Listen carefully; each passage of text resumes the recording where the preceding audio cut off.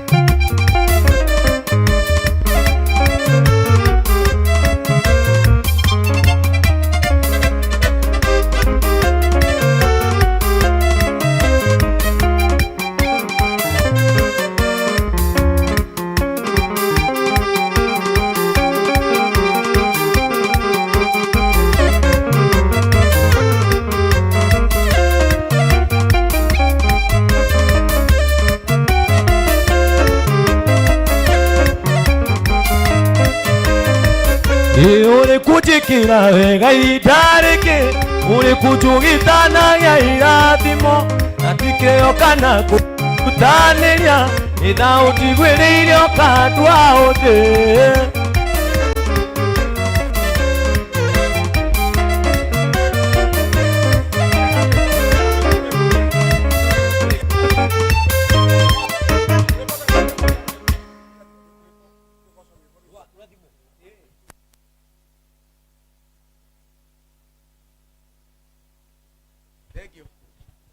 Thegio tukiharagiria kuingiria atongoria umuthi ni wega twikiriro rwimbo ru nderwo request ya rwimbo hau mundu gwitwo Yes Willy banga rwimbo ru na ihenya rwimbo o rumwe hau rukuingira wega tuingire wega kahora.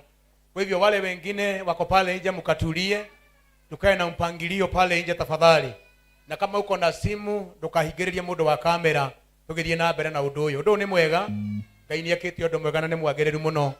Kwa hivyo tunagojea wewe Sami wimbo moja pale. Ingie pole pole na Sami ndo kaingerera hapo.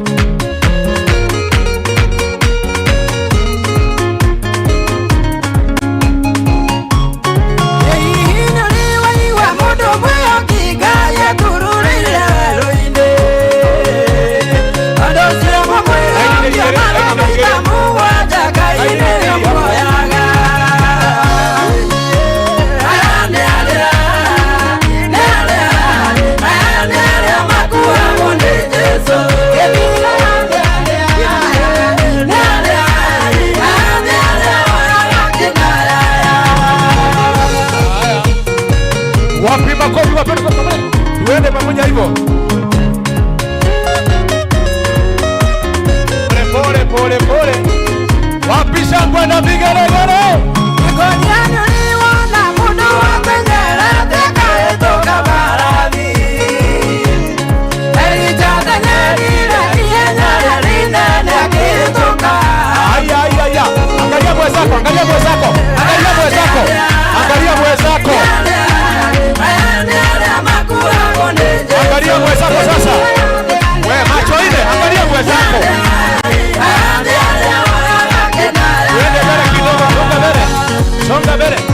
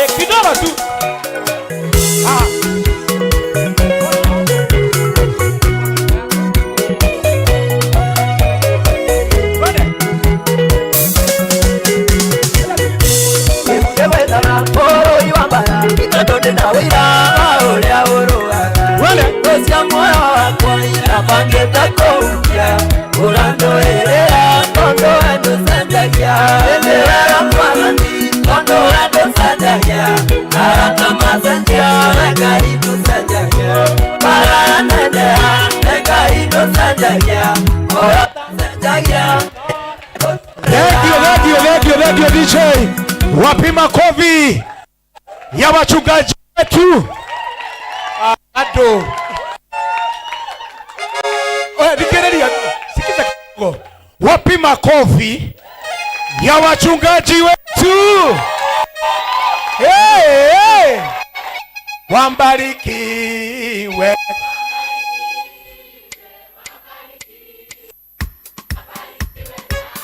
Wainuliwe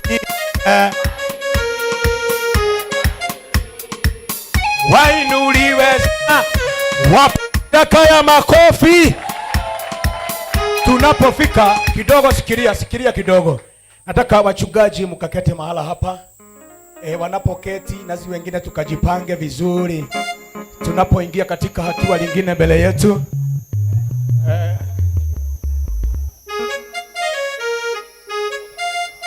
Wachungaji wote wa Grace Glory hapa mmeandaliwa viti zenu hapa, viketi zenu. Kama ni mchungaji wa Grace Glory hapa umeandaliwa kiti pande hii. Kama ni mchungaji na bishop karibu sana pande hii. Bishop ni yoke igerewa. Kama ni mchungaji wa Grace Glory unaweza ingia hapa, ingia pale kwa wachungaji pale nyuma.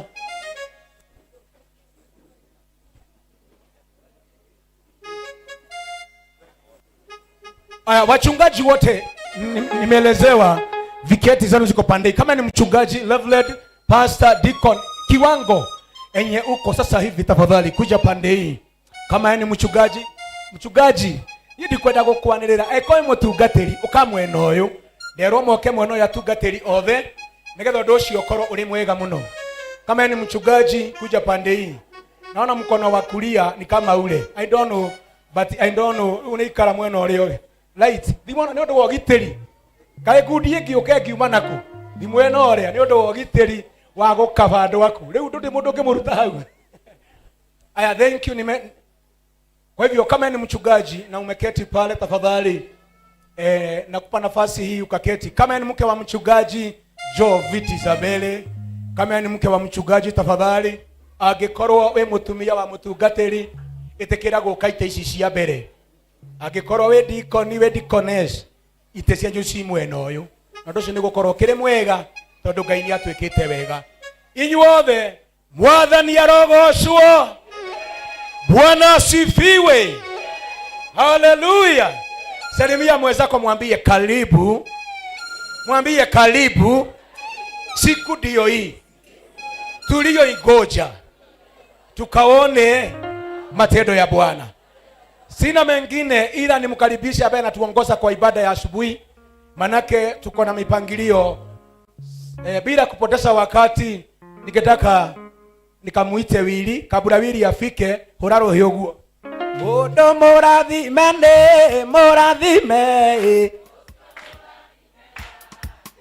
Ediye mudo mora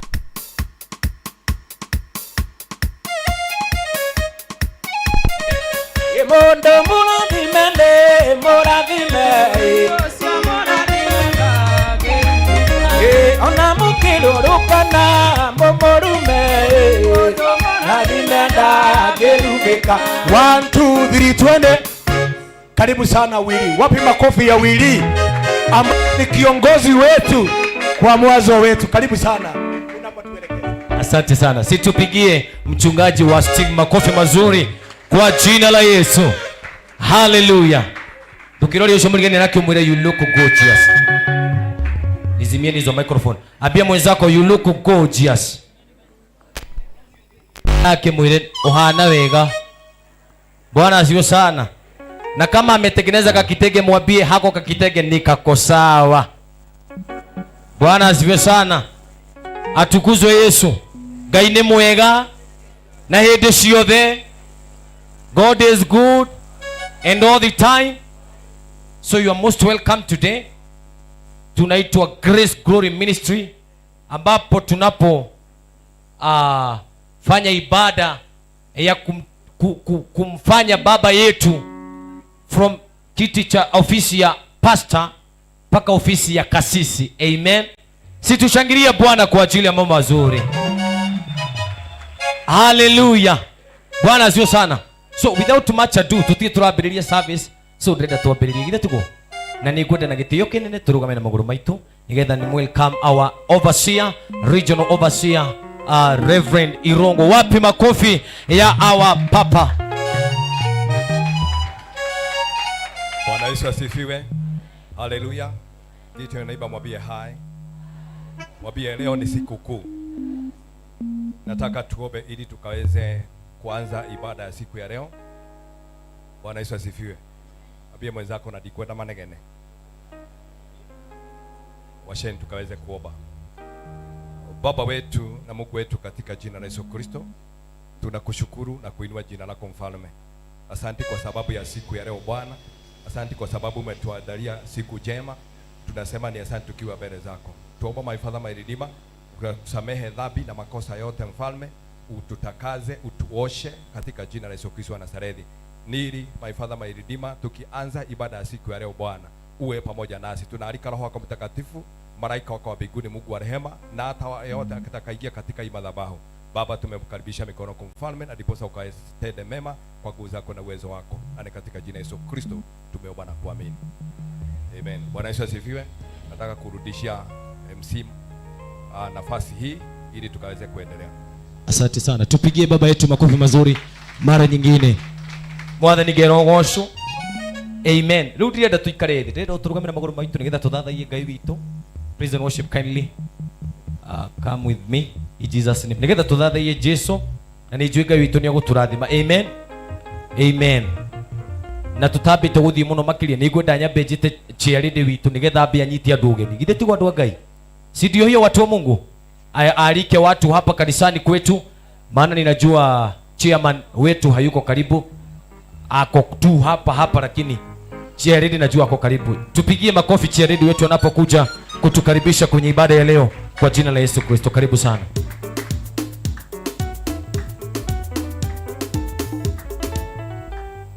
Reverend, pastors, deacon na deaconess na washirika wote nimewakaribisha katika jina la Yesu. Ninaitwa Ruth, mimi ndio chairede wa hii church na niko chini ya Pastor James. Msikie mkiwa mahali na mbarikiwe sana.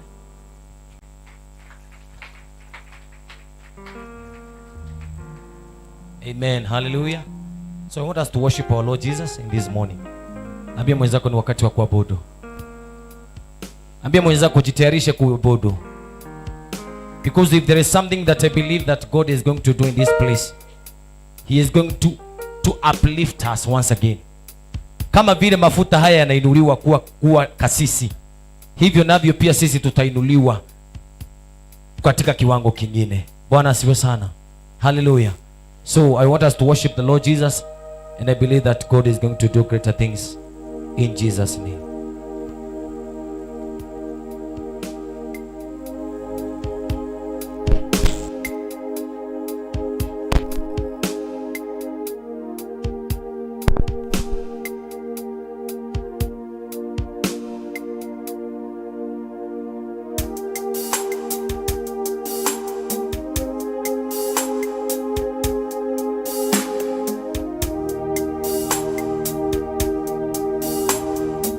Oh Lord, as we honor you, you are wonderful, you are worthy, oh Lord, you are wonderful, you are worthy, oh Lord, we give you glory, Lord, as we honor you.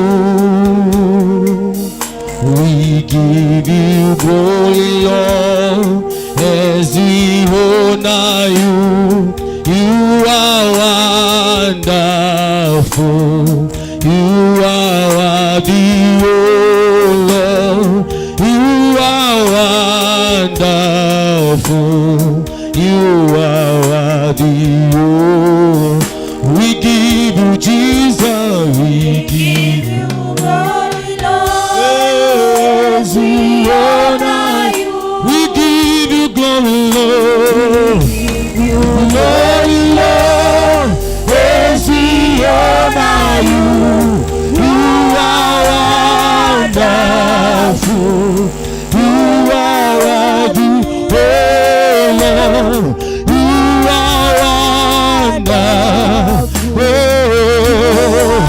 Jesus, we give you glory, Lord, you glory, Lord, as we honor you, we give you glory, Lord, you glory, Lord, as we honor you, you are wonderful, you are worthy, Lord, hey, Jesus, you are wonderful.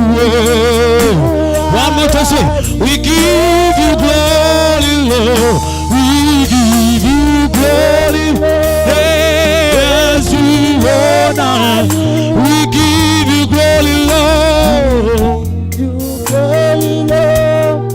As we honor you, you are wonderful, Jesus. You are wonderful.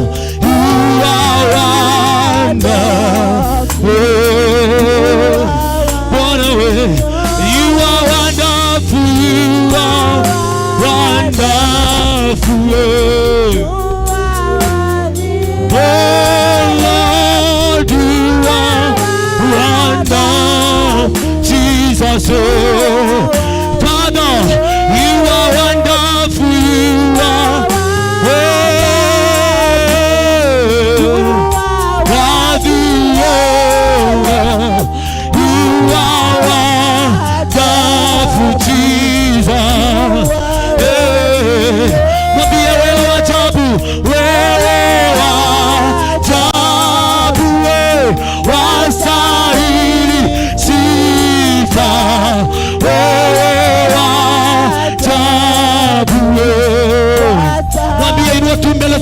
mwambie Bwana wewe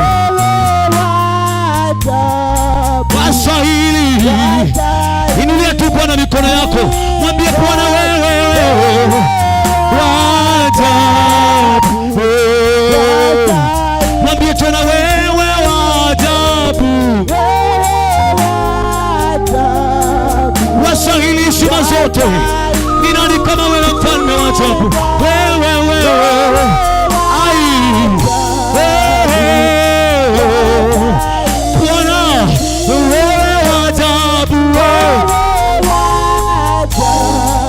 wastahili heshima zote Bwana, ni sifa wewe wajabu, wastahili sifa wewe wajabu, umestahili sifa wewe wajabu, wastahili sifa wewe wajabu, wewe umestahili sifa wewe wajabu. Mwambie Yesu wewe, inua mikono yako mbele za Bwana, mwambie wewe wajabu, wastahili Yesu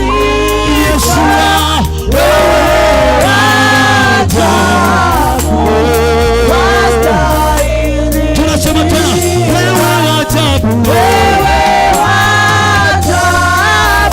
Yesu wewe umetukuka,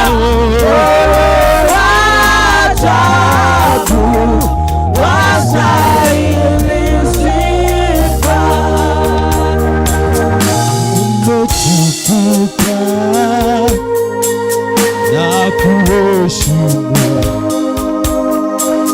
hakuna mwingine kamao.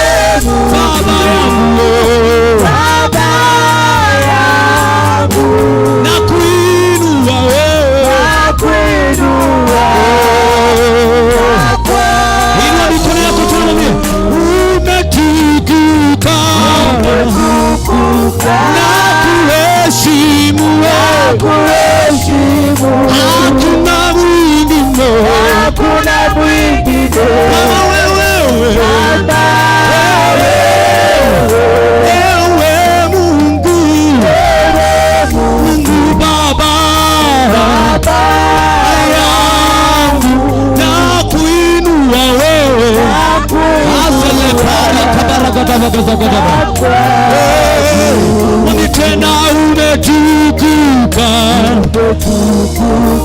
na kuheshimu wewe, hakuna mwingine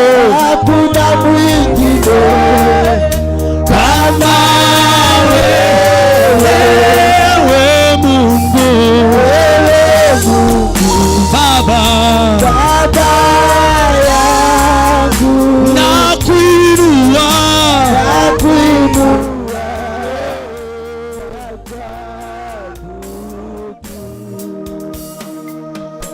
wewe mwanzo tena mwisho, Simba wa Yuda, utashindwa. Sauti yako twaielewa, unaponena twasikia. Sikizi tena, wewe mwanzo tena mwisho, Simba wa Yuda, hautashindwa. Sauti yako twaielewa, unaponena twasikia. Mwambie wewe mwanzo tena mwisho, Simba wa Yuda, inua tu mikono yako, utashindwa. Sauti yako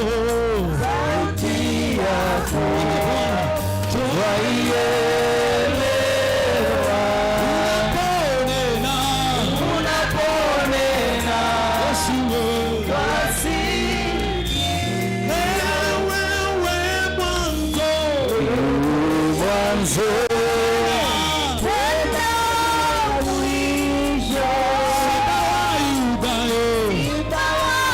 hautashindwa Bwana.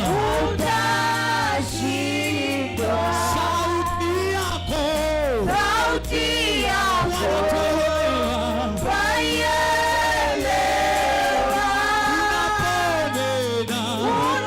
unaponena twasikia Bwana.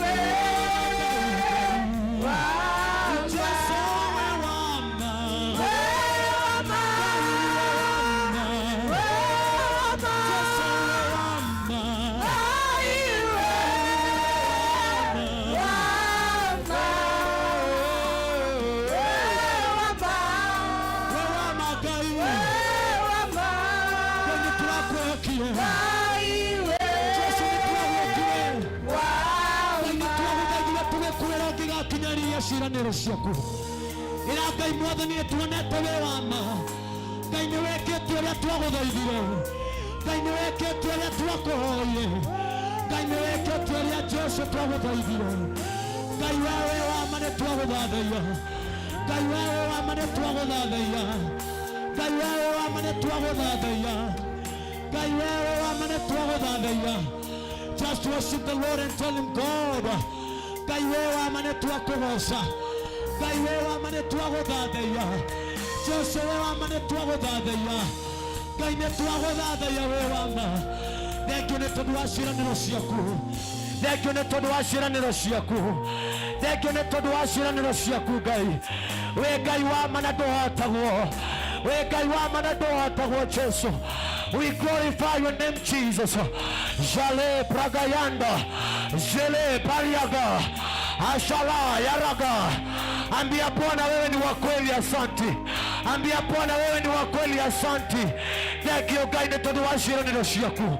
Ciĩranĩro ciaku nĩ cia ĩ na amina Ngai. Ciĩranĩro ciaku nĩ cia ĩ na amina Jehova. We worship you God. Thank you nĩ tondũ wa kuuga na gwĩka Ngai. Nĩ thank you Mwathani nĩtwacokia ngatho. Thank you Ngai wewe wa ma nĩtwakũgoca. Thank you Ngai wewe wa ma nĩtwakwambararia. Thank you Ngai nĩ wewe wa ma Ngai. Nĩ thank you mũkĩra ngumo ciothe na ũgoci. Mwathani tũtingĩrahotire tũrĩ aika. Jehova tũtingĩrahotire tũrĩ aika. Ĩndĩ nĩ tondũ wa hinya waku Jehova nĩ wahota na watũkinyanĩria.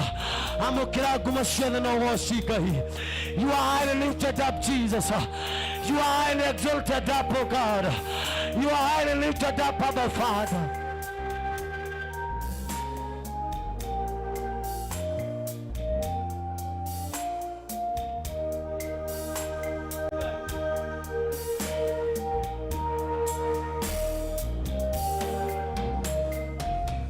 Ngai nĩ wa ciama. Ngai nĩ ahingagia ũrĩa auga.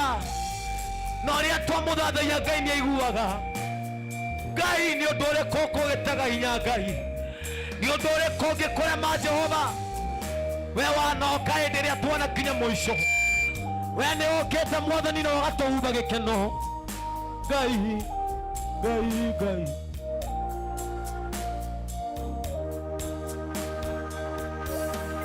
Wĩtagwo Ngai, Ngai, Ngai, Ngai. Wĩtagwo Ngai, Ngai, Ngai, Ngai. Wĩtagwo Ngai, Ngai, Ngai, Ngai. Wĩtagwo Ngai, Ngai, Ngai, Ngai. Wĩtagwo Ngai, Ngai, Ngai, Ngai. Wĩtagwo Ngai, Ngai, Ngai, Ngai, Ngai. Wĩtagwo Ngai, Ngai, Ngai, Ngai. Wĩtagwo Ngai, Ngai, Ngai.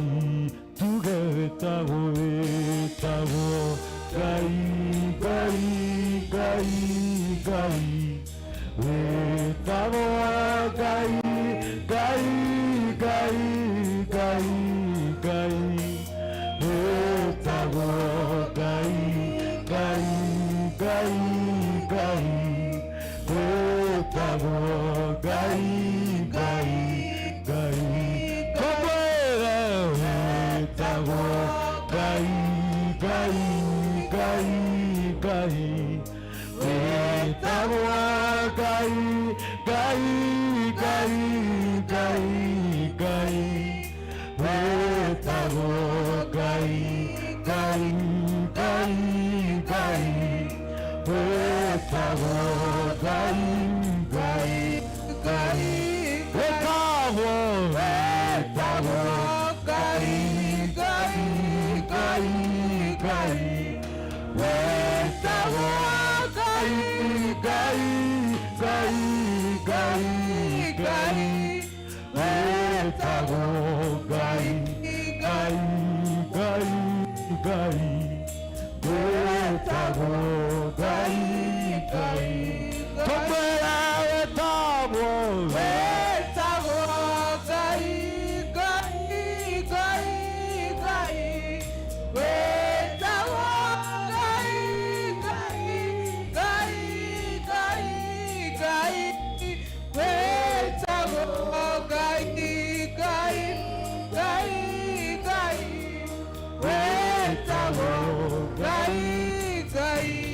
Ngai Ngai wĩtagwo Ngai Ngai Ngai Ngai wĩtagwo Ngai Ngai Ngai Ngai wĩtagwo Ngai Ngai Ngai Ngai wĩtagwo Ngai Ngai Ngai ndagũtĩĩa ndakwambararia we wambararĩtio igũrũ mũno tũmwĩre itu nĩndĩrirĩirie gũtwarana nawe makinya maku ndĩmarũmĩrĩre tũmwĩre na tugo tugĩtĩ ĩtagwo ndĩndagũtĩĩa wĩtagwo Ngai tũmwĩre na ciugo cia kanua citũ igũrũ mũno nĩndĩrirĩirie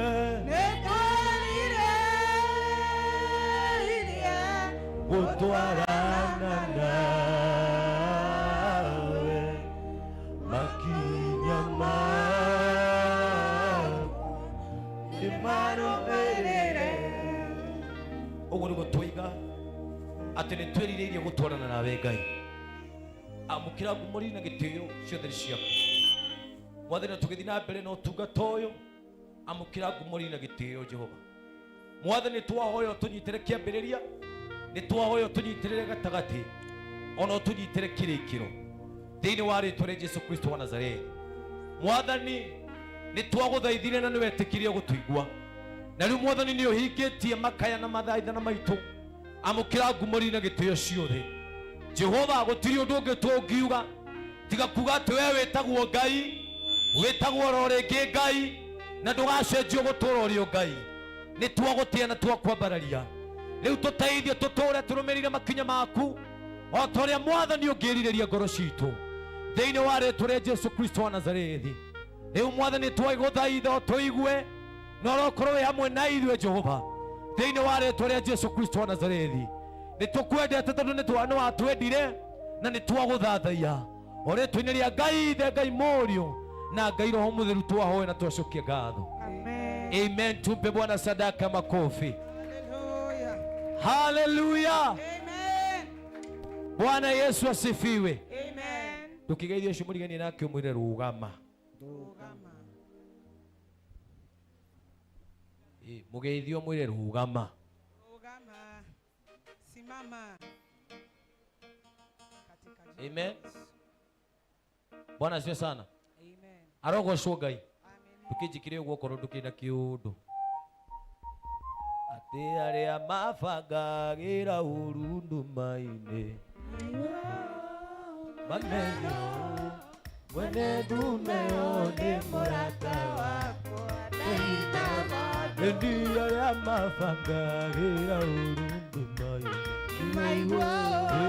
mamenyo mwene ndumeo nĩ mũrata wakwa atĩ matwarĩte mbica citũ kwaragũri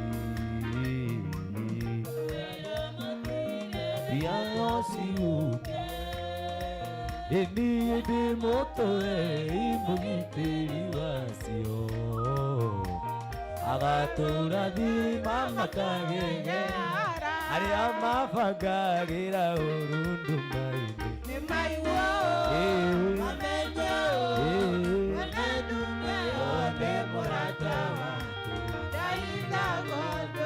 arĩa mabangĩte ũru nduma-inĩ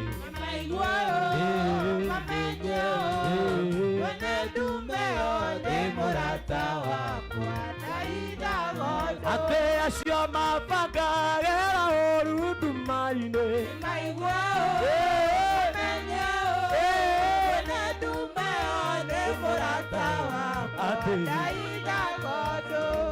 ĩni ndoka kũrĩ we Ngai wakwa tondũ we ndũhana mũndũ no kũnjigua wonanĩrĩra ndĩ mbere yaku no ũkũrigwo nĩ tha ngire maithori ĩni ndoka kũrĩ we ndinathiĩ gwitũ ndinathiĩ kwao tũkire gwaku nĩ twĩhothire tũtinathiĩ kũu mbere yaku we tunoka gwakwa tunoka gwitũ tũkire gwake mwena igongona niwe ũyũ mwena igongona tũkire gwake Ngai witũ tondũ we ndahana mũndũ no gũtĩgua ona ndarĩra mbere yaku no ũkũrigwo nĩ tha ũngirie maithori.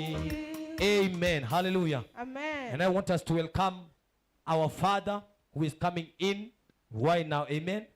I want to welcome our Bishop. Oh, yes. Amen. Just a minute.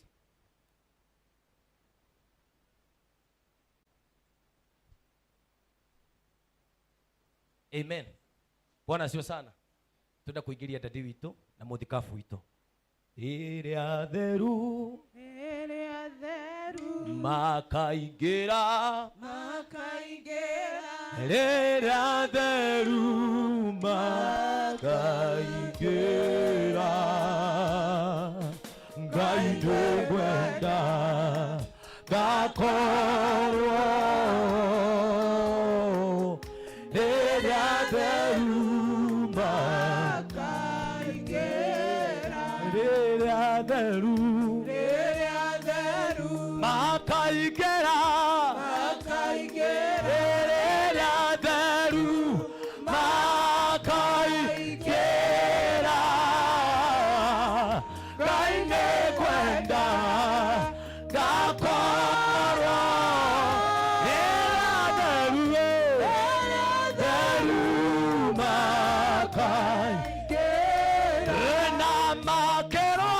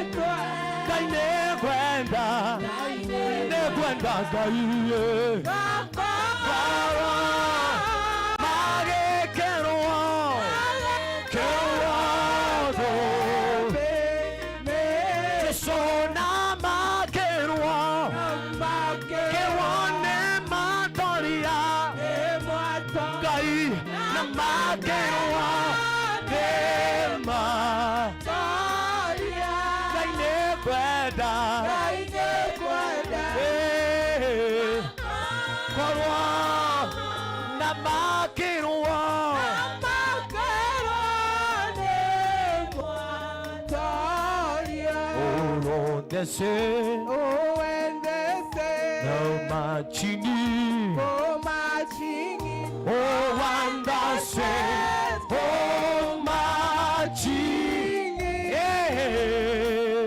Oh Lord, I want to be among the number.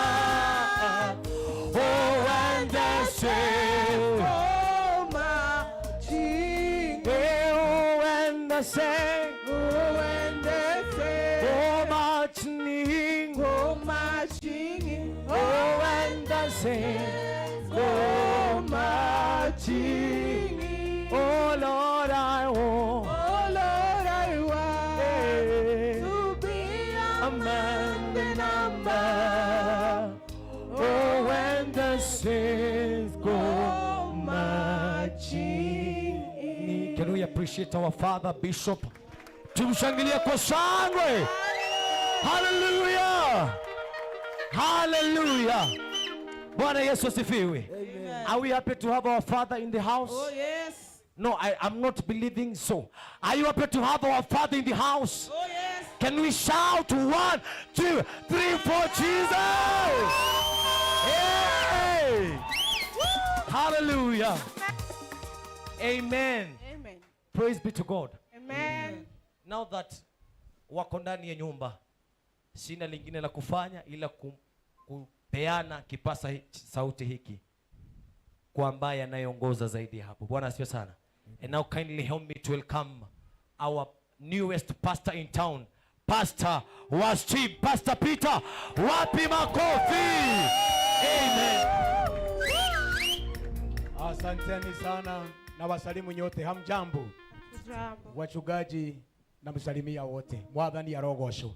Kanitha wa Ngai, Mwathani arogocwo. Amen. Hallelujah. Amen. Nikiona kabla tuingie pale, ningenda tugie na kigoco kinini muno. O kigoco kinini tigwe Ngai. Etiguo ngatho ici ndacitoma itiwega. Ye ngatho ici ndacitoma. Abatia kiwe. Onigeire oratura kumagio. Hinde ciothe nĩ ũndũ karu waku Emmanuel. Amũkĩra mũkĩra icio. Nĩkuonete Ũraguo. kĩambara nĩguo mũthĩ na rũciũ nginya tene. Itina ndionane. Ĩrĩ mwendia ngatigĩra ĩkaigua. Ĩroharĩa kĩaire. Gĩthona nyitĩte guoko ĩkamwĩrĩ. Amũkĩra mũkĩra icio. Ĩkuma ndindino yakwa. Ĩmwe Jesũ. Arĩwe mũthĩ na rũciũ nginya tene. Ĩconereria onekoma. Araiga tũtingĩtorio. Mĩrimũ mĩingĩ akare. Kũigua guo amũkĩra icio. Ĩkuma ndindino yakwa. Ĩmwe Jesũ. Arĩwe mũthĩ na rũciũ. Wopisha tuende vigeregere. Tuende.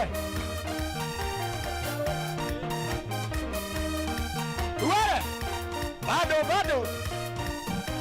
Yesonereria onekoma. Araiga tũtingĩtorio. Mĩrimũ mĩingĩ akare. Kũigua guo. Amũkĩra icio.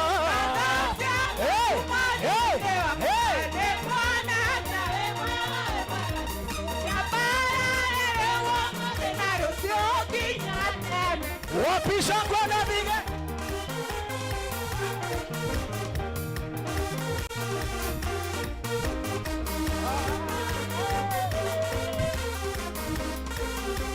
Iwamenya nĩrũteirwo muoyo.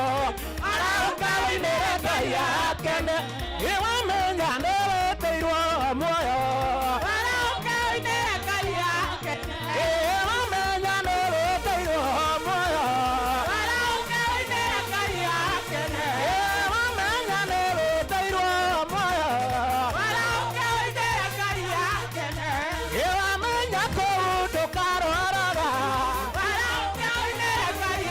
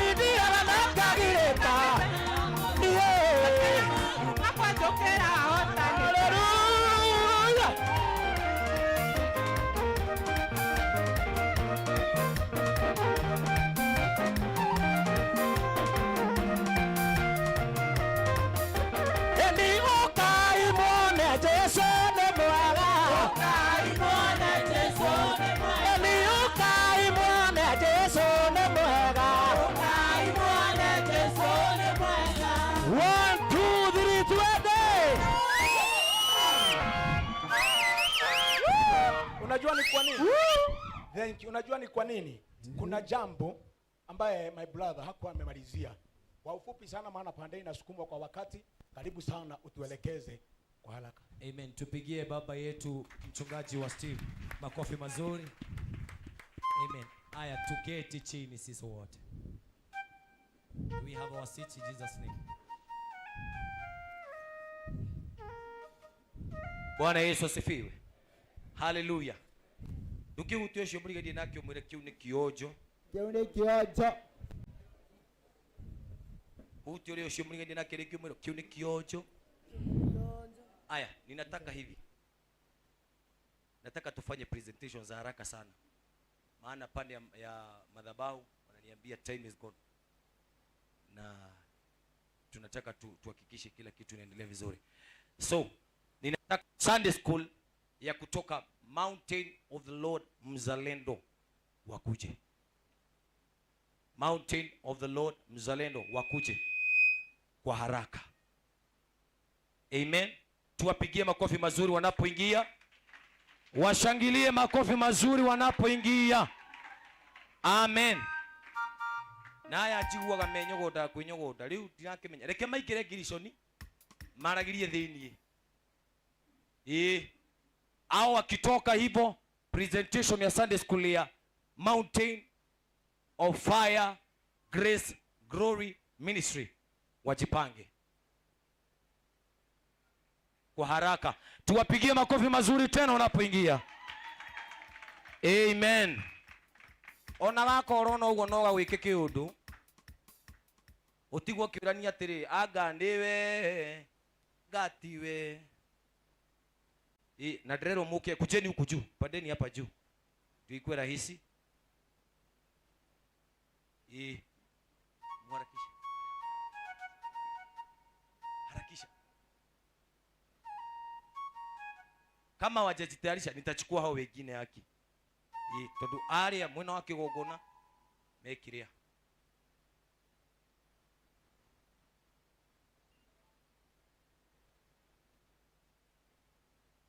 Sawa. Nani siweke kwa nini?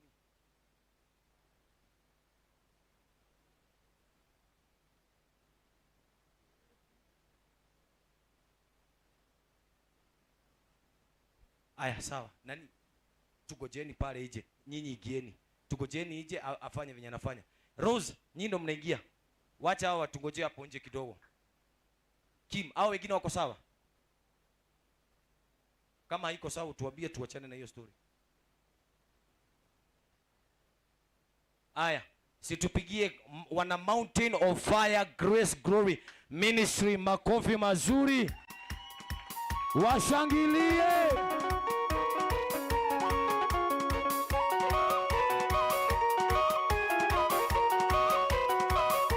Washangilie. Makofi makofi. Yes. Asante. Thank you. Aya, muifagei kwa jina la Yesu Kristo. Karibuni sana. Raise your voice and shout. Come on.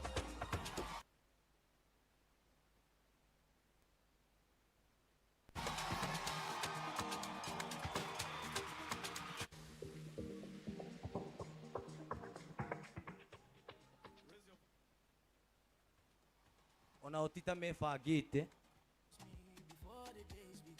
Yo. Aya, sawa.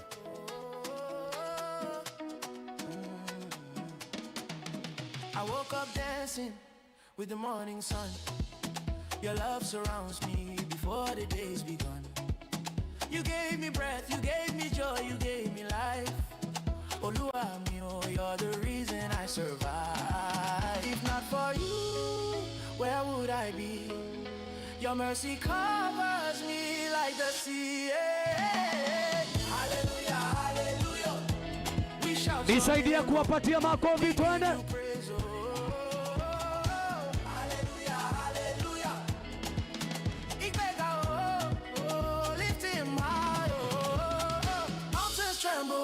Call their name. Chains are breaking, never be the same. Your power moves like fire in the wind. Oluwa, oh, you have made me sing. Baba, you did bless me, you did keep me on. Hey, hallelujah, hallelujah. We shout your name, oh. We give you praise, oh.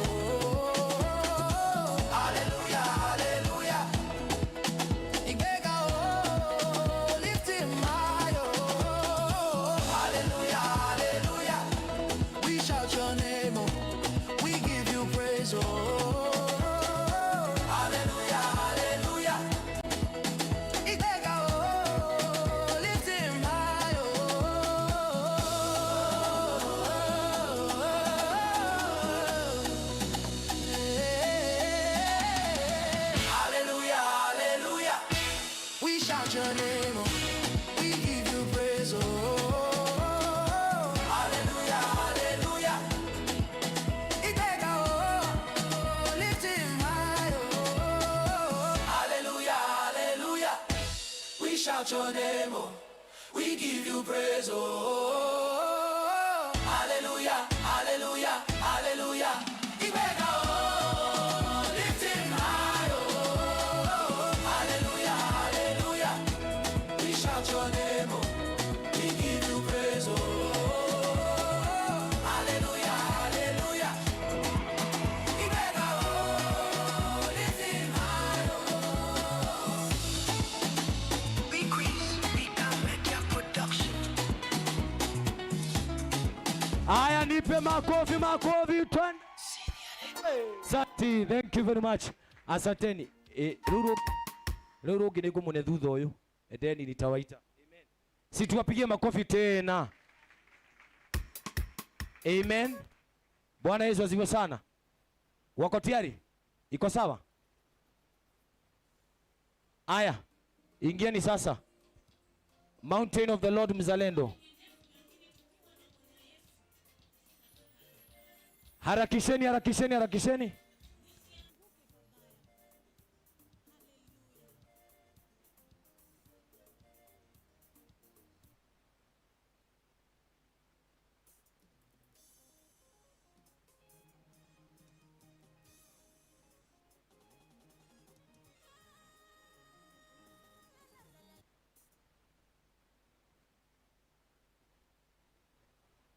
Sawa. Aya, tujipange kwa haraka. Nayo Joska mjitayarishe. Nino mnaoingia baada ya hapa.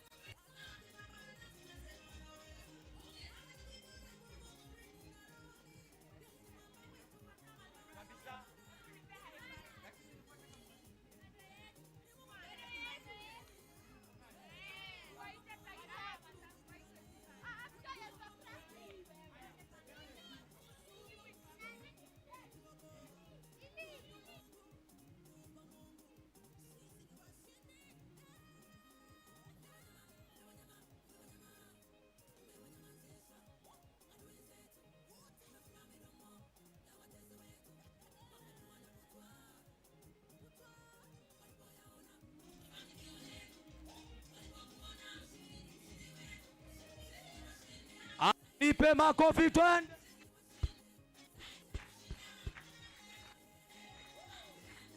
DJ J. Wapi vigelegele? Asanteni, asanteni. Tuwapigie tena makofi. Hao wanaitwa wana Mzalendo, Mount of the Lord Mzalendo Church. Si ndio? Na tunawapenda sana, wako chini ya kasisi Njogu. Kanisa hilo lingine linaloingia ni kanisa la Joska. Alafu baada ya Joska, Grace Glory Ministry Murang'a. Wanarika mjitayarishe. Baada ya Joska ingieni, tupigieni kanisa la Grace Glory Ministry Joska makofi wanapokuja kutupatia drama. Na drona kato ukoherie no andũ a Ngai ukamboni.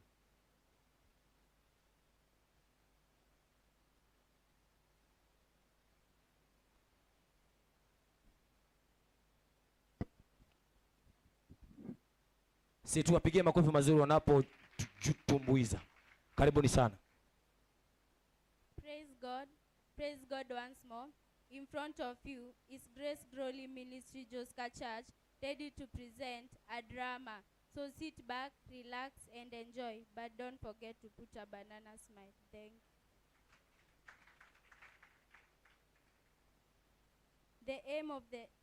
The name of the drama is in Jeremiah 3:15, and it says, "Then I will give you a shepherd after my own heart, who will lead you with knowledge and understanding."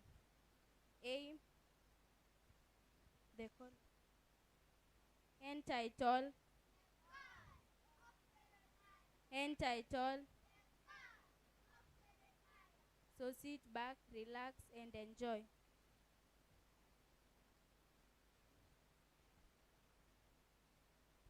Mark will going to act like Jeremiah, and John will be going to act like God. Word of God. Sika ingine.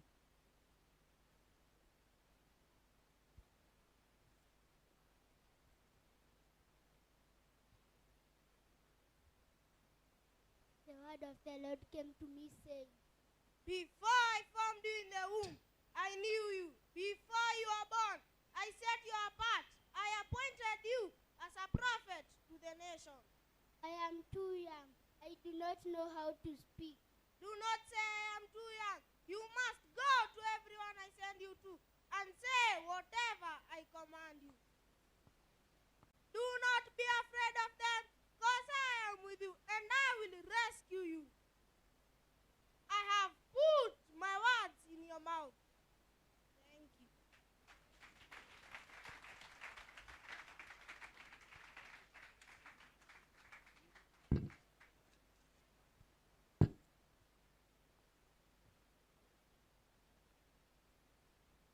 Bwana, nimerudi tena. Yesu, nakushukuru. Wengine sijui, ila mimi Bwana nimejua umenitendea. Bwana, nimerudi tena. Yesu, nakushukuru. Wengine sijui, ila mimi Bwana nimejua umenitendea. Asante, tumpigie makofi mazuri. Thank you very much. Hiyo ni kanisa letu la Joska na tunawapenda sana. May God bless you. Uko sawa? Youth ya Muranga NGGM.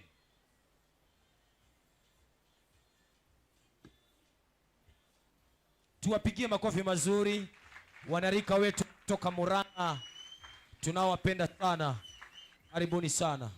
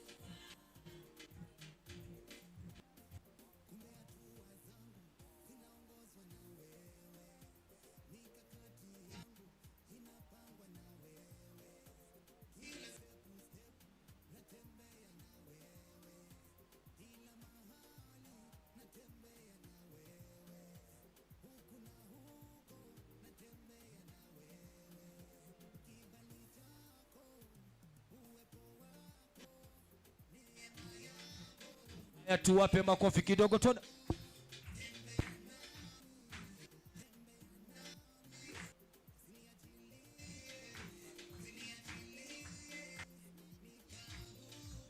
Asante.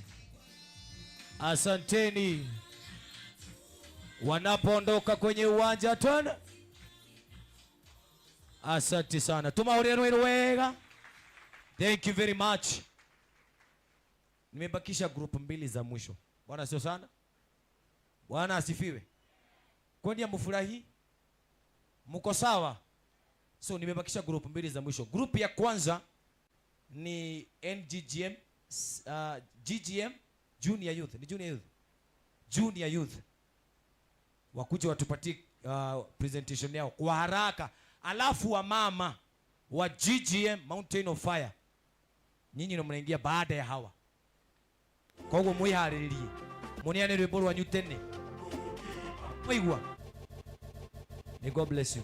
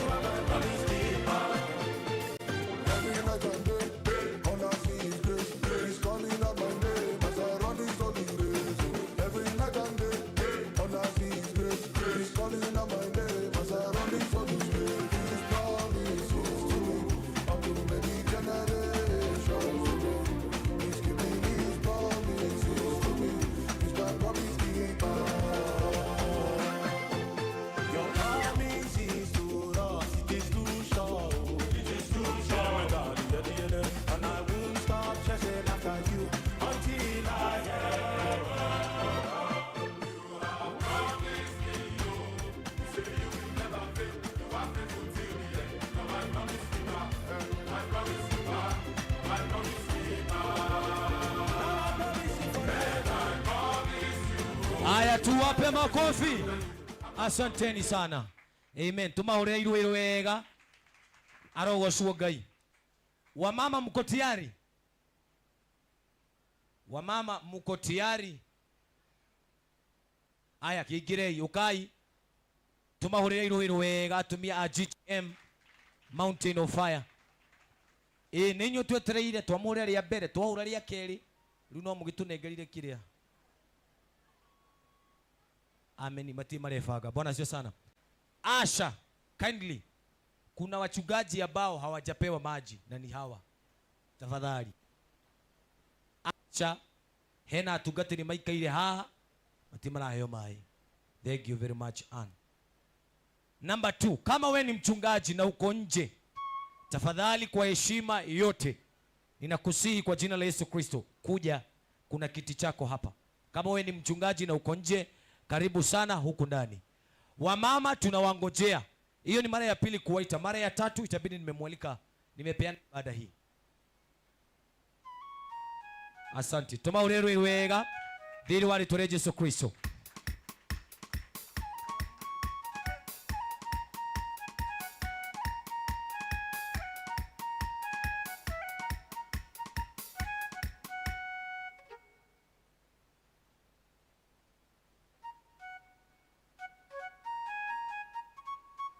Girai.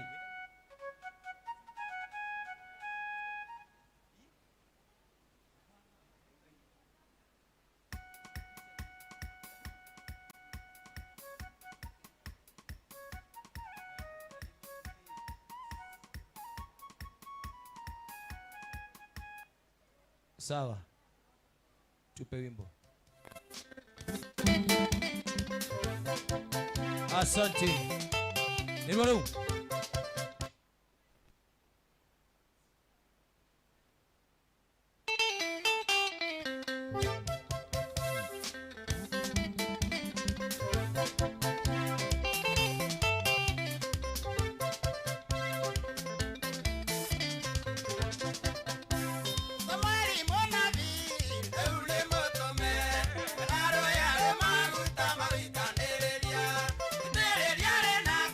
Maguta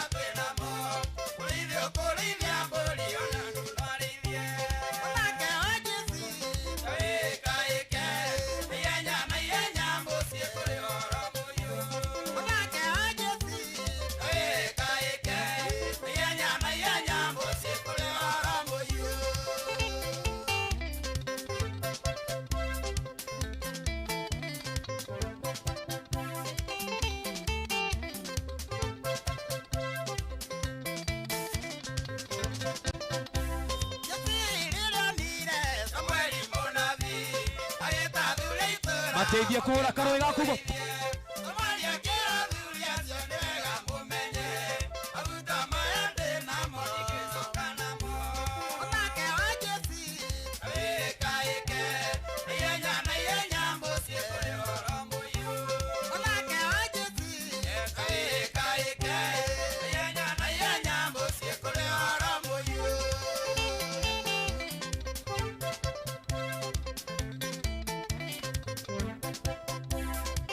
Asante. Asante. Asante. Asante. Thank you, thank you, thank you, thank you. Asanteni sana. Tumaurire iruiru wega. Ni tukwendete muno. Tumune ihinda iraihu. Ijue ni mwani na mahinda manyu mwe haria nja mukiurania rwimbo rwa mukuina. Bwana acio sana. Riu ndirenda turugame na maguru maitu ithuothe tondu ni ndarikia. Hata angikorwo hena mundu ungi tuko na kipindi kingine cha presentation baada ya ibada, si ndio hiyo?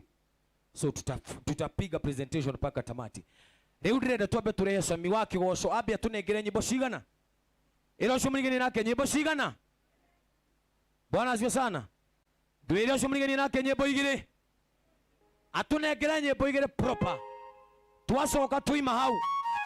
Sami wa Kigoco ni wokurehe wa Steve Pastor Peter nigetha riu igongona ricoke mwena ucio wa kigongona na ona tondu wikirite uguo nyita hau mundu wa Ngai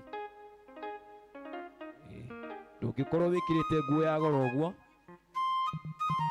Asante. Tugurire Sami wa Kigoco makofi mazuri. Asante. Pole. Oneso apewe sifa. Gacokia ngatho kuri atungatiri tondu akunjitikiria kurugama haha ti undu wa kawaida ihore ruhiro tondu wa guka. Asante tuche Ngai na nyimbo cigana tuthie na mbere. Sonde hewe makogo piga makofi yetu.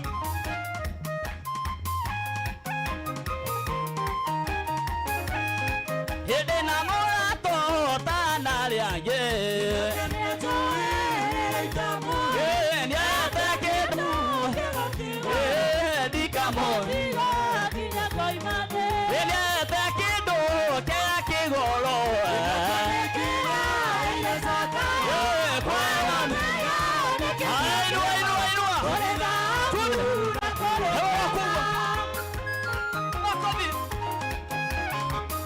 Gai.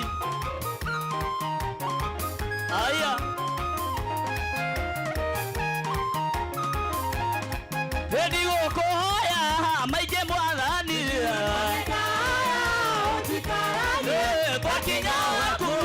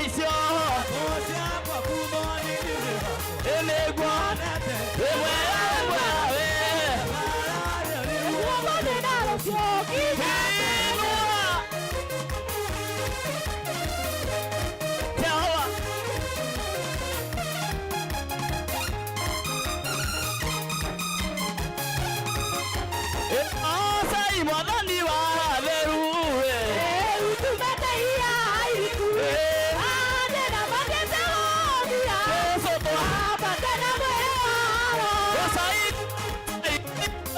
Wasai mwathani wa theru Soma ane na magete othia apate na mweo watu vishika.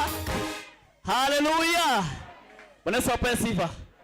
Yenda kunyita mutungatiri wa Steve ugo ni tondu Yesu ni mamuhure wega. Thank you. Ngai amurathime ndi handu go thi pia mike iguru muno ni wega gi handu goikara thi mwathani arogocwo. Ngeithiria mundu mwire karibu sana, maana tusafika na mambo yote iko sawa. Glory be to God. Kwa majina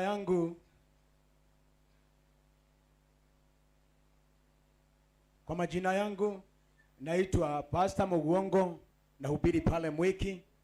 Hii ni familia ya Grace Glory. Tuko wengi na tumetandaa, maana Mungu ametusaidia. Bwana na asifiwe. Mahali mko ni Grace Glory family, tuko wengi mahala hapa. Tunashukuru Bwana kwa kutupa nafasi ya leo, maana sisi wote ni washahidi ambaye Mungu ameandaa kwa siku ya leo. Bwana atukuzwe. Bila kufanya jambo lolote lile, ningetaka tusalimiwe na wachungaji ambaye ni kutoka pastors, yani sitaki kuita level hata moja hapa, ambaye uko chini ya level, yani pastors, deacon, deaconess, apostles, wote ni wape nafasi watusalimie. Si ni vizuri? Haleluya. Kabla nianze pale, tusalimiwe na chairman kutoka Murang'a. Kwa mahala pamoja nasi hapa, chairman kutoka Murang'a Jogu. Pigieni Jogu makofi, maana wametoka Murang'a. Ni vyema tukumbuke huyu dogo, na kama hayuko karibu niambiwe, manake nimepewa hiyo ujumbe kwake. Kama chairman kutoka pale Murang'a asimamie lile kanisa la Murang'a. Makofi kwake kidogo tu. Sije na mic ingine pale. Nipe mic ingine hapo. Uko hapa.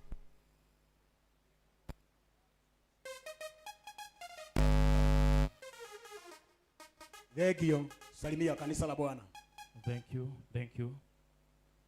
Pastor Mugongo nikuhe kanya gaka. Our bishop, reverend, apostles, pastors, evangelists, deacon and deaconess, church committee and all protocols of observe. Kwa majina naitwa Jogu. Nina shukuru Mungu siku ya leo kwa kuwa mara hapa. Leo ni siku ya dhamana sana kuwa hapa siku ya leo. Nasema asanti kwa kumuona nyinyi nyote tukiwa hapa.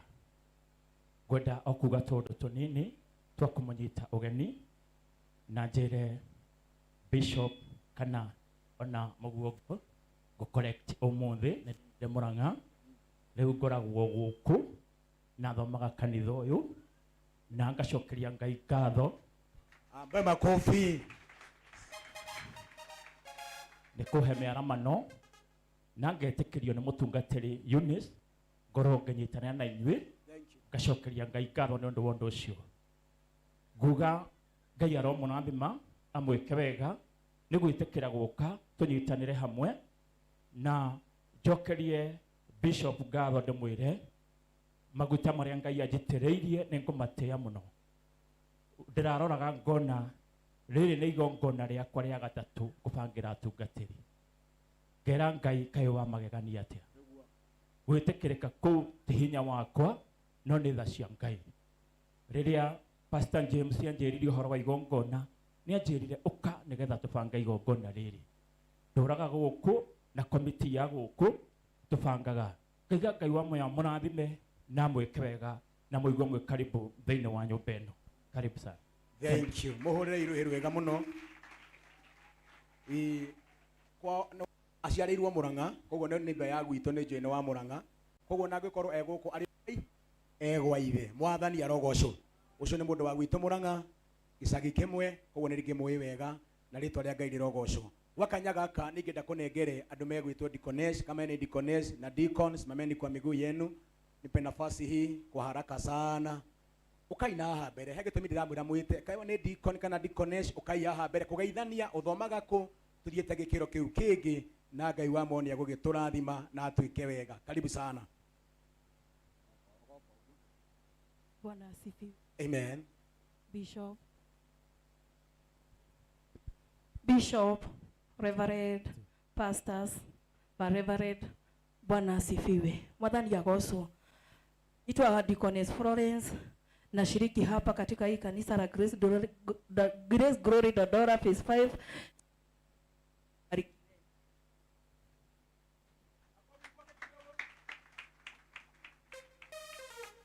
Bwana asifiwe. Bishop, Reverend, Apostle,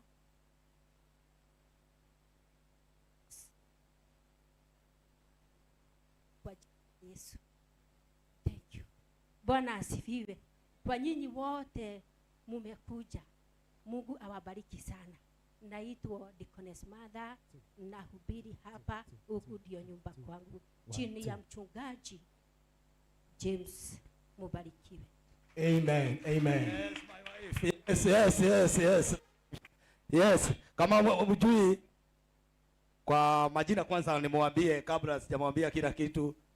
Nashukuru Bishop na Reverend na Pastor.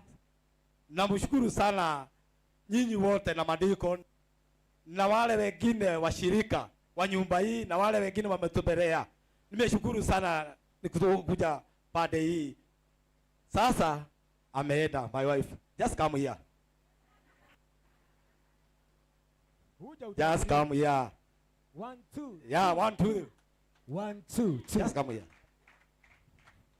Sasa huyu ndio my wife. Sasa unaweza kutana naye ama akuje mahali ushindwe, kwani huyu mtu bwana yake akujangi na ni manda bwana kujanga. Why? Huyu ndio bibi yangu na ni deaconess. Ni deaconess na mimi ni deacon. Makofi kwao. Yes. Thank you. Sasa nimeshukuru sana. Kwa majina yangu naitwa Simon Ndegwa. Na mimi nahubiri hapa hii kanisa chini ya James. Ndio tunaobaraka. Mbarikiwe sana. Man, makofi kwake anapoondoka, anapoketi. Barikiwe. Karibu sana. Bwana apewe sifa. Amen. Hallelujah. Amen. Our bishop,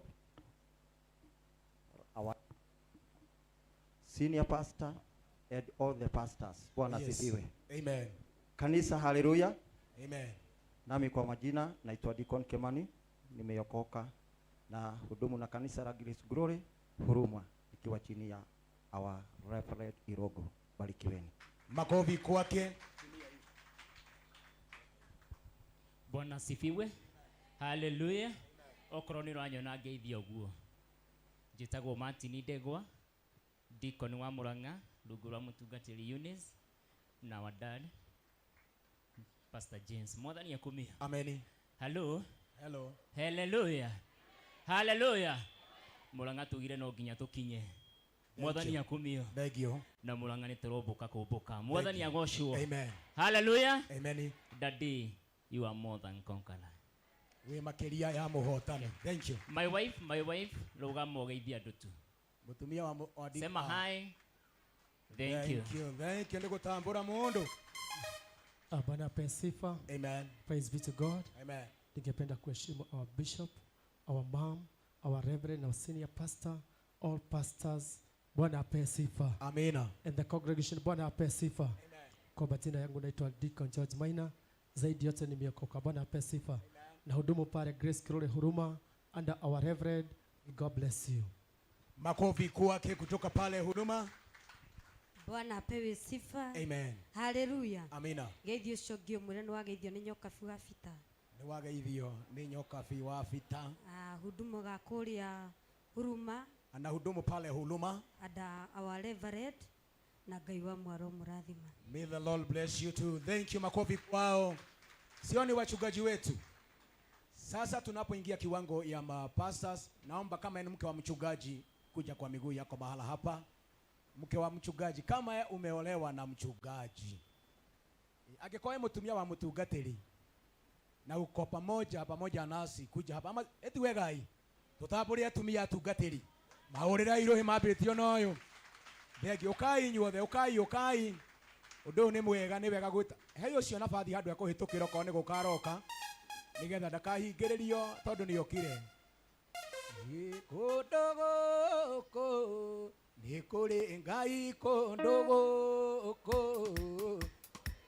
Karibu sana mke wangu, ndiye mke wangu wa Masif, mutigakĩrigwo mũtigatira mũtambũra. Ũyũ nĩwe wa Steve. Na Steve akĩrio gũkũ. Steve tarũgama.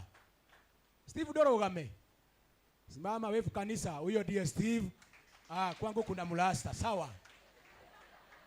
Bwana asifiwe. Bwana asifiwe kanisa. Amen. Maguta ndamatea ndi mbere yanyu, Ngai wa mwamũrathime. Amen. Kanitha Ngai witũ aheo goci. Amen. Njĩtagwo Jane na hunjagia kũrĩa Mwiki na Ngai wa mwamũrathime. Mpige makofi anapoondoka na mzidikisha. Haya. Mwathani agocwo. Mwathani agocwo rĩngĩ. Wa mbere nĩ kũnyiha mbere ya maguta. Ndahoya gwĩtĩkĩrĩka. Mwathani agocwo. Amina. Njĩtagwo Beatrice Nyambura ndĩ mũhonoku. Tuhunjagia kũrĩa Githurai 45 china wa Alfred na Mbarikiwe. Makofi kwake anapoondoka kutoka Githurai. Bwana asifiwe. Amen. Bwana Yesu asifiwe tena. Amen. Ndani mbere ya maguta njĩtagwo Beatrice Njoki wa Njogu ndi muhonoku na Jesu ni mwathani we muhonoki wa ngoro yakwa. Tuhunjagia bara ya Kada phase 3 pale wa Mlembe, hunjagia Nderu nguru wa maguta ma muthuri wakwa niwe Reverend Njogu. Niaguka ore Reverend Njogu makofi. Ni wagũtambũra andũ othe na nĩ kũrĩ athuri rĩu mahikĩtie atumia hunjia. Ukai kama wewe umeoa mke na ni mchungaji, kuja mahala hapa sasa hivi wewe wa mbere ndigamwĩra mekuo angĩkorwo hikĩtie na hau hatirĩ njĩra mũno ũngĩenda no ũkaũkĩte tukandaivatĩra hau nĩ ũndũ wa kũgia mũndũ ũyũ. Hũrĩrai mũtungatĩri waku makũrĩa coka nĩgetha tũgeithie no kuhĩ mũno. Kama hakuna mwingine we sawa. Bwana asifiwe. Amen. Bwana asifiwe. Amen. Najekea sana chini ya mafuta katika vitengo vyote. Bwana asifiwe. Amen. Mimi naitwa Peter Ndongo na ninashiriki pale kanisa la Grace Glory Joska. Tuko chini ya Reverend James hapa na pia nashiriki na mke wangu akiwa na debe ingine pale ya pastor wangu na ninashukuru sana wahevu hivi my wife. Ndiye huyo sasa mchungaji wake na pia ni mke wake wakifika manyumbani. Makofi kwa hiyo familia. Tunaendelea vizuri na mambo itakuwa sawa. Sasa hivi niite wa pastors wenye wako katika hii nyumba, wachungaji wote, kama ni pastor kujeni wote hapa mbele. Kama ni mchungaji ni pastor na kukaribisha officially hapa sasa hivi. Tusalimiwe kwa haraka, hii nipatene hii kipaza sauti tunapoingia katika hatua nyingine. Kama ni pastor, haya, kama ni pastor na mkaribisha wote. Mahoro ikaro yoguo. Wakita tingemenyorea tutungataga zitinge karia orio no moiguru ritu zikemenya no turite atonyitete zikerireria kumumenya ibundugata acio metagirira kuona nĩkĩhuka era ndungataga Ngai wa ihinda rĩngĩ ndangĩeterera kuona mbeũ yake ĩkĩũra gĩtũmi wetagwo Ngai wa ihinda rĩngĩ. Twende. Thank you. Gĩtagwo na thomaga. Amen. Bwana asifiwe. Praise God. Amen. Jitagwo Pastor Joyce, hujagia Gospel Truth hara 41. Tumetoka mbali. May God bless you. Makofi kwake anapoondoka. Ladies first. Bwana asifiwe. Amen. Bishop, Reverend, pastors na wake wa wachungaji na uongozi wa kanisa. Bwana asifiwe. Amen. Asemeni amen kama watu wako na furaha. Bwana Yesu asifiwe. Amina. Kwa majina naitwa Pastor Mary, nimeokoka, Yesu ni Bwana, na niko na mume ameubwa jinsia ya kiume na niko na watoto. Na ubiri pale Grace Glory Crescent ada our Reverend Irongo, barikiwe na Bwana. Makofi kwake kutoka pale. Praise God. Amen. My bishop, Mrs. Bishop, my reverend, our senior pastor, na all senior reverends na bishop wengine ambao wametutembelea, na umati mkuu ama uongozi mkuu wa madhabahu haya, na nyenyekea sana Pastor Grace na humbiri pale Mweki kwa Maina wa Magoro hapo Jerry House nikiwa nimeokoka. Makofi kwake Pastor Grace kutoka Mweki. Bwana asifiwe. Amen. Mbele ya magutani danyihe muno. Kwa majina naitwa Pastor John na nimeokoka na hubiri huko Choka chini ya Reverend Irungu. Makofi kwake kutoka pale Choka. Hiyo ni familia yote ya Grace Glory. Si ni kweli?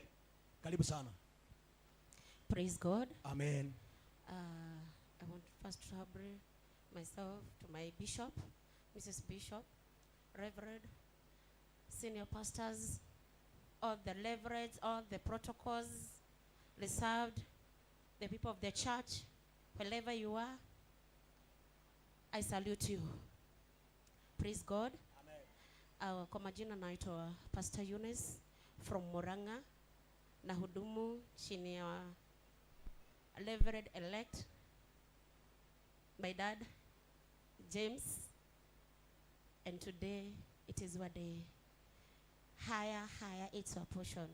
God bless you so much. Amen. Kwa kukuja, God bless you. Amen. Makofi kwake kutoka pale Mulanga. Barikiwa sana. God is good. All the time. And all the time. God is good. Na nyenyekea chini ya mafuta kuanzia na Bishop na Mrs. Bishop na wengine wote. Bwana apewe sifa. Amen. Kwa majina naitwa Pastor Rebecca from Joska. Bwana apewe sifa. Amen. Niko chini ya Reverend James. Bwana apewe sifa. Amen. Hallelujah. Amen. We are going far in Jesus name. Amen. Thank you makofi kwake. We are going in Jesus. Bwana apewe sifa. Hallelujah. Hallelujah. Our bishop, our mom, our senior, all events, all products observe. Bwana Yesu asifiwe. Kanisa Bwana asifiwe. Amen. Nami kwa majina naitwa mchungaji Johana, nimeokoka, Yesu ni Bwana. Na hudumu na kanisa Grace Glory Ministry pale Kayole Junction, adawa Reverend Dilongo. Mungu wabariki na watende mema. Amen. Amen. Makofi kwake kutoka pale Kayole Jackson. Anahubiri pale. Karibu. Tungatĩri othe na ikĩro ciao na acirika othe a kanitha wa Mwathani mũrĩega. Tũrĩega. Ũtungata-inĩ ti kũnyitwo ndanyitirwo, nĩ niĩ mwene ndĩtwarire nĩũngĩrira haza ndingĩrira nĩũngĩrira haza ndingĩrira nĩkĩ tondũ nĩ niĩ ndĩtwarire Mwathani arogocwo. Amen. Mwĩciria nĩ mwaigua ona akorino me kũndũ kũrĩkũ. Mwathani arogocwo. Amen. Niĩ njĩtagwo Julius na ndĩ mũhonoki na ndirorũra tondũ ndethire kĩndũ kĩngĩ kĩngĩngenia ngĩaga ngĩona no kwa Ngai. Amen. Mwathani arogocwo. Amen. Ndungataga na kanitha wa Christian Holy Ghost, Christian Akorino Worship. No rĩrĩa ndĩ gũkũ Nairobi ngoragwo thĩinĩ wa kanitha wa African Holy Ghost harĩa Saika. Mwathani arogocwo. Amen. Ndĩ mũtungatĩri na ti wa kwĩhanania na ti wa gwĩtua. Thank you. Na ti wa gwĩtũma. Thank you. Thank you. Hallelujah. Amen. Praise the name of the Lord. Amen. Our bishop, our reverends, our pastors, all protocols observed. Praise the name of the Lord. Amen. My name is Pastor Peter Derrick. I love the Lord as my personal Savior. I serve the Lord while born again. Amen. Amina. I preach and I serve under Bokim Worship Center, Kayole Junction. Praise the name of the Lord. Amen. Leverett is my big friend, plus my business associate. We have gone far. Amen. Amen. I'm happy to be here to witness. Amen. Amen. You going to the next level. Na niko nyuma yako. Kabisa. God bless you. Makofi kwake. Bwana Yesu na asifiwe. Amen. Kwa majina yangu naitwa James Gitau. Na mimi nimeokoka. Bwana Yesu ni Bwana. Mwathani agocwo. Amen. Niĩ nĩ ngũkena mũno mbere yaku we ũranyona atungati pastor andũ arĩa othe matungatagĩrwo. Ngai witũ aromwĩka wega. Amen. Ndamwĩra njĩtagwo Gĩtaũ na hunjaga na kanitha wa Christian Akunino Church kuma kũndũ gwĩtagwo Wĩyũmĩrĩrie Nyahururu jikaze. Ndĩ nyũmba ĩno nĩ ngũkena mũno to kiugo gĩkĩ nĩ ndeithĩirie. Bwana asifiwe. Amen. Mugure rugama. Simama. James rugama. James rugama. Bwana asifiwe. Ucio niwe kĩhinganda gĩakwa athomaga kanitha ũyũ ndĩmũtuĩte mami waya nĩkĩo ngugĩte marũgame kaeni chini. Bwana wetu ambariki. Amen. Rĩrĩa njĩrĩgĩte gũkũ njĩrĩgĩte nĩ igongona rĩa James agĩtuo pastor. Ndarĩ o mũhunjia kana ndarĩ o pastor. Rĩu ningĩ ndoka agĩkĩrio kĩrĩo kĩu kĩngĩ. Ndenda kuga nĩ ngũgatha Ngai mũno ũrĩa ũheanaga iheo cia mĩthemba yothe arotũnengere nĩgetha tũgĩe kũmenya kũingĩ. Ngai toro mũrathima. Amen. Aromwĩka wega. Arĩa othe mwĩtĩtwo nĩ Mwathani ĩtĩkĩrai gwĩtĩka to kũrĩ we nĩ tũkaona muoyo. Ngai toro mwĩka wega. Maya makofi kwake. Thank you. God is good all the time. And all the time. God is good. My bishop, reverend, senior pastors, all pastors and all the protocol observed na kanisa lote, hamjambo. Jambo. Kwa majina ni Jesse, nimeokoka na mpenda Bwana. Mimi ni mchungaji pale mji wa Githurai 45. Huyo ni mke wangu na nawapenda wote. Pastor James, Mungu anakuendelesha na utaenda mbele. Be blessed. Amen. Makofi kwake anapoketi. Amen. Athĩnjĩri Ngai othe na gĩthĩnjĩro na atungatĩri othe Mwathani arogocwo. Amen. Amen. Bwana asifiwe. Amen. Marĩtwa makwa njĩtagwo Pastor Ben wa Mĩgate na hunjagia na kanitha wĩtagwo The Last Minute Christian Church rungu rwa mũthikabu wakwa nyenda na ngatĩĩa wĩtagwo Bishop Irene Nyambura na harĩa aikarĩte thĩ na nĩ tũkĩte nĩ tondũ mũno makĩria wa gĩtĩo kĩa mũtungatĩri wa Steve na mũtungatĩri witũ Reverend haha na nĩ tũkenete nĩ gũka ona nĩ tondũ wa mũtungatĩri James nĩ ngwenda gũkwĩra atĩ he ũtungata mũtungatĩri Apostle atungatire gwitũ tarĩki 2 mweri wa 11 2019 bishop wakwa agĩitĩrĩrio maguta nginya ũmũthĩ ũyũ ndungata ndarĩ ariganĩrwo anjĩraga mũndũ ũcio nĩ wa Ngai na angĩkagĩa na ũndũ ũkanjĩraga ngamũnyitĩrĩra. Nĩ ũndũ ũcio nĩ wega gwĩka wega nĩgetha Ngai ageka atĩa agakũnyitĩrĩra. Ngĩrĩ mũini njugĩte atĩrĩrĩ, Ngai horera ũtũiguĩre tha tondũ wĩ watha nyingĩ ndawohandĩri ũriganĩrwo Mũrungu nĩ meya maitũ tondũ twĩ rĩũmba rĩaku na tũtirĩ na Ngai ũngĩ. Ngai amũrathime. Amen. Hũrĩrai mũtungatĩri Ben wa Mĩgate rũhĩ rwega akĩehera. Matiaria wega. Kunaye Apostle ndani yetu. Yenda gutiga daima haha wa gwitwo to Apostle kama uko hapa ndani yetu na wewe ni Apostle, karibu sana. Thank you. Sina lingine. Mwathani arogocwo. Mwathani akubio. Na nĩnjĩtagwo Mũguongo mũtungatĩri ũtegia kũrĩa Mwĩki. Mwathani arogocwo. Niĩ no njaria maingĩ no ngũgwetwo manini ngĩehera haha. Mũtungatĩri James thengio kwĩ Ngai nĩ kĩrathi kĩu aragũtwara. Mwathani arogocwo. Twarĩ tũkĩambĩrĩria handũ haha ũtungata na ugata hamwe tũrĩ arata tugate mĩaka mĩingĩ handũ haha. Ngai nĩ atuoneire warie. Mwathani arogocwo. Inyuĩ mũtanjũĩ itanaina rĩrĩa muoĩ arĩa moĩ Mũguongo nĩ ũndũ wa kũina ndurĩtwo nĩ maguta maya mũrona haha. He wĩra marutĩte mũno igũrũ rĩa mũtũrĩre wakwa noguo muonaga ndĩ. Koguo he ciugo twanaheo mũno na tũkorana na ndungata ĩno ya Ngai. Hĩndĩ ĩmwe bishop witũ nĩ atwĩrire ciugo agĩtwĩra Gehazi korwo nĩ amenyaga atĩ ndarĩ na hinya atĩ he ũndũ Elisha atoĩ Gehazi atĩ amenyaga. Mwathani arogocwo. Ũhoro ũcio nĩ watwarĩrie bishop na tũkĩgeria kwenjera mũno na kũmenya atĩ tũtingĩhota tũrĩ eika. Ũgĩtuongerera kĩngĩ ũgĩtwĩra atĩrĩrĩ mũtigateng'eria wa rũbũkũ Ngai atũigĩire njogu. Mwathani arogocwo.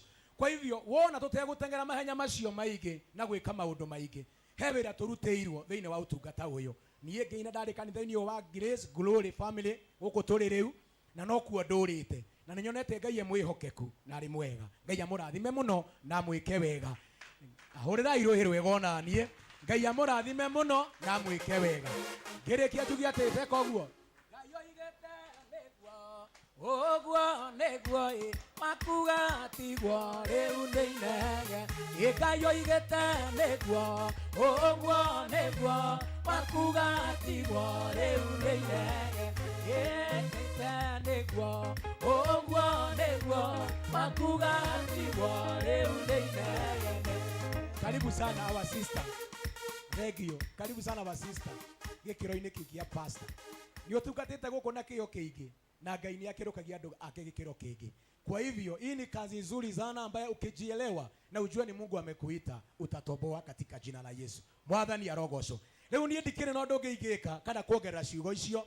Hutagia harĩa Mweki ACK Road street ya 11 ũngĩũka nĩ ũgũkora mũguongo makĩhunjia harĩa. Ngai amũrathime na mwĩke wega. Rĩu akanya gaka nĩnda tũrũgame na igũrũ nĩgetha twĩte mũtungatĩri ũrĩa ngũnengereria atũtware gĩkĩro kĩu kĩngĩ our bishop elect wetu pale GGM pale Huruma ili apate kutuelekeza ambaye ni ofasia mtarajiwa.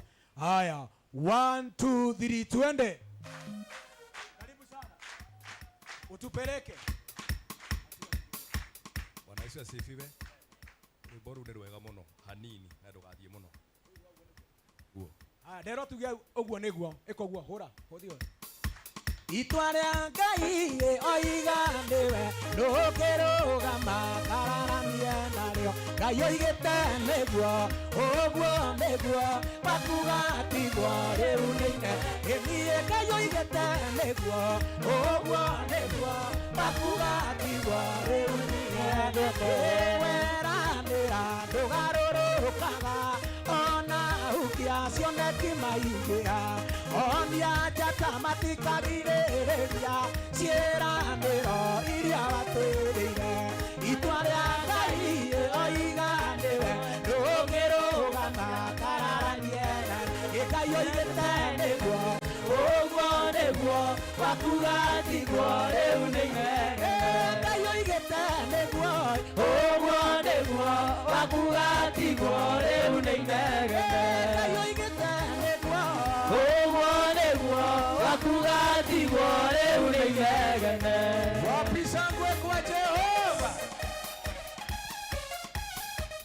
Asante. Mnaweza keti chini na mbarikiwe na Kristo. With due respect, niko hapa wa bishop nikikukaribisha maeneo haya ya karibu sana plus wa mam pamoja na senior pastor. Mungu akaweze kuwatenda mema. Ninataka kupatiana hii nafasi ili mareverend wakaweze kusalimiana. Ningetaka kuanza na my brother here, anaitwa Robert, ni rafiki yangu, rafiki wa karibu, ukaweze kusalimiana. Praise the Lord. Bwana Yesu asifiwe. Nifanya namna hiyo, fanya mafiridi namna hiyo kidogo. Yes, thank you very much my bishop, moja na mke wake, na another my bishop here, Bishop Tony, reverend and pastors, and my reverend here. Mungu ambariki sana. Praise the Lord. Na mke wake yako hapa. Praise the Lord. Mimi niko na furaha zaidi. Ndina gĩkeno makĩria Mwathani arogocwo. He kiugo njugaga ũngĩona mũrũguo ndarakũra hena thĩ katiguo wone atĩ oka hwainĩ ararĩa kwa nyina oka hwainĩ ageka atĩa rũgama ndungata ya Ngai. Mimi nimeshukuru Mungu sana sababu nĩndĩrona mũrũ wakwa nĩ areka atĩa nĩ arakũra. Mwathani arogocwo. Ithe ti wega ũguo na agacoka agacũthĩrĩria tungatĩri aingĩ mũno marĩ handũ harĩkũ maumĩte oha. Mwathani arogocwo. Niĩ hunjagia na kanitha wa Grace Glory. I'm the family of Grace Glory and my bishop here, International Church uko Dodora 41. Praise the Lord. Mimi ndiye nimezaliwa nikiwa katoto kadogo sana, katika hii familia ya Grace Glory Ministry, nikapelekwa Grace Glory International Church. Kwa hivyo mimi ni mtoto wa Grace Glory Ministry. Praise the Lord. Na mwana ni anayokaria kaige bishop oguo ukamaumaga ugeka atia uri na bishop wakwa roe wega mwathani arogos mwana ni anayokaria riu ndugaro yako ni wewe ukandoraga muno mwathani arogoso. Niko na watu wa Grace Glory International Church GGI, naomba msimame tu, simama na muona kama mko hapa, simama tu, simama tu. Nataka mfanye namna hiyo, sitaki muongee. Tuwapigie makofi mazuri. Kaeni chini. Sina mengi ya kusema ila tu ni kugojea nione vile Mungu anataka kupeleka mtu wa Mungu. Na mimi niko hapo bump up. Yes, na tutapelekana bali. Ile ti wega uguo. Ni wega. Na sababu najua nataka kuruka kidogo tu. Kuna mchungaji wangu wako pale. Simama tu mtu wa Mungu. Ndio kurogeirwo na nducoka ikando uguo. Yes, muhorere irohe wega. God bless you.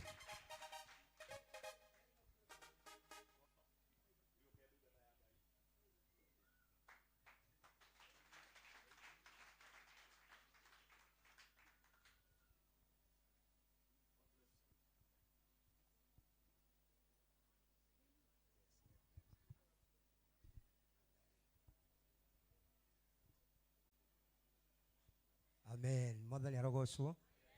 Thank you my bishop, mtumia wake Bishop Tony atungatĩri acio angĩ na arĩa othe mokĩte igongona rĩrĩa Reverend witũ Nganga. Mwathani arogocwo. Njĩtagwo Reverend Peter Gakure, ndĩ mũhonoku ngenda Jesu akanjigana ngatĩĩa rĩtwa rĩake. My bishop nĩ baba witũ, niwe wanjĩkithirie ũhiki wakwa, koguo amen. Thengiũ mũno wa mĩgate na Ngai akũrathime. Niwe wekithirie ũhiki wakwa na ndwarĩ ũhiki atĩ mũkũrũ, warĩ ũhiki mwega. Mwathani arogocwo, tondũ hĩndĩ ĩyo ndarĩ na mũtumia wakwa mĩaka 25 nĩgetha twĩke ũhiki 2014 na Ngai arorathima bishofu aromwĩka wega mena Reverend na my Reverend, tondũ twatũraga hamwe na mũtungati Robert na nĩ twathiĩte wega na Nganga, twatũraga hamwe na wa Steve na twĩkĩte wega, tũtirĩ harĩa twarĩ kũrĩ kũndũ Mwathani atũtwarĩte, kwĩ matĩna Ngai atũtwarĩte. Mwathani arogocwo. Bishop, maguta marĩa wanatũitĩrĩria tũtitwamananga, tũtitwamathũkia, no tũmamenyereire nĩgetha kĩrĩa kĩana handũ thĩinĩ witũ gĩtherere andũ aingĩ. Tũgeretie kũhunjia matũra-inĩ maya na nĩgetha tũgucie andũ aingĩ. Nĩngenaga rĩrĩa ndĩrona my bishop akĩhunjia akĩra Rebi Kai ũthamaki-inĩ wa Ngai.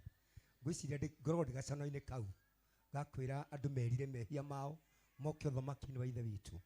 Ngai aromũrathima na Ngai amwĩke wega. Nĩ ndona my sister haha Joyce na rĩtwa rĩa Ngai rĩrogocwo. Ngai aromũrathima na aromwĩka wega, tũgĩthiĩ na mbere gũtungatĩrwo. Pige makofi mazuri. I would like to invite Reverend Jane to say hi.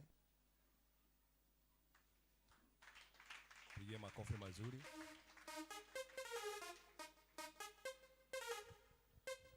Haleluya. Bwana Yesu asifiwe. Mimi ndiye huyo, nimeitwa Reverend Jane kwa ufupi, na wasalimia katika jina la Yesu. Tutulie tuone maajabu ya Mungu. Bishop na reverends wote, asanteni kwa kukubali kuja kwa hii mwaliko ili tufanye kazi ya Mungu. Tubarikiwe zote. Haleluya. Tumpigie makofi mazuri. I would like to invite all reverends in the house. Kiwa unajua kwamba wewe ni reverend, nataka kukaribisha mahali hapa. To say hi. Tumpigie makofi. Bwana asifiwe. Kwa majina wachungaji wote na wasalimu katika jina la Bwana. Washirika wote na wasalimu katika jina la Bwana. Naitwa Reverend Jogo. Mimi ni rafiki ya Pastor James na ninashukuru sana GGM. Ni kama familia yetu, nawapenda sana kupitia huyu mchungaji. Nimeokoka, Yesu ni Bwana, na tuko hapa na mke wangu alikuwa amesimama hapa. Ningependa kama ako asimame tu, ama Mountain of the Lord kama wako hapa wasimame tu, wafanye kanisa la Bwana hivyo. Haleluya, Mungu awabariki. May God bless you. Thank you. Presiding Bishop Paul, Bishop Tony Abedi, wachungaji wote na kanisa, Bwana Yesu asifiwe. Naitwa Reverend Jack, na hudumu Dandora Phase 2, kanisa la Altar of Elevation chini ya Askofu Ibrahim Karanja. God bless you. Amen. Piga makofi mazuri. Tuko na Reverend mwingine. Bwana akaweze kuwabariki, akaweze kuwatenda mema. Ni wakati mwingine. Bwana Yesu asifiwe. Ninataka kukukaribisha Bishop Tony, ni rafiki yangu, ili akaweze kusalimiana kwa sababu hii ni siku kuu. Bwana Yesu asifiwe. Karibu Bishop Tony.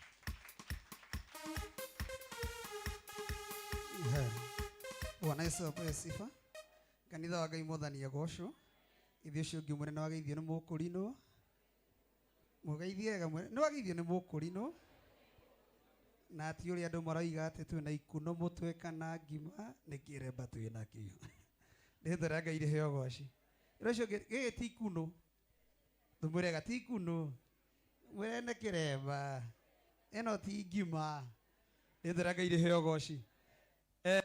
Ndĩ mwega na ndĩ mũhonoku, nĩ nyenda Ngai nĩ kũhonokia na hunjagia ndĩ mũkũrinũ mũhonoku. Amen. Na niĩ ndirĩ ũru na mũndũ. Asifiwe Bwana. Bwana Yesu apewe sifa. Kanitha ũyũ nĩ wa arata akwa mũno, my bishop kũrĩa, tondũ andũ aya tũrutanĩtie kũraihu na ti hakuhĩ, nĩ mĩaka. Ũngĩona andũ mũikaranĩtie na kuma mĩaka 20 gũthiĩ na igũrũ, ti andũ arata na tũtitũmenana. Bwana apewe sifa. Niĩ ona ndĩ gũkũ njiguaga ta ndĩ mũciĩ, ndĩhota ũndũ ndĩ mũciĩ. Kũndũ maregire kũndehe nĩ gwaku. Nĩ maregire kũndehe. Nĩ kaba kwaria ma. Bishop agĩtũranyona gũkũ kauria atĩrĩrĩ, ĩkaĩ gwathire atĩa? So niona Reverend Rongo na Reverend Kĩnũthia nĩo mena mathĩna mau mo. Nĩo ene mathĩna mau mothe. Hunjagia harĩa mwena wa Baraka na kanitha etagwo God's Covenant Prison Worship Church. I'm the founder. Bwana apewe sifa. Ũndũ njũĩ, Faro nĩ atigirwo hingumwo nĩ andũ othe. Agĩtigwo nĩ andũ no nĩ akinyire gũtũmana, na mũndũ ũrĩa atũmanĩire mũndũ ũmwe tu thĩinĩ wa Timothy akĩo ũkĩaga Mariko.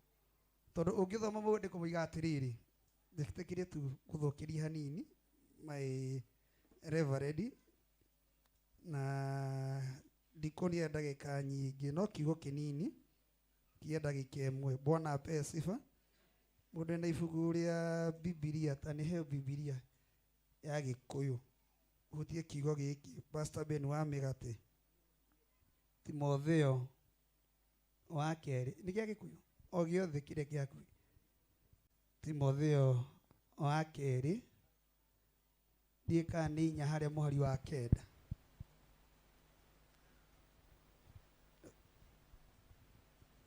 Geria na kĩo gũka kũrĩ niĩ narua. Bwana Yesu apewe sifa. Amen. Geria Reverend gũka na kĩo kũrĩ niĩ narua. Nĩ gũkorwo Dema nĩ andiganĩirie.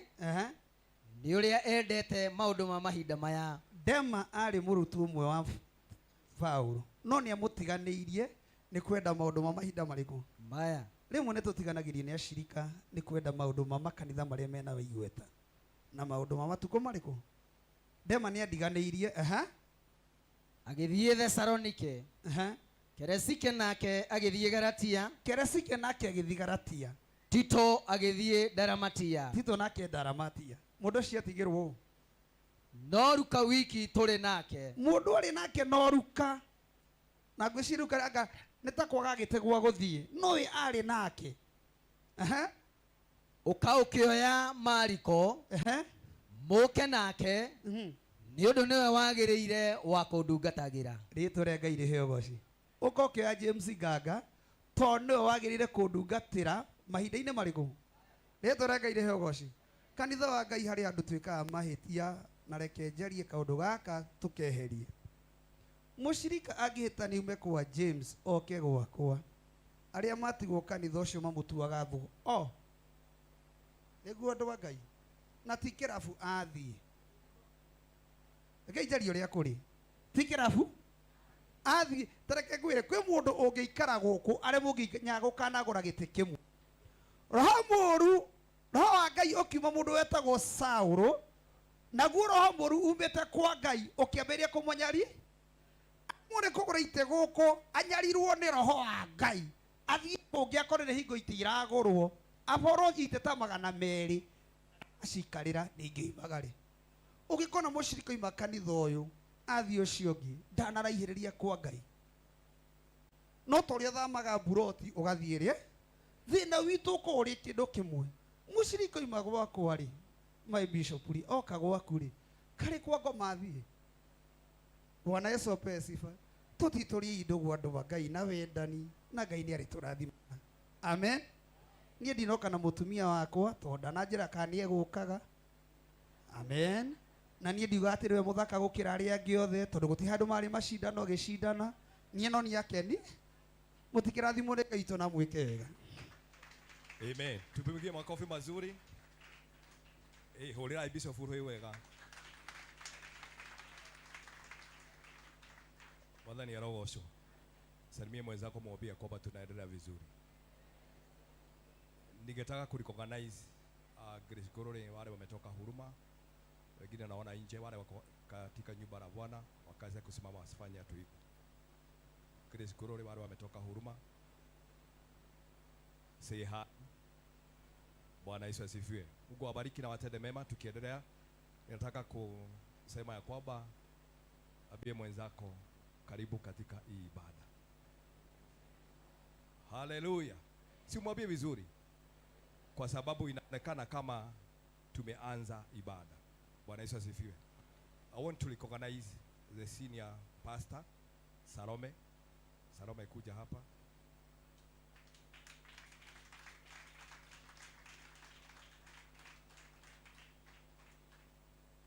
Salome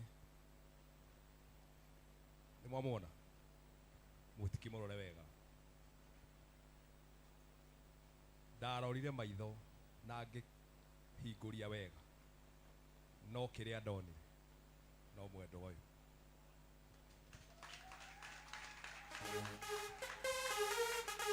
so ndenda kũmweka mwake gaka na nĩgetha ageithanie na ageithania tondũ nĩ thĩ ndĩraikara.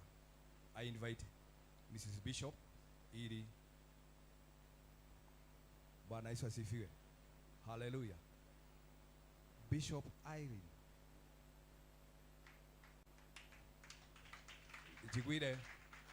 Jigwire mwendo waku. Just comes to hear you. Jigwire mwendo waku uga niwe wamuonirie guku.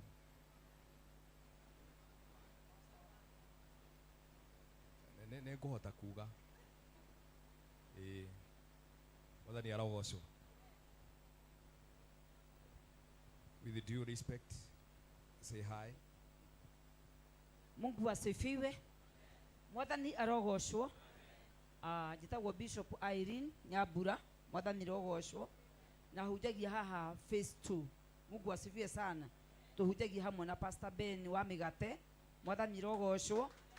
Na nigenete muno nundu wa muthenya wa umuthi nundu wa igongona riri. Mungu asifiwe. Inyuĩ ndimumenyete kuhitukira muguongo. Mungu asifiwe sana. Na ndimumenyete kahinda kanene na ni mundu mwega. Mungu asifiwe sana. Na nokio njugire niguka tondu ria turetanire crusade ni arokire na mutungatiri aroka. Mwathani rogocwo na ndirakenire wekwo wega wikage atia. Mwathani rogocwo koguo nikio ndi guku na nikio ngiririirie. Mwathani rogocwo riria ndamuragwo nduike bishop. Mungu asifiwe sana. Oyo ari muira na ni Hai. Mungu awabariki na watende mema. Nataka kupatia senior ili akaweze kutuitia bibi ya bishop na barikiwe na Kristo. Amen. Kanisa, Bwana Yesu asifiwe.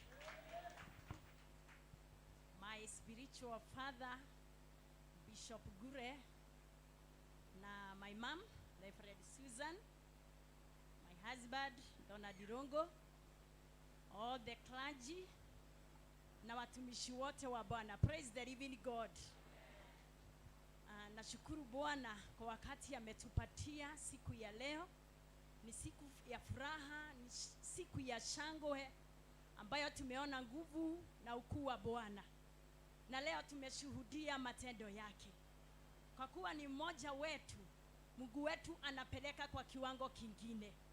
Na ili akaweze kufanya kazi ya Bwana kulingana na makusudi yake. Praise the living God.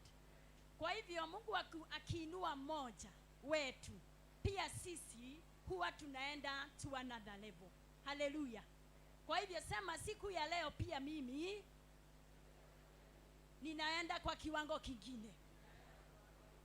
Kwa hivyo sisi wote tutakuwa elevated to another level. Praise the living God.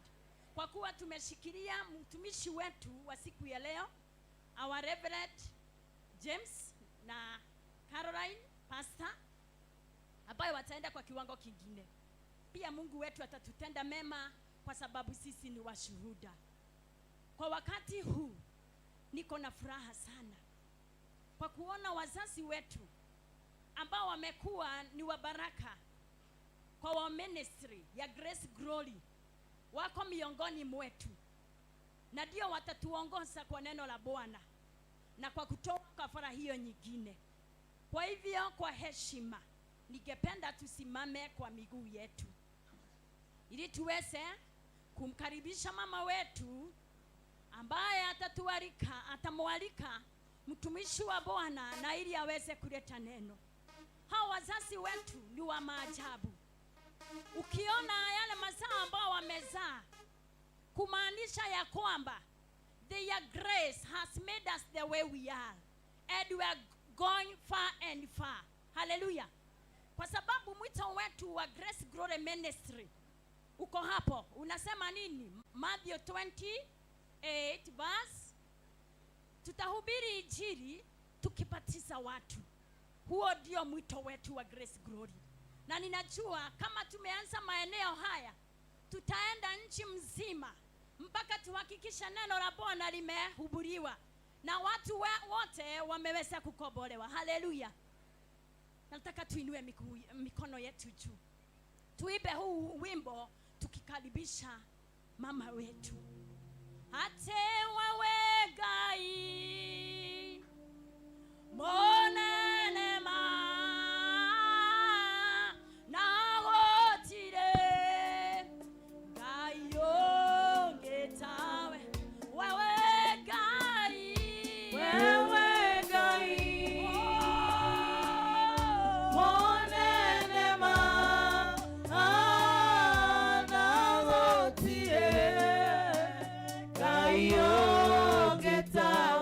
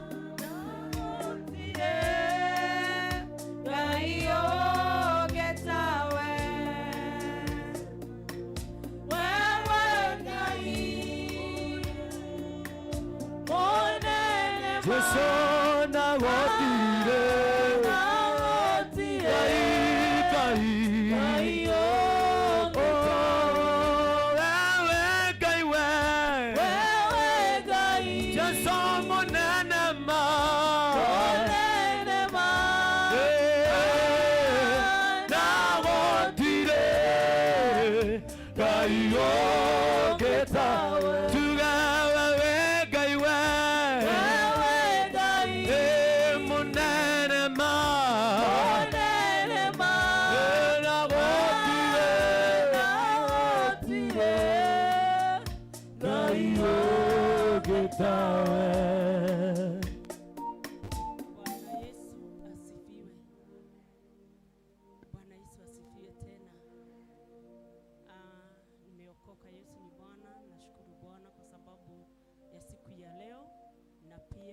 sababu ya ibada ya siku ya leo na kwa sababu ya kila mmoja ambaye amehudhuria katika ibada hii na kwa sababu ya bishop wetu na wachungaji wetu wote. Bwana Yesu awabariki. Amen. Kwa majina yangu naitwa Susan Wajiko Ngure na nimeokoka. Yesu ni Bwana. Ninafurahia siku ya leo, lakini nataka kusema ya kwamba usikawai dharau mwanzo mdogo. Bwana Yesu asifiwe. Unaweza kuwa na mahidi kamoja tu ukapande, after 3 months kazae mahidi mzima, itoe 100 iende ikizaa. Bwana Yesu asifiwe. Wakati tulikuwa tunaanza huduma hii, kuna changamoto mingi sana tulipitia. Tulidharauliwa, tukateseka, lakini nikiwaona hivi ninashukuru Bwana. Ninasema ya kwamba kuna kazi kubwa Bwana amefanya. Haleluya. Na ninajua ya kwamba sisi tutakuwa kama msitu ambao huwezi hesabu miti, hauwezi hesabu majani, hauwezi hesabu zile ndege ziko huku, kwa sababu ni msitu ambao utakuwa na baraka. Amen. Amen. Mimi najua nyinyi tumewatengenezea barabara, hamutangangana vile sisi tulingangana. Vile tulingangana sisi, wacha ikue pia ni barabara yenu, musingangane. Bwana Yesu asifiwe. Kwa hivyo tuko na nafasi ya kumwambia Bwana ni asante. Nasikia tu kwa moyo wangu tuwe tuna nafasi ya kila mmoja kumwambia Bwana ni asante. Kwa sababu gani?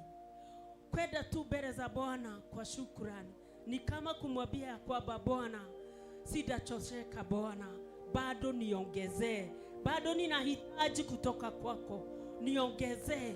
Endelea kuniinua, endelea kunijaza, endelea kuweka kiu cha kukutafuta ndani yangu. Na ningependa kuongoza na wimbo unasema ya kwamba tuoka gukwira ni wega, tuoka gukwira ni wagirire, tuoka gukwira ni wega, tuoka gukwira ni wagirire. Wacha huo wimbo utoke ndani ya moyo wako, umwambie Bwana, nimekuja kunena na wewe, nimekuja kusema ni asante, nimekuja kusema ya kwamba wewe unastahili. Ne wagirire toka gukwira ne wega toka gukwira ne wagirire toka gukwira ne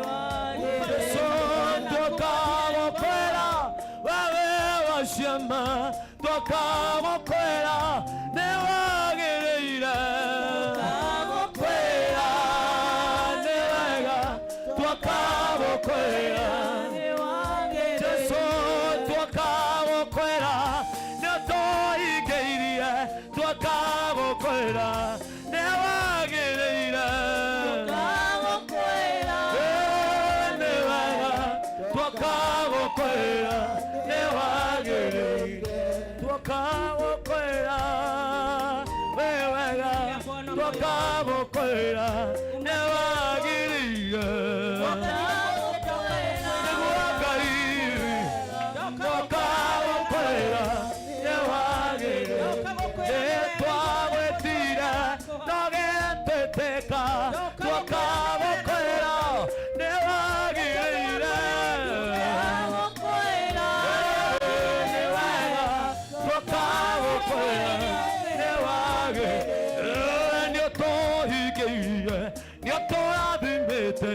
twakagukiuga ni wagirire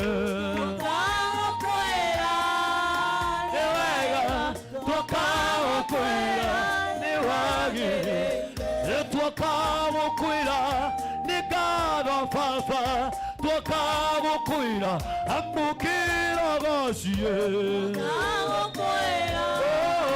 ni wega twakagukwira ni wagirire.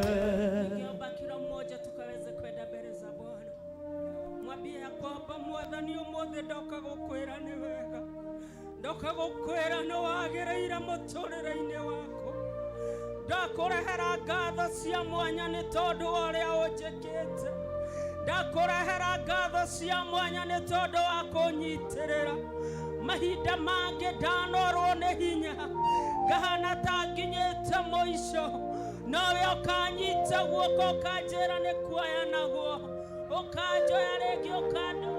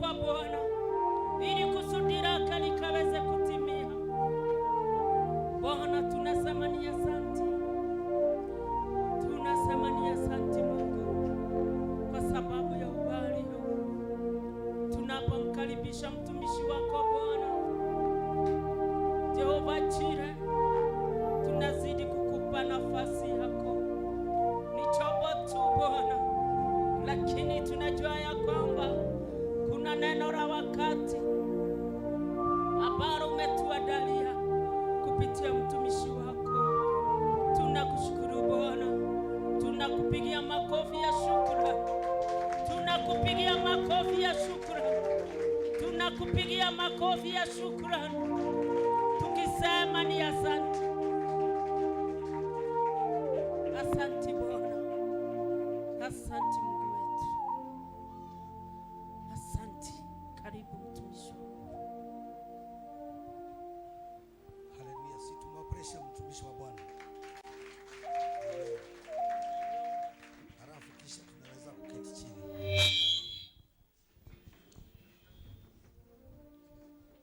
Bwana Yesu asifiwe. Amen. Si usalimie jirani yako kwa niaba yangu, mwambie umesalimiwa na Bishop Paul Gure. Amen. Nataka kuchukua nafasi hii kushukuru Mungu kwa sababu ya kufanya siku ya leo ifike. Biblia inasema ya kwamba mwanadamu hupanga lakini jawabu hutoka kwa Bwana. Haleluya. Deuteronomy 32:30 inasema farasi huandaliwa kwa ajili ya vita, lakini ushindi ni Bwana hupeana. Jambo hili limekuwa likipangwa na Bwana hatimaye amepeana ushindi kufika siku ya leo. Nataka kuchukua nafasi pia kushukuru watumishi wa Bwana wote ambao wako present hapa. Siwezi kuwataja, lakini wacha ni acknowledge presence ya Reverend Irongo na pia Robert na Bishop present. Thank you very much Bishop and all Reverend pastors present na washirika wote ambao mmehudhuria katika ibada hii ya kuweka wakfu mtumishi wa Bwana mchungaji Ganga pamoja na mke wake. Haleluya. Mimi tu nataka niulize tu mchungaji Ganga tu swali moja. Nisikae hapa nihubiri nifanye kazi ngumu sana na hutaki. Uko tayari kumwagiliwa mafuta ya Reverend? Apewe kameme. Unajua nasikia naongea kama nakula sauti. Niko tayari. Uko tayari? Yes. Wacha tumwappreciate. Achini. Na mara nyingi watu wengi wanakuwa na maswali mengi, watu wanaulizaga lazima mtu aitwe na mke wake. Mimi nataka niwajibu hilo swali hapo wazi. Muelewe. Huyu mtu anaitwa Ganga ameitwa na Mungu. Alianzia kuwa mwinjilisti akakuja pastor. Sasa tunamwekelea mafuta ya Reverend. Lakini mke wake ni nani? Ile mapepo huyu dada anashikaga ya huyu ndio mingi. Sasa tunaweza kusema huyu mama hajaitwa. Nataka nikuambie hata kuwa mke wa mshukaji ni huduma. Ni huduma. Sasa tuseme kwa mfano mke huyu wangu tuko na yeye. Nani anaweza sema sio huduma anafanya kwa huyu mama? Amen. Na kwa hivyo siasa ya kusema wake wachungaji wasiwekelewe mafuta hawajaitwa, hiyo ni siasa baya sana. Ni kusema ni kuexpose mke wa mchungaji. Naona kuna mtumishi wa Bwana ameingia. Karibu sana mchungaji. Amen. Thank you very much. Nafikiri nitakupea nafasi tutakapomalizia. Kwa hivyo nataka kusema hivi, mke wa mchungaji pia ile huduma anafanya kwa niaba ya mtumishi wa Bwana. Nataka kusema pia yeye ni mtumishi pamoja na mchungaji. Sasa Ganga ni mtumishi pamoja na mke wake katika jina la Yesu. Na tunaonaga mara nyingi kanisa linanyima wake wachungaji heshima, wanapea mchungaji wao heshima kubwa na mama anawekwa nje katika hilo kanisa. Kuna shida kubwa sana katika mwili wa Kristo. Lakini nataka niwaambie hivi, kanisa la Grace Glory na makanisa mengine yale ambayo yamewakilishwa hapa, mke wa mchungaji anastahili heshima kubwa sana. Hamufai kukaa chini pale kikuri mnasema kama sio mke wake hii kanisa tungekuwa mbali sana. Ni vizuri mwazie kuangalia pia, kama sio mam alivua koti, pastor angekuja hapa akiwa mchafu. Ni vizuri jaribu kuwa na rais nyuma ya kati. Wacha tu kuwa rais picha ndogo tu hapa kanisani. Angalia picha hata kuzaa watoto na picha pia kulelea huyo mtu watoto katika jina la Yesu. Kwa hivyo Pastor Caro, nataka upewe microphone niambie kama uko tayari kuwekelewa mafuta ama hauko tayari. Niko tayari. Wacha ashike microphone. Uko tayari? Niko tayari. Basi, sawa. Asante sana. Unaweza kaa chini. Mungu haiti watu kwa sababu wanajua mambo mengi wanapoitwa. Sisi zote we are work in progress, ya kwamba hakuna mtu anaanzaga kuwa mhubiri na kujua. Wote wakati tulianza kuhubiri tulikuwa hatujui mambo mengi, lakini siku ya leo kuna mambo mengi sana tumeyajua kwa sababu ya kupewa nafasi.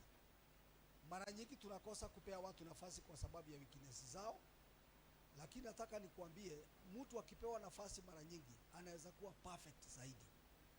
Kwa hivyo Mara nyingi unaweza kuona mtu akiwa mdhaifu na unaona kama hawezi fanya hiki, kama hawezi kufanya kile, lakini nataka nikuambie kile tunafanya siku ya leo, tuna prepare hii jamii kwenda mahali pa juu katika jina la Yesu.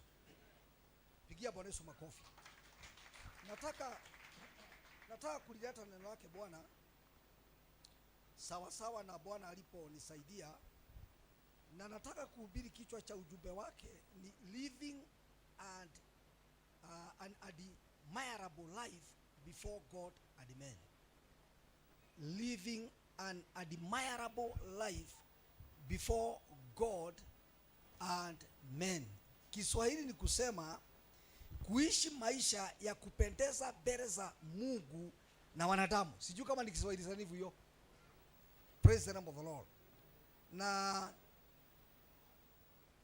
maisha ambayo tunaishi siku hizi, tumeona watumishi wengi wa Mungu sana hawaishi maisha ambayo yanaweza kumpendeza Mungu na maisha ambayo yanaweza kupendeza watu.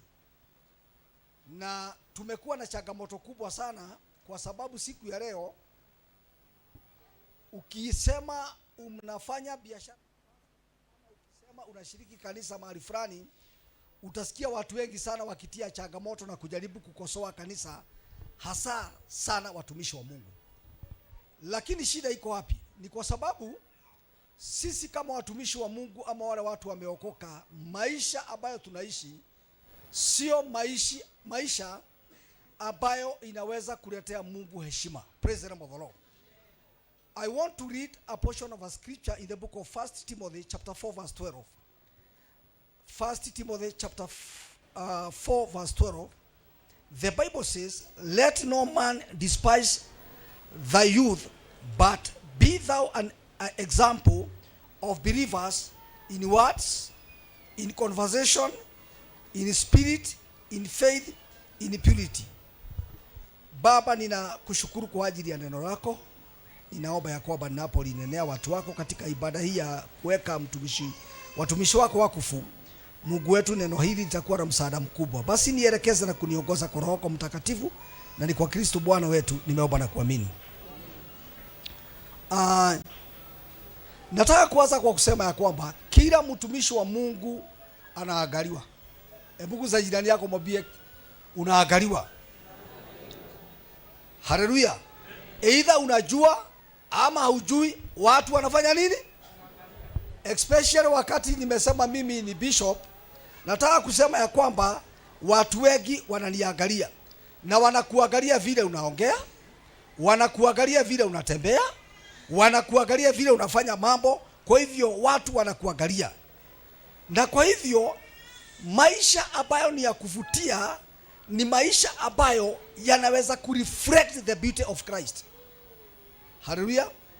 Maisha yote ambayo tunaweza kusema ya kwamba admirable life is a life that reflects a nature and the beauty of holiness through our Lord and Savior Jesus Christ. Bwana Yesu asifiwe sana. Na kwa hivyo maisha ambayo ni admirable ni maisha ambayo naweza kusema tukisikizana sisi wote ni maisha ambayo mtazamo wake sisi tukiona ni maisha ambayo yanafaa kumtukuza Mungu. Ni maisha ambayo yanaweza kuglorify our God. Hallelujah. Siku ya leo naweza kusema ya kwamba Mungu haangalii tu watu walio na vipawa. Hapana. Ama watu ambao wanaonekana wakiwa na sura nzuri. Hapana. Ama watu ambao wanaweza kuonekana katika sura ya nje wanaonekana wakiwa genuine. Mungu anaangalia mtu ambaye anaweza kumuiga katika kutenda mambo na katika kuongea mambo na katika kutembea ndani ya Mungu, kufanya mambo yote ambayo anafanya. Praise God. Hebu angalia jirani yako. Unaona akiwa na sura kama ya nini?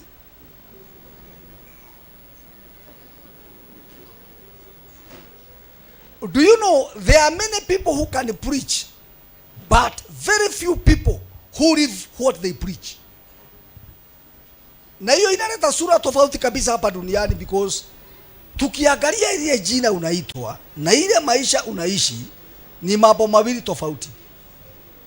Kwa mfano leo tunawekelea Reverend Gaga mafuta ya Reverend. tunataka tukikuangalia vile unafanya na lile jina tumekuweka zifanane. Haleluya. Kwa sababu unaweza kuta maisha ya mtumishi wa Mungu ile anafanya mchana na ile anafanya usiku ni mambo mawili tofauti. Kile anaongea mchana na kile anaongea usiku ni mambo mawili tofauti. Na mimi ningeomba hivi, hata wale watumishi wa Bwana ambao mko hapa, jaribuni sana tuishi maisha ambayo yanaweza kuvuta watu kwa Kristo. Haleluya. Tujaribu sana kufanya mambo ambayo yanaweza kuvutia watu kwa Kristo. Ukiguzana na mtu, jaribu sana ukiguzana na yeye abaki akisema huyo ni mtu wa Mungu, sio kusema huyo ni mwizi. Haleluya. Na kwa hivyo there are believers who attend church every Sunday but live carelessly life. Kuna watu wengi sana ambao wanakuja kanisani every Sunday, lakini yale maisha wanaishi sio maisha yanaweza kumpendeza Mungu. Sinulizie jirani yako, je, maisha ambayo unaishi? Praise God. Na nimewahi kuwa na watu wengine wanasema ya kwamba mimi kwa sababu ni mimi nimeitwa na Mungu, sina haja na familia yangu. Wacha niwaambie watumishi wa Grace Glory wale mko hapa, anza kwa familia, ukuja kanisani. Bwana Yesu asifiwe. Because ukianza na jamii utatuletea Mungu wa jamii na itakuwa imenyosha laini. Lakini ningependa niwaulize 3 questions. How can a man or a woman of God live an admirable life? How? Hebu niulizie jirani yako hiyo swali. How can a man or a woman of God live an admirable life? Number 2, what kind of life please God and inspire men? What kind of life that please God and inspire men? Third question, what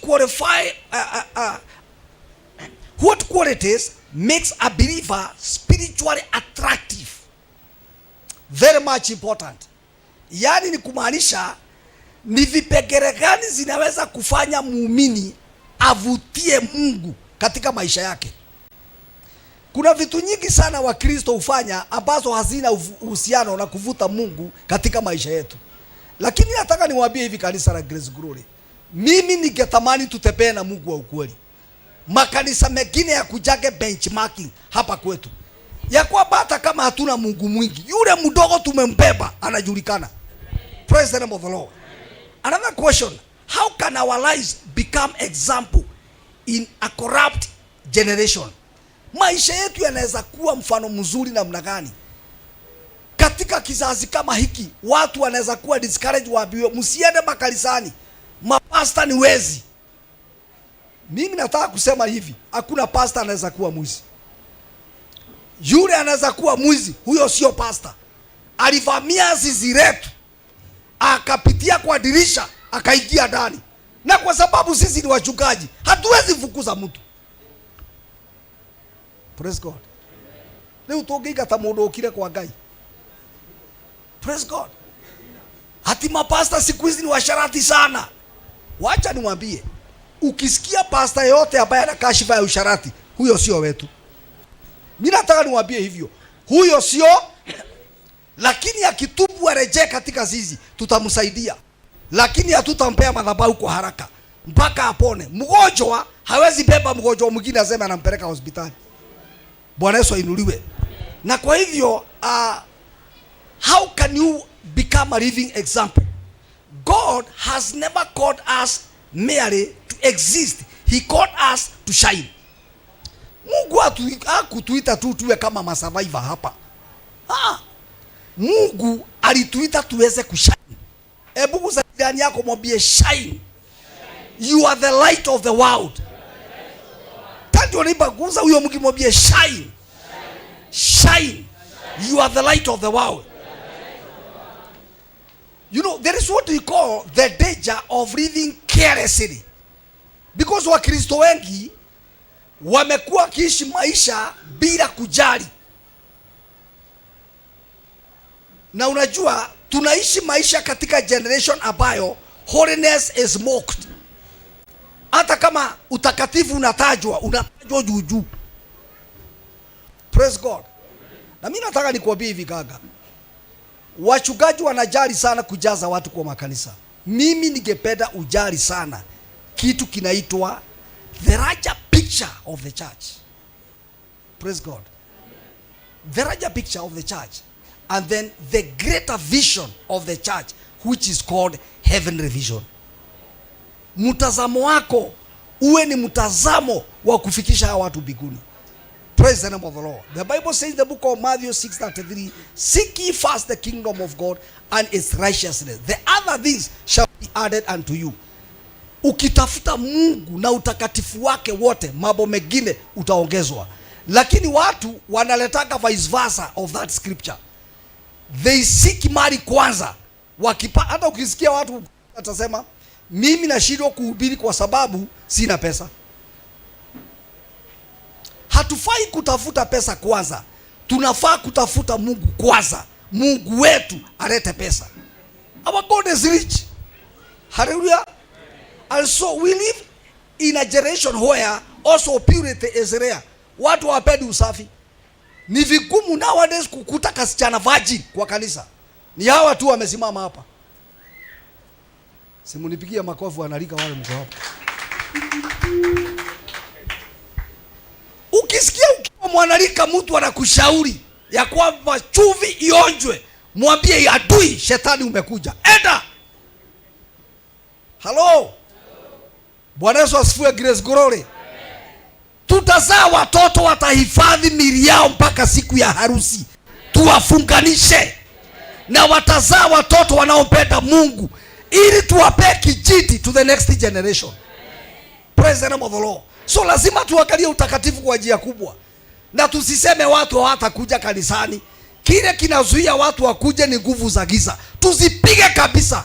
Hata wachawi wakizunguka huko usiku na mchana, wakileta vinyesi kwa mlango wa kanisa, tutaomba tudedicate na watu bado wataingia. Kwani shetani alishinda Mungu lini? Hello. Na kwa hivyo pia tunaishi siku ambazo integrity is disappearing in the church. Heshima ya kanisa inapotea. Siku zamani mwizi akitorokea kanisani hangefukuzwa tena. Lakini leo mwizi akitorokea kanisa atapigiwa hata risasi kanisani. Kwa sababu heshima ya kanisa imepotea. Mimi nikiomba hivi wachungaji ambao tuko hapa, let us maintain the altar holy and pure. Na madhabahu inaitiliwa ikiwa holy and pure. Nataka niwaambie Mungu hawezi kosa kutuza kitu wewe umetuza.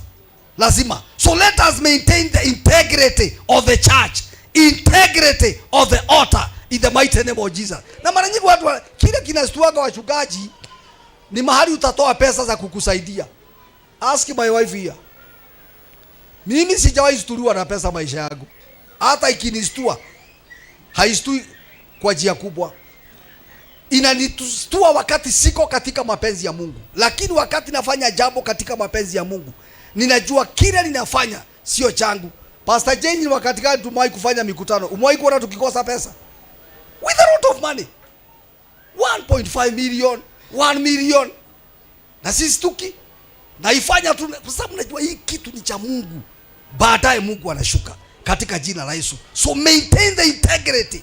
The God of the altar will help you in the mighty name of Jesus. Hallelujah. And also don't compromise. Usicompromise katika jina la Yesu. So many believers are slowly becoming like the world instead of transforming the world. Watu wengi na waumini wengi mpaka wachungaji saa hii tara ya kubadilisha dunia, dunia inatubadilisha. As we talk now, the world is in the church. The world has entered to change the church. Dunia iko na juhudi na bidii ya kutubadilisha sisi tuko kanisani. Nikuulize, mtu akivaa miniskirt ya kuja kanisani atororetia naku. Tiga ikoro radhi. Dorai. Ni jitago Bishop Gure. Ogeria letwa Bishop. Jitago Paro Gure. Murenda kujeri gikorane kamurke hubete kanyamu. We. Sorry. So ni vizuri tuchunge sana.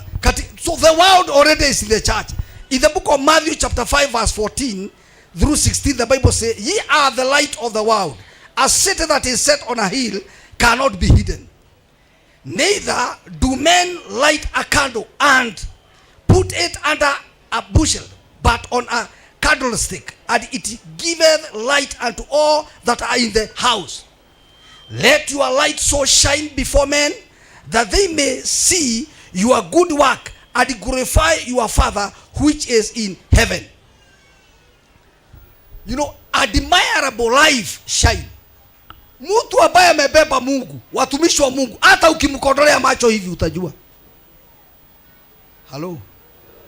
Na Gethari hakiwezi kukuangalia na macho mara mbili, hata kikijipia moyo namna gani. Bwana Yesu asifiwe sana.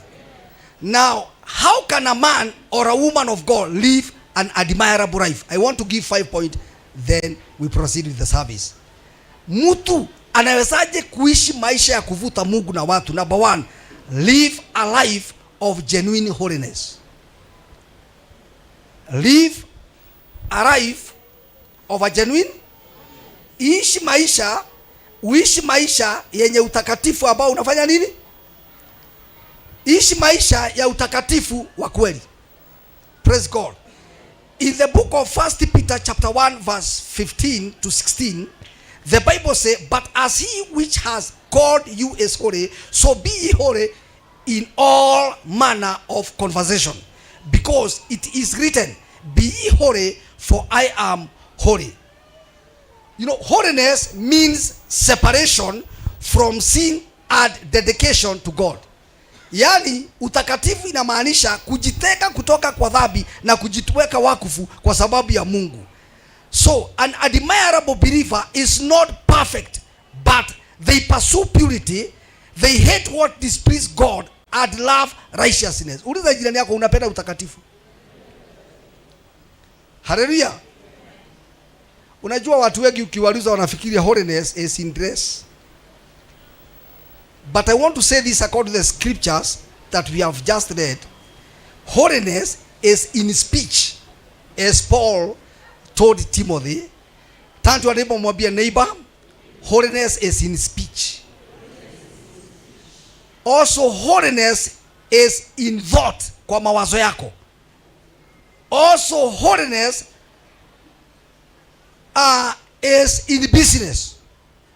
Kuna watu wanapiga biashara vibaya sana. Wanasema nitaokoka nikifika nyumbani na sadi kanisani. Wacha niwaambie watumishi wa Mungu, chochote tunafanya hapa duniani lazima kireflect Christ, because the message of the Bible from Genesis to Revelation, it is all about Christ. Praise the name of the Lord.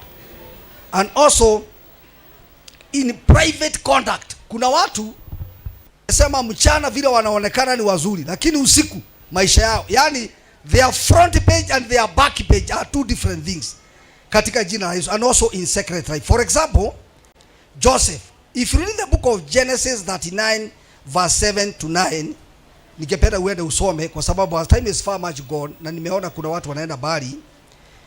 Genesis chapter 39 verse 7 to 9, Joseph chose holiness over temporary pressure. You know, Joseph alikuwa kijana mdogo na alikuwa anafanya kazi kwa Potiphar, na mke wa Potiphar siku moja alimtaka. Alikuwa tu kijana mdogo kama vijana mnaona hapa, na huyu mama akafikiria kulala na Joseph, na wakati Joseph alikataa, mama akafikiria kurepu Joseph. Nataka uangalie picha, mke wa president aambie mfanyikazi anataka kulala na wewe. That is a golden offer according to world reading. Hello. Kulingana wanadamu hapa duniani, that is a golden offer.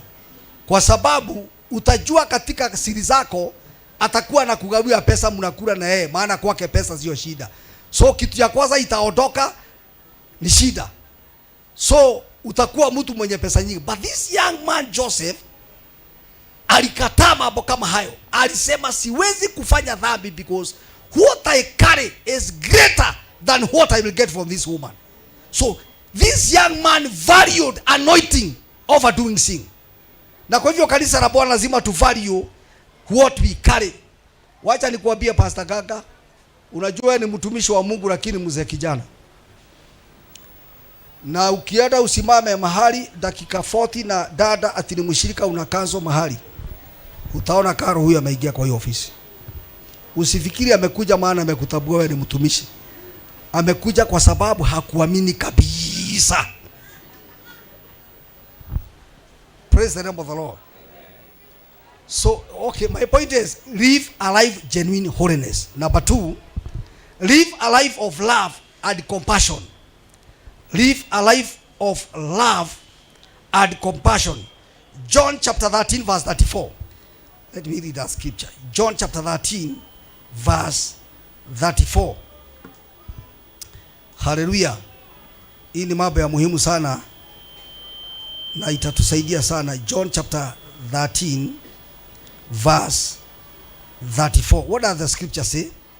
Verse 34, it says, Now before the feast of the Passover, when Jesus knew that his hour was come, that he should depart out of this world unto the Father, having loved his own which were in the world, he loved them unto the end. Sorry. Verse 34 should be John 13 verse 34. Sorry. Okay, I am there. A new commandment I give unto you, that ye love one another as I have loved you, that ye also love one another. Verse 35. By these shall all men know that ye are my disciples, if ye have loved one another. You know, Christians without love becomes empty rebellion. Christians without love becomes empty rebellion. And let me say this. An admirable believer, through love, he forgive, he help others, he show mercy. Na kuna watu wachache sana. Mnajua ni kwa nini makanisa yetu iko na watu wachache? Ni kwa sababu hatu exercise mercy over those who are going through difficult time. Kama unaweza enda ushike mtu mmoja hapo kwenu maskini mmoja ambaye anashindwa kulipa nyumba ya giri 1,500, nyumba ya giri 2, uanze kumlipia nyumba.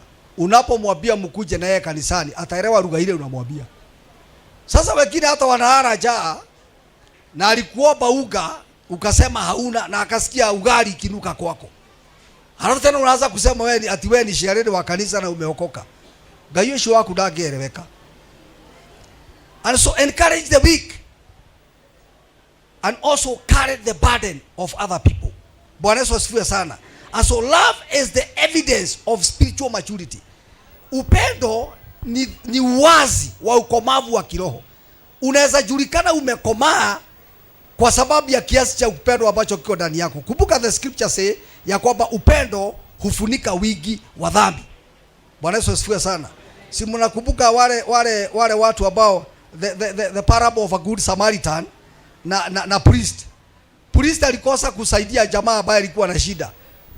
Lakini the good Samaritan aliweza kumsaidia. Sasa tunaweza kusema pastor ni nani? Is it the good Samaritan or the pastor? The good Samaritan. And so true admirations come not merely from preaching but from compassion. When you show people compassion, nataka nikuambie injili yako itaweza kusikika katika jina la Yesu. Some people may never read the Bible but they will read your kindness. Unajua ukifanya mtu kitu chema, huyo mtu atakumbuka maisha yake milele. Lakini pia ukifanya mtu kitu kibaya, hatawahi kusahau. Because watu mara nyingi hukumbuka yale mambo mabaya ulifanya kuliko yale mazuri uliweza kufanya. Lakini ukifanya mambo mengi mazuri, yanafunika yale mabaya uliwahi kufanya. And so live a life of love and compassion katika jina la Yesu. Number 3. Live a life of integrity. Proverbs chapter 10 verse 9, the Bible says, he that walketh upright walketh surely, but he that proveth his way shall be known. Unajua, integrity means being truthful and also being consistent, mostly in matters doing good. Bwana Yesu asifiwe sana. Na hii inashidaka watu wengi sana, aidha kanisani hata mahali wanaweza kuishi. Admirable Christian keep promise. Uliza jirani yako, wewe unaweka promise. Ukiambia mtu utamlipa Wednesday, unamlipaga Wednesday? Uza jirani yako muulize, wewe ukiambia mtu utamlipa Wednesday, unamlipaga Wednesday? And also, admirable Christian, they avoid corruption. Corruption iko kanisani. How do you behave wakati askari amekushika na wewe ni pastor? Sasa mimi nikiwa na kara kama vile nimevaa kora kama hii. Juzi nilienda mahali hapa Kasarani. Sijui nilikuwa naenda wapi, tukiwa na my wife. Nikashikwa na askari. Tulikuwa tunaenda kwa Mugogo wakati wa ordination. Askari akanishika. Akaniambia, pastor nimekushika. Nikamwambia na mimi nimekushika. Because hakuna mtu hawezi shika mwingine. Mimi naweza shika, lakini nakuomba hiyo makosa umeniambia ni ya ukweli. Ninakuomba unisamehe. Akaniambia twende ndani. Nikamwambia twende. Akajaribu kufungua gari, mlango ikakataa kufunguka. Akang'ana. Nikamwambia kuja hapa nyuma hapa, ya mbele imekukataa. Hapo ndipo mafuta inakaga. Huwezi kaa hapo. Sasa akaingia hapo. Tukaenda na yeye. Tukafika.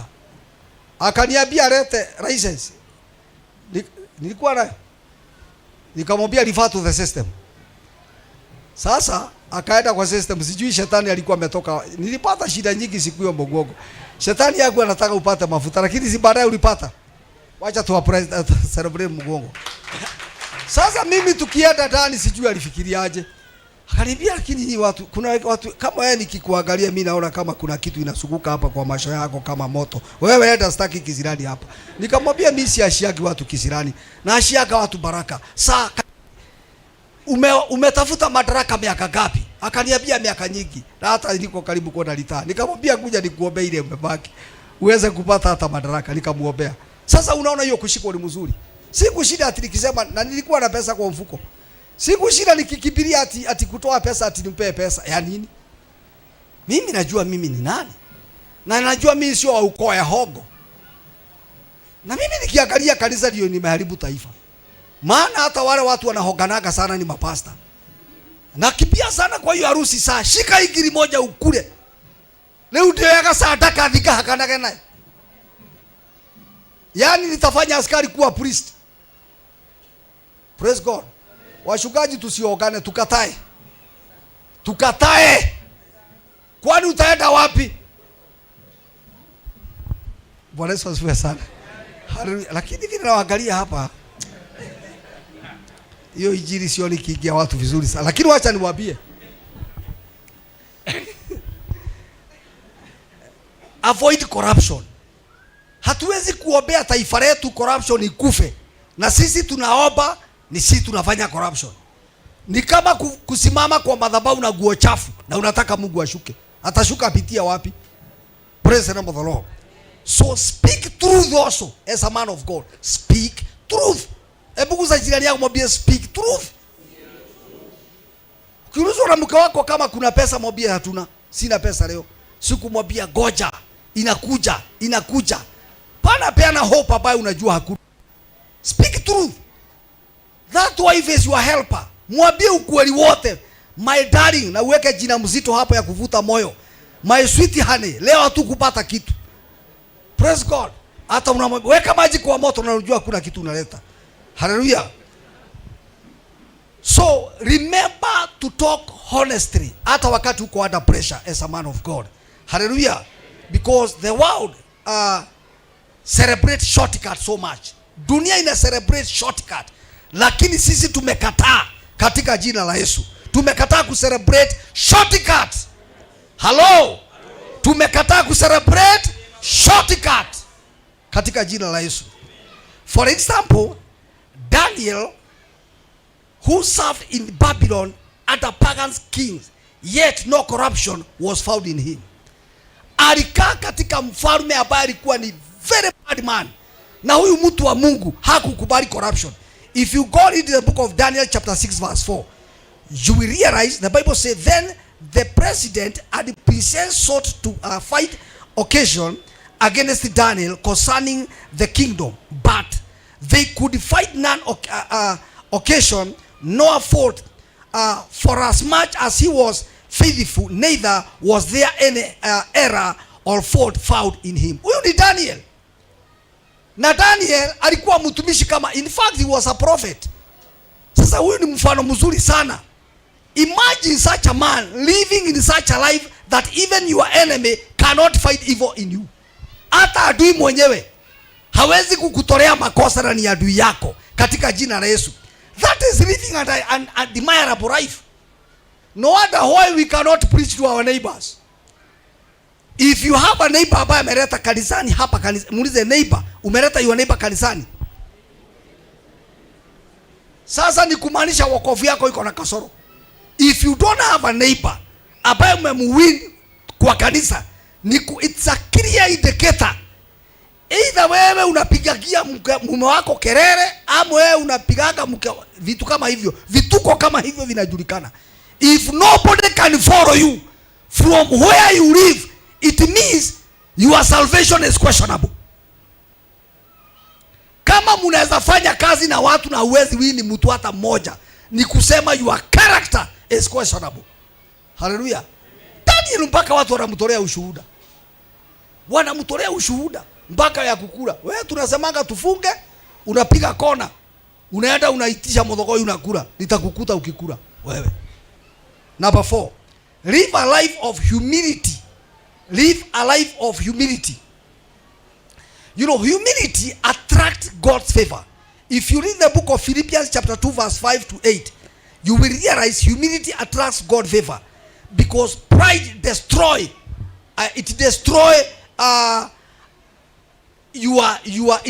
your authority. It destroys your favor before God. The Bible says pride comes before a fall. Yani unajua, ukitaka kujua mtu ako na kiburi ni wale watu unasikia akisema siwezi kaa hapa, siwezi kula hii, siwezi fanywa hivyo. Hiyo ndio language ya kiburi katika jina la Yesu. Na mtu wa kiburi akiinuliwa na Mungu step moja, yeye anajiinua step 5. Na yeye Mungu anakuja anasimama hapo, anaangalia tu miguu yako ikifuelia, anakipigia hiyo miguu, anaifuruta chini, anaiweka hapa chini katika jina la Yesu. Bwana Yesu asifiwe sana. So tandu alipo mwambie neighbor, live a humility life katika jina la Yesu. An admirable believer does not look down on others, does not boast excessively or seek attention katika jina la Yesu. Number 5, live a life of a faithfulness to God.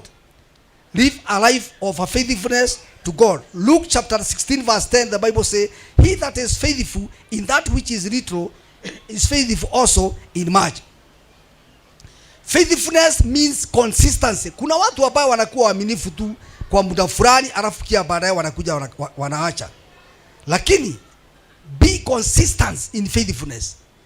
Bible say be faithful unto death.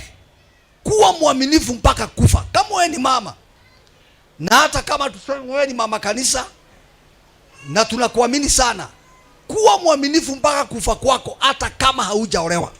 Hello? Yes. Hata kama hujaolewa, some other times you may realize you are single, you don't have a husband, na sasa unaona kama unaweza piga shortcut. Wewe simama tu imara. Tunajua unataka mume, na sasa nimekuja kutangaza uolewe. Kama tara igwa ndoiga. Hado hogwere hika nenda kwendia. Tupigie Bwana Yesu makofi. Yes. Yes. May the Lord give you a husband, a genuine one. May the Lord give you a wife, because there are also men whose years have really gone. Hallelujah. Na kwa hivyo an admirable Christian is dependable. When you are admirable, you are dependable. Watu wanaanza kudepend na wewe. Ukiona hatuwezi kukudepend na wewe, unapewa cheo fulani kwa kanisa, baadaye unatoka ni kusema tunakutoa ni kusema we do not depend on you. Ama tukupee cheo ya kuweka pesa alafu tukutoe ni kusema we do not depend on you. Ni kusema enda ujirekebishe. Usitoroke, enda ujirekebishe. And so what do you do to be admirable? Be faithful in prayer. Be faithful in prayer. Be faithful also in the church. Kwa sababu kama unakuja Saturday leo, unakuja after 5 Saturdays, you are not faithful and you are not serious. Na kazi una report every morning, you are not faithful. But when you are consistent to Sunday church service, nataka nikuambie, we can depend on you. Also be faithful in giving. There are people who are very much poor in giving. Wanafikiria kwanza kukiguzwa mambo ya kutoa, wanaanza kunugunika. We do not give to pastor. We give to God. Ukitaka kutesa maisha yako, wewe kula pesa yote mpaka ya Mungu. Sio pastor utatesa, utajitesa wewe mwenyewe. And also be faithful in the family. There are people who are not faithful in their family. Turn to a neighbor, mwambie neighbor, be faithful to your family. Also be faithful to your assignment. It is very much good to be faithful in your assignment. Kama assignment yako ni kuosha kanisa, kuja mapema na ukuje usiku. Osha mpaka ukamilishe assignment yako, na usioshe usinde ukiambia watu ni mwene ni thabagia goko ikethie gutike kona muthambia ukethie niguo ngetekia muthambia ho. Praise the name of the Lord. Hallelujah. Because God is looking for faithful people more than talented people. Mungu haangalii talented people. He is looking for faithful people. And you know, most of the people in the church, they boast because of the talent they carry. No. You know, God is not a joker. No. He is not looking for a motivational speaker. He is looking for genuine men and women, passionate and hungry to serve the kingdom. In the mighty name of Jesus. For example, Noah, who remained faithful. He did not corrupt his generation. He remained faithful. Although, when you go ahead to the Bible history, you realize Noah, somewhere along the line, he was corrupted by his 2 daughters. But he was faithful. Katika jina la Yesu. Number 6, live a life controlled by the Holy Spirit. Live a life controlled by the Holy Spirit. If you go read Galatians chapter 5 verse 22 to 23, you will realize the fruits of the Holy Spirit. The 9 fruits of the Holy Spirit, you will get them there. An admirable life cannot be lived by human strength alone. Maisha ya kupendeza Mungu na watu haiwezi kuishi kwa sababu ya ugali na nyama, hapana. Lazima iwe controlled by the Holy Spirit katika jina la Yesu. So without the Holy Spirit, anger controls people. Bila Roho Mtakatifu, hasira ita control maisha yako. Bila Roho Mtakatifu, tamaa za mwili zita control maisha yako. Bila Roho Mtakatifu, bitterness will control your life. Bila Roho Mtakatifu, kiburi kita control maisha yako. Tatu wa neighbor, mwambie neighbor. Mwambie neighbor, pigana na roho yote inapuuza Roho Mtakatifu. But when the Holy Spirit rule a life, Christ become visible. Christ become the center of your control katika jina la Yesu. Very much quickly, let us look at what happened when a believer live a admirable life, so that we pray after that. Number 1, when a believer live a admirable life, number 1, God is glorified in that believer. God is glorified. Matthew chapter 5 verse 16. The Bible says, let your light so shine before men that they may see your God work and glorify your Father which is in heaven. Number 2, generational impact. Generational impact. When you live an admirable life, you will live what we call generational impact. Can I ask you, kama baba yako alikuwaga mrefi, baba yako, kama baba yangu alikuwaga mrefi lakini aliokoka akikufa, which kind of impact my father left if aliishi maisha yote akikunywa pombe? Na kumbuka one day my brother alizaliwa anaitwa Mojoria. Baba alikuja na pombe akapea mama, ati mama akunywe ndio maziwa iteremuke, na alikuwa anakunywa kila wakati. Sitaki kuuza kitu ambayo ili happen na my brother a certain condition but sasa hapo tunaweza kamua nini sasa? What can we admire there? But kile kitu nilitoa kwa baba, nilichukia sana kukunywa pombe na ulevi, nikaichukia na ipigaga kama shetani katika jina la Yesu. Hallelujah. Number 3, souls are drawn to Christ. People are touched by visible Christianity. So when you live admirable Christ, yani waishi maisha mfano, watu wengi wanakuja kwa Kristo katika jina la Yesu. Hallelujah. Number 4, heaven rewards such life. Wakati unaishi maisha ya kuvutia Mungu katika kuvuta Mungu katika maisha yako, mbingu inakureward katika jina la Yesu. Let us stand up. I want you to go before God. Mwambie Mungu, ningetamani kuishi maisha ya kukuvuta wewe katika jina la Yesu.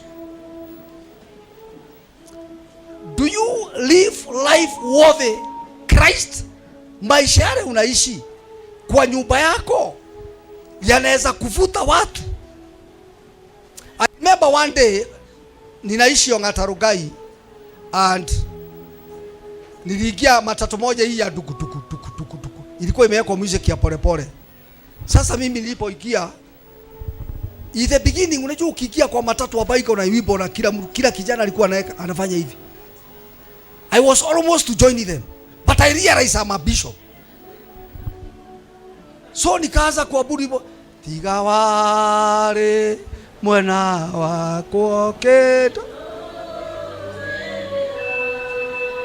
Dosha Ishigia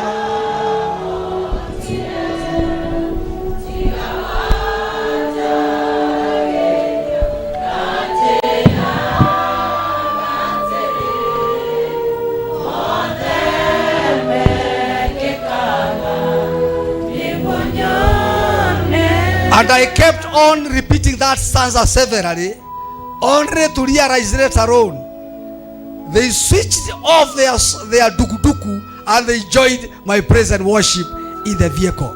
Listen, church. Listen, church. Listen, church. Listen, listen. Nataka kuachilia hiyo neema kwa hii kanisa. Hata kama ni kwa soko, wacheni Mungu wetu ajulikane. Enda tu kwa soko, weka tu wimbo, wewe ni Mungu wetu, ni Mungu unayeweza. Enda kwa hiyo kipanda, piga maombi like 40 minutes. Forget about customers. Begin with God. Let the whole market admire your God. Let the whole village admire your God. Let your family members admire your God. Hallelujah. Sasa mimi naulizanga hivi, how can I carry such a great God and yet Satan does not fear me? Kuna wakati moja kule kwetu Ongata Rongai, sijali gaga mafuta inashuka sai, sijali karo. Sasa nikakutana na mwenda wazimu mmoja hapa kwa kwetu, amesubua watu hapo. Nikamwambia, mama, wewe kwa nini unasubua watu? Nimekodoa macho. Kaanza kutetemeka. Nikamuuliza, unanijua? Ndio. Akasema, wewe ni komanda wa hii area. Kama naweza kuitwa na mapepo komanda, pokeeni hiyo neema. Demons, mapepo yanafaa kukujua. Lakini usipoishi maisha matakatifu, hauwezi piga shetani ukiwa na zingine ndani yako. Ukikata ngoma tewe na ile ingi. Kama for instance nikihost mwizi kwangu nyumbani usiku, mwizi nimpe mahali ya kuishi, ya kulala kwangu, na huyo mwizi ako connected na wezi wengine kule nje, na hao wezi wamekuwa kitafuta vile wataiba kwetu, na ni host mwizi moja. Usiku huyo mwizi ambaye nimehost ndiye atafungulia wale wengine wakati tumelala. Kwa nini wewe unataka kuhost usharati ndani yako? Sio usharati ndiye itafungulia ukimwi. Hello? Na kwa hivyo mtumishi wa Mungu pamoja na mke wako, you must live an admirable life. Somebody say admirable life. Somebody say admirable life. Somebody say admirable life. Hallelujah. Hakuna vile unaweza kuwa msichana na unaomba uolewe na pastor na unavaga tu mini skirt tu mpaka hapa. God is not careless apeane wewe kwa mtumishi wa Mungu ambaye amechunga maisha yake miaka yote. Lazima uingie kwa class ya kuchunga maisha yako. Hello. Bwana Yesu asifiwe. Ningetamani tuombee maisha yetu. We must live a admirable life. Wapi wana vijana kama Yusufu ambaye hata kama kuna ofa ya kulala na mke wa mfalme watakataa? Watasema hata kama ofa ni golden, nimekataa. Nitachunga mwili wangu, lazima nitashinda. Mimi sio wa kwanza. There are ladies ambao miaka yao imesonga, wanasema miaka yangu niko 44 na sijaolewa, nitaenda nitafute katoto kamoja kule nje. Wacha nikuambie jambo moja, ukifika mbinguni usitushauri hapa atuliona utakufa bila mtoto. Ukifika mbinguni utakuta mamilioni ya wasichana hawakuzaa watoto hapa duniani na wameingia mbinguni. I am not stupid. Niishi miaka 100 hapa, ni haribu miaka ya milele na milele ambayo nitaishi kule mbinguni. Nitachunga maisha yangu katika hii miaka 100 nitaishi hapa. Nitafuta Mungu katika kizazi changu na sitajali vile watu watasema. Nitachunga maisha yangu kwa sababu najua utakatifu utanisaidia. Maana Biblia inasema utakatifu unatetea watu wa Mungu katika jina la Yesu. Hallelujah. Have you not heard of the story in the Bible of Shadrach, Meshach and Abednego? These guys wanawekwa kwa tanuri ya moto mpaka moto inawakataa. The same God ambaye alilinda Shadrach, Meshach na Abednego hakuchunga na akalinda Shadrach, Meshach na Abednego akakufa. Hapana, huyo Mungu yuko mpaka leo. Nasema huyo Mungu yuko mpaka leo. Anajua kila unapitia, anajua hauna pesa, anajua uko na roho. Hata kama boss anataka kulala na wewe, kataa. Mwambie, I am a daughter of Zion, I cannot do this. Hello. Inua mikono yako, fungua kinywa chako, mwambie Bwana, nisaidie baba yetu. Nisaidie baba yetu. I want to live a admirable life. Somebody pray. Fungua kinywa chako na mbele zake Bwana. Mwambie Bwana, unisaidie Bwana. Unisaidie Mungu wetu. Natamani kuishi maisha matakatifu. Wacha hata kule. Inua sauti yako, muombe Mungu. Na kama umekuwa ukipita njia za mkato, mwambie Bwana akusamehe. Mwambie Bwana akusamehe. Shakatarababuza. Forgive us our Father. Kule tumetoka kwenye njia zako. Kama kanisa la Grace Glory, unatunenea siku ya leo kama vile Paul alimunenea his young pastor Timothy katika jina la Yesu. Mungu wetu na baba wetu, kama tuna mfano wa Timothy, tuna mfano wa Noah, tuna mfano wa watumishi wengi wa Mungu ambao walisimamia ushuhuda zao, wakasimamia wokovu wao, wakasimama kama watumishi wa Mungu katika jina la Yesu. Ninaomba utusaidie, utusaidie baba wetu, uishi maisha ya kupendeza, maisha yana ushuhuda.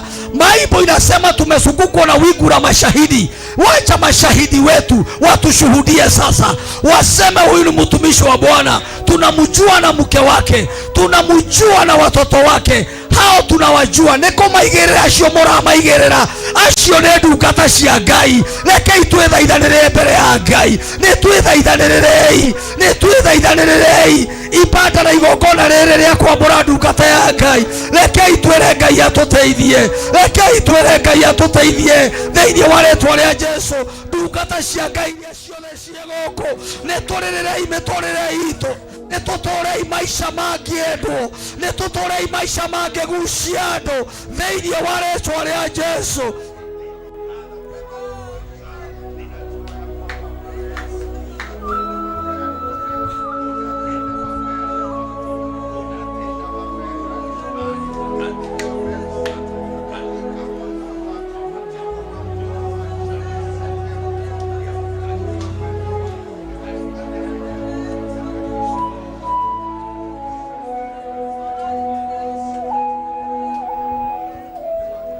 Inua mikono yako mbele zake Bwana. Bwana wa mabwana na kuinulia macho yangu kuinulia na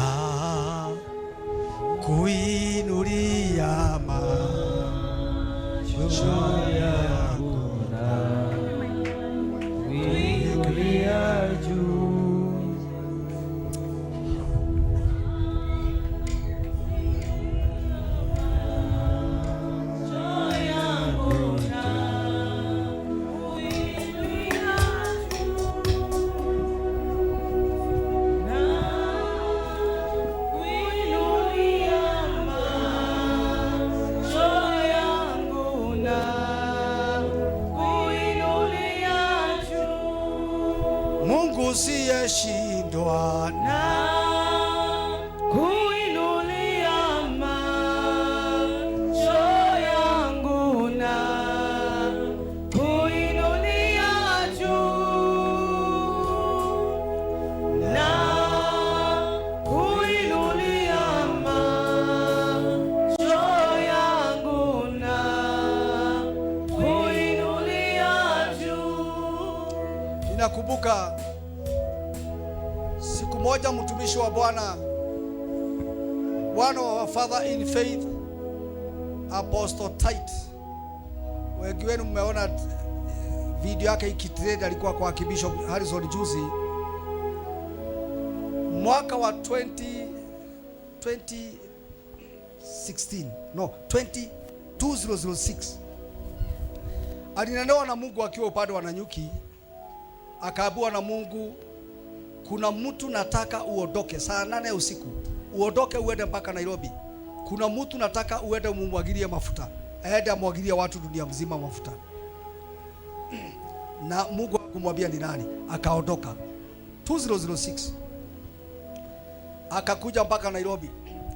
Na mimi by that time nilikuwa nafanya kazi Marikiti, nikaenda nyumbani sababu tulikuwa naamka saa 9 ya usiku kwenda sokoni. Sasa kwenda nyumbani kulala kwa kiti, Mungu akaniambia amuka, uende umwagiliwe mafuta na mtumishi wa Mungu nitakupea ukifika town. Uende umwagilie watu mafuta dunia mzima. Mimi nikaondoka. Nilikuwa nimefanywa na my father several ordinations. Lakini nilipofika pale leo Mungu akaniambia pitia hii barabara hii njia ukata hivi. Nikaenda kufika ile hoteli inaitwa Lazarus. Nikasikia mtu anasema weka mwana. Kaangalia nyuma nikaona ni Apostle Tite. Hakuniambia kitu kingine, akaniambia nifuate. Nikamfuata. Akidwara waidha washo wabishi. Akaniambia kalia hapa. Mungu aliniambia leo saa 8 ya usiku, nikuje nikumwagilie mafuta uende dunia mzima ukahubiri Injili. Huyo mzee saa yako na miaka, nimeona akionyeshwa kwa Bishop Harrison about 3 Sundays. Amehubiri 93 years. Sijui nani aliona hiyo clip. Uliona? Watumishi wa Mungu, hii kazi ambayo tunakwenda kuwekelea mtumishi wa Bwana Gaga imetoka mbali sana. Na ningeomba ya kwamba tukikumwagilia mafuta siku ya leo pamoja na mke wako, kuna mambo makubwa sana yatafanyika. Ile mafuta nitakumwagilia ni tone moja tu, ile niko nalo, lakini tone ndio itakusaidia maisha yote. Ukiona mtu wa Mungu hata akiwa mtu mkubwa namna gani, hata akiwa ni apostle mkubwa namna gani, anasaidiwa na ile tone moja tu aliwekelewa. Sasa hata hii tone moja nitakupea leo, ndio itakusaidia maisha yako yote. Na hii tone na wewe utawekelea watu wengine, wale watakuja baadaye. Amen. Ndio maana ninaamini ya kwamba watu wa jamii yenu wako hapa. Na kwa sababu ya uhaba wa nyumba yetu sio kubwa sana, na sitaki tufanye procession, ningeomba tu wazazi wa Gaga wakuja hapa.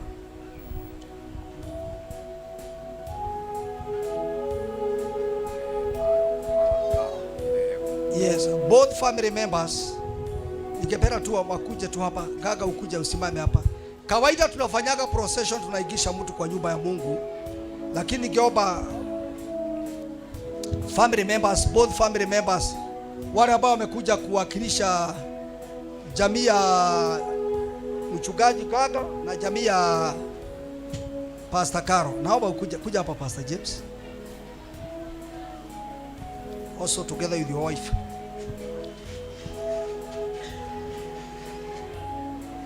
Soga hivi.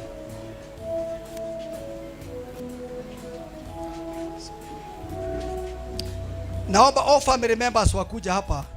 Ibada ya ordination sio ibada mchezo. Wale wamekuja kama wakilishi wa jamii. Sasa wewe Karo, wazazi wako wapi?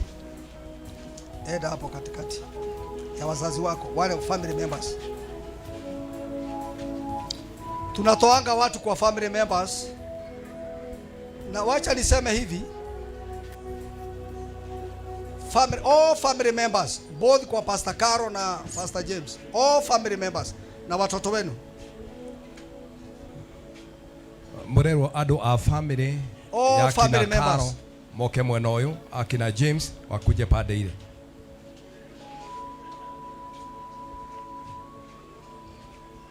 Naomba tunaweza sogesha viti na huko nyuma. Vuta. Tulikanie ite icio. Yes. Yes. Tukina ihenya. Tulikanie ite icio ona ihenya. Shino kawagirire. Hallelujah. Hii ndio sasa inaita coordination. Hii ndio inaita coordination.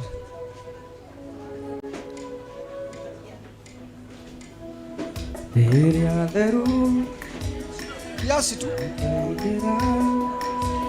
Bwana asifiwe. Tutaanzia na jamii ya kina Caro.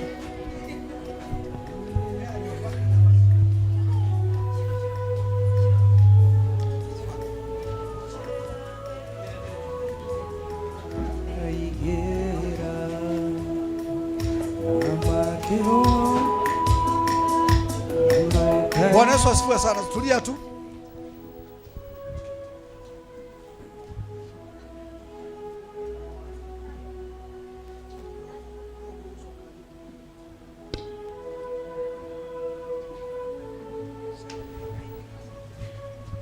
Haleluya. Bwana Yesu asifiwe. Nataka ushike huyo mtoto wako mkono.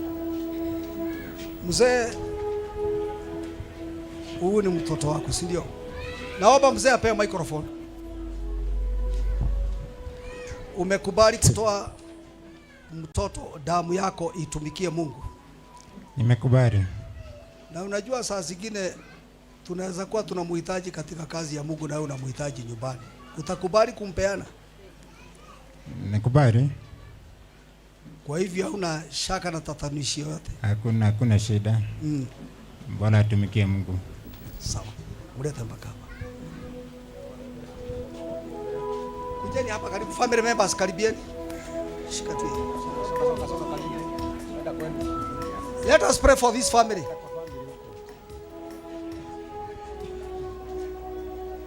Baba, katika jina la Yesu.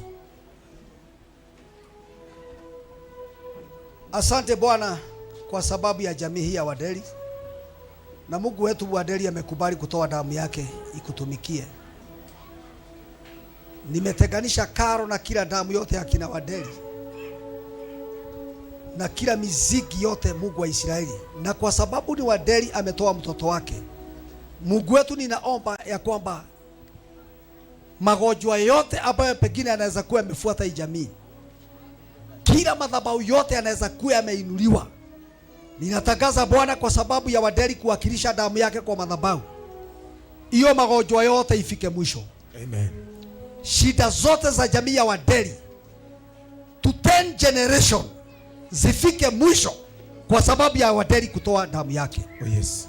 Baba, nimepokea Pastor Caro kutoka mikononi mwa watu wao. Oh yes. Na nimepokea kwa madhabahu haya. Oh yes. In the name of Jesus. Let us celebrate Jesus. Hallelujah. Amen.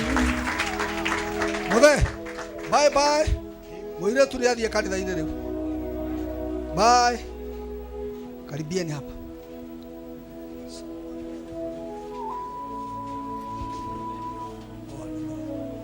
Mothe, wewe ukire pastor. Huyu ni mwanake wako. Niwetekerete tuike ndungata ya Ngai. Kiu nikio gikeno giakwa akorwo ndungata. Mothe kameme alie.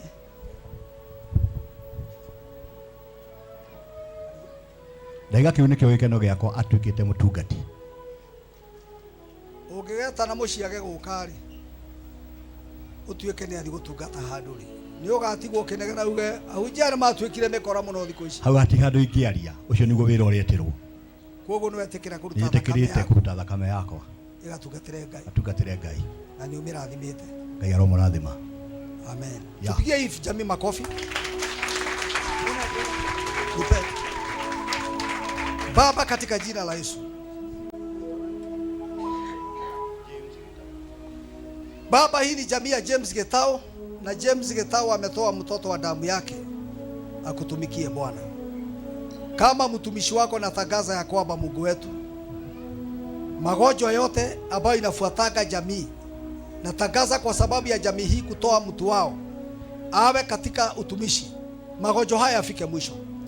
Hata kama Bwana kuna madhabahu yalikuwa yameinuliwa, hii jamii ikateseke, Baba wetu na Mungu wetu, natangaza hiyo mambo ifike mwisho. Na sasa Baba wetu na Mungu wetu, nimefungua hii jamii, huyu asiwe kuhani wa kwanza, bali iwe sasa ni system to 10 generation ya makuhani katika jamii hii. Hata kama Baba wetu katika maeneo wanaishi, kuna makuhani wa giza wanawapiga usiku na mchana kwa sababu yao kutoa kuhani, hiyo vita ifike mwisho. Na sasa Mungu wetu na Baba wetu, nimepokea Pastor James Gaga kwa madhabahu, in the name of the Father, Son and of the Holy Spirit. Amen. Sasa ngoja aimwagie muraririo kaimwagie leu ure ona wenda gutungata waku uthereme thĩinĩ wa rĩtwa rĩa Jesu. Tupigieni jamii zote makofi. Amen.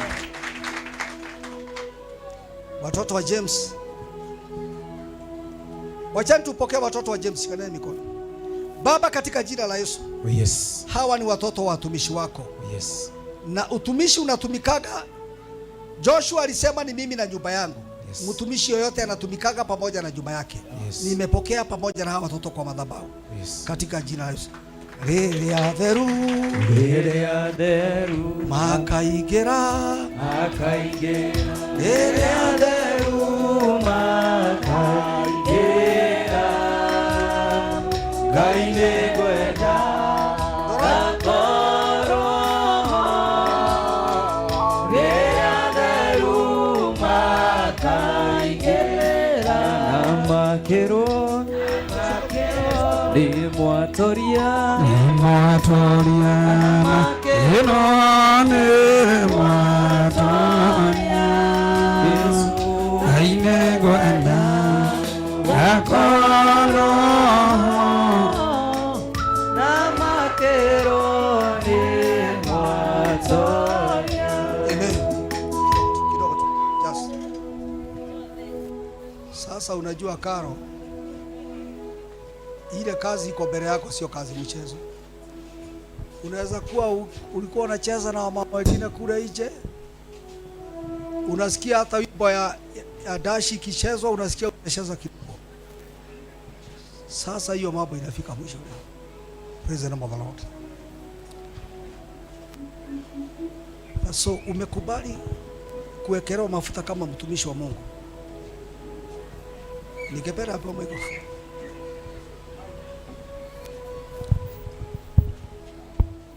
Umekata kauli kuwekelewa mafuta kama mtumishi wa Mungu. Nimekubali. Na unajua hii kazi sio rahisi. Tujibu. Ninajua.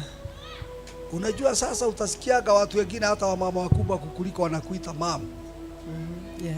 Na unajua mtu akiitwa mama kazi yake ni kupea watu chakula. Kweli. Kwa hivyo umekata kauli kabisa. Kabisa. Na unajua hii watu wanasegenyaga mtu. Wanakaa mahali wanakusegenya. Wanasema mundu uri ogiragia kanitha ucio gacire. No mutumia wa pastor. Utafuga kula na kukunywa ukaombewa kufe. Siwezi. Utaombea nini? Ya Mungu tu. Utawaombea neema ya Mungu tu. Utaombea waishi. Yeah. Kwa hivyo utawapenda. Kabisa. Hata kama wamekataa kutoa sadaka. Nitawapenda. Na sijasema mkatae kutoa sadaka. Unajua Musa alifika mahali alikuwa amechoshwa na watu sana. Utawabagua, atuseme huyu ndiye anatoaga pesa kanisani sana. Huyu hatoi. Utawabagua? Hapana. Kwa hivyo umeridhika kabisa. Kabisa. Tupigie Pastor Karo makofi.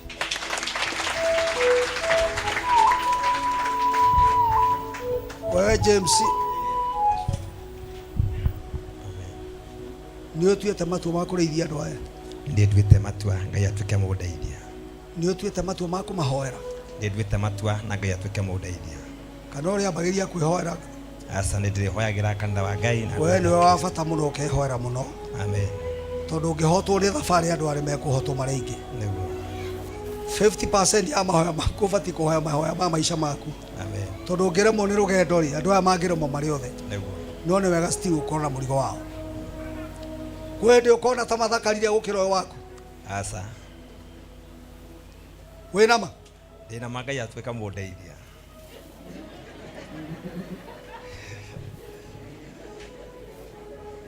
We.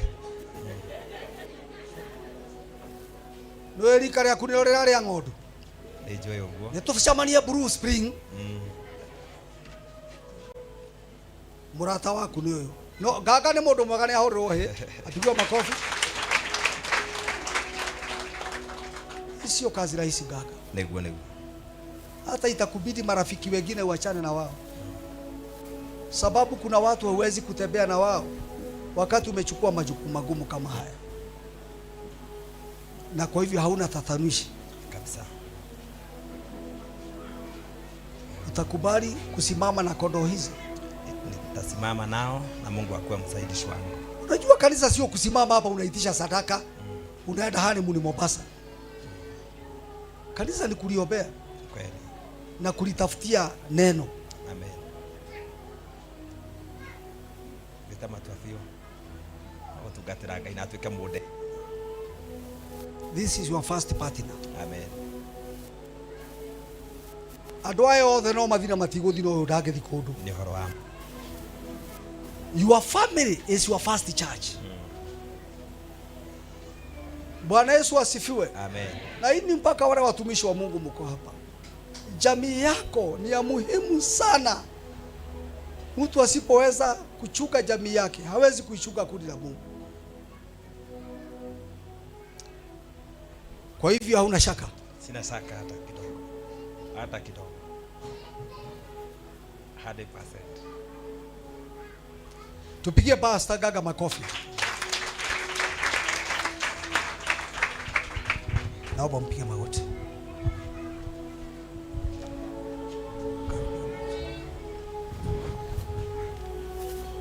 Watoto hawa si ni wazazi wenu wazuri sana, si ndio? Si mtakuwa pia mnawaombea. Kile kinafanya pia tuombea watoto wachungaji ni kwa sababu adui akirusha mishare yake, akikosa mchungaji, ina revolve kwa mama na pia ina revolve kwa watoto. Wacha niseme hivi, mchungaji wakati ameitwa na Mungu haitwi peke yake, anaitagwa pamoja na nyumba yake kama Joshua alivyokuwa anafanya. Na mimi nakumbuka ya kwamba kuna wakati moja tulikuwa nafanya mkutano kule upande wa Gekambura na nikawa nimebakisha 60,000 katika mkutano huo, na nilipobakisha 60,000 kwa mkutano huo, msichana wangu anaitwa Grace Wamboi alikuwa anaenda kufanya mtihani. Akaniambia, dadi, kuliko nifanye mtihani round hii, nimeskip hii mtihani, chukua hizo 60,000 uende ukafanye huo mkutano. Na tukashauriana kama jamii. So mtoto wangu aliskip ili tuweze kufanya mkutano. My point is, mchungaji anapolipa gharama ya huduma, analipaga gharama ya huduma na jamii yake yote. Bwana Yesu asifiwe sana. Halipagi gharama akiwa peke yake, kwa sababu zile pesa zinatumika kwa jamii, kwa kanisa, ndio zinafaa kutumika kwa ajili ya jamii katika jina la Yesu. Haleluya. Naomba unishikie.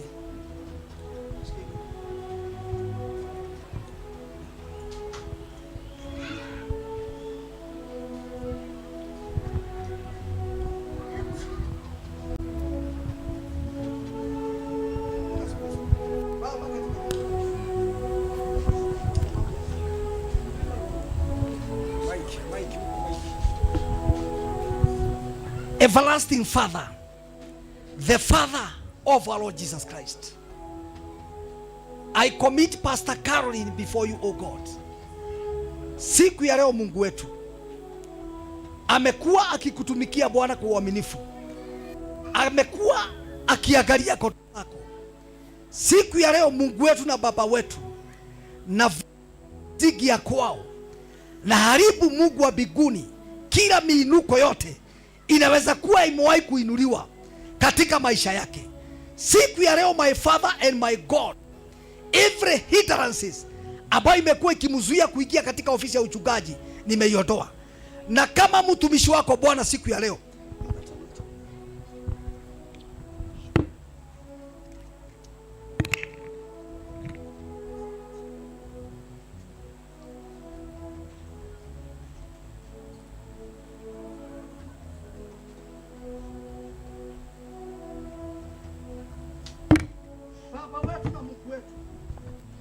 nainua Pastor Caroline mbele za uwepo wako Bwana.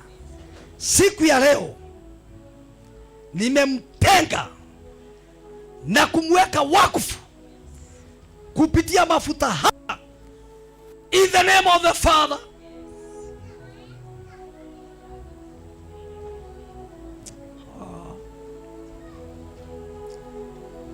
and of the Son, and of the Holy Spirit.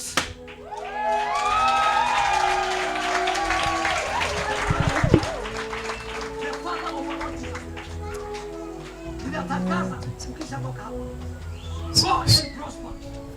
Go and rise in the name of Jesus. Najua wewe ni chombo kidhaifu, lakini natangaza siku ya leo kila udhaifu kaondoke katika jina la Yesu, katika jina la Yesu. Hata wakishikana mikono ya kwamba usinuke juu, hautaweza, hawataweza, hawatakuweza wewe, katika jina la Yesu. I release a fresh grace, I release a fresh anointing upon your life in the name of Jesus. Nimekukatia barabara, nimekukatia barabara ya kuinuka, ya kupaa juu. Hata wakirusha, wachawi wakirusha mawe hawatakushika. Freemason na devil worshiper wakirusha mawe hayatakushika. Ukisema maneno yata affect ulimwengu wa rohoni katika jina la Yesu, katika jina la Yesu. Ukitangaza mambo yatatangazika katika jina la Yesu. Nimefanya ulimi wako kuwa ulimi wa Bwana, nimefanya mikono yako kuwa mikono ya Bwana katika jina la Yesu. And so today I set you apart as a priest in the house in the mighty name of Jesus. Father, in the name of Jesus. Najua huyu ni dada tu kama wadada wengine, lakini Mungu wetu, si ni wewe ulifanya Musa chombo kidhaifu akaweze kuwa a deliverer? Huduma ile umeweka ndani ya mtumishi wako, sasa ninatangaza ifufuke na iinuke. Bible inasema kipawa chako kitakufungulia mlango. Natangaza kipawa kile Bwana amekupea kilipuke sasa na kikufungulie milango katika jina la Yesu. Na natangaza siku ya leo, kama baba, usiteseke, usione mateso nimepitia, katika jina la Yesu. Utalipa zile tu gharama ambazo unahitaji kulipa, lakini excessive cost hautalipa. Kama baba, natangaza baraka na neema ndani yako. Siku ya leo nimekutenga na kukuweka wakfu kama mchungaji, in the name of the Father and of the Son and of the Holy Spirit. Let us appreciate you.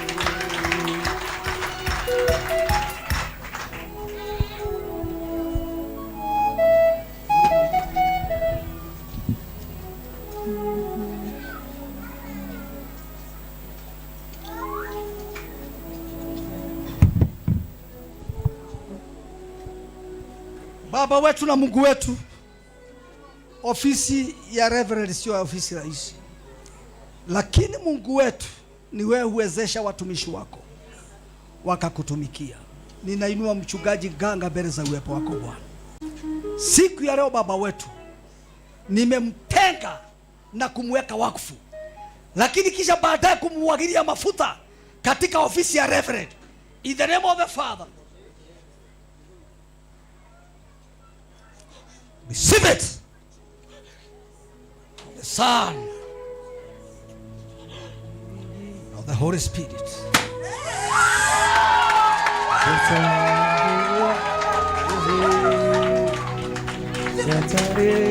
Pokea neema unayohitaji. Pokea neema ya kufanya kazi. Ukienda kule nje, pokea neema. Mapepo yatakusikia, yataondoka katika jina la Yesu. Katika jina la Yesu. Receive the grace you require. Receive the grace you require. Receive the impartation you require. As a father, I release the grace you require. I release the grace you require. I release the grace of performance. Wewe utahubiri mataifa. Utahubiri mataifa. Utahubiri mataifa. Mbegu ya ukuu na ilipuke sasa. Mbegu ya ukuu. Nimekuona ndani ya ndege. Kanisa lako haliko Kenya wewe. Kanisa lako haliko hapa.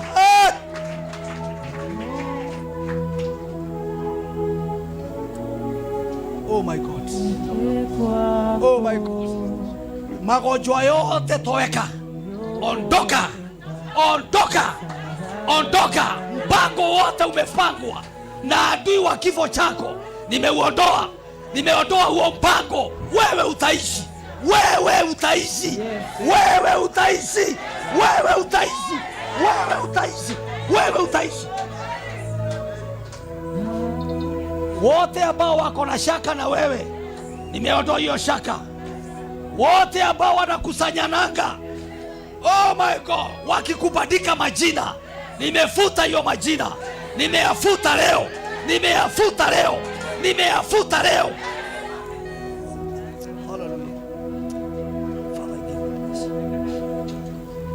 Nimeachilia mali zote unahitaji kwa hii huduma katika jina la Yesu. Nimeziachilia zote. Pokea mashamba ya makanisa. Pokea magari.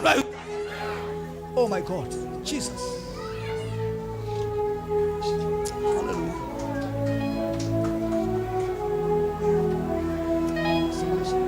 Hallelujah. Ifanane nawe, ifanane nawe, maombi yangu, yafike kwako, moyo uliobondeka hujazawa, kiu yangu ni kiu yangu, haja yangu ni haja yangu, nifanane nawe, nifanane nawe, maombi yangu yafike kwako, moyo uliobondeka utazawa, kiu yangu ni kiu yangu, haja yangu ni haja yangu, nifanane nawe, nifanane nawe, nifanye kama wewe,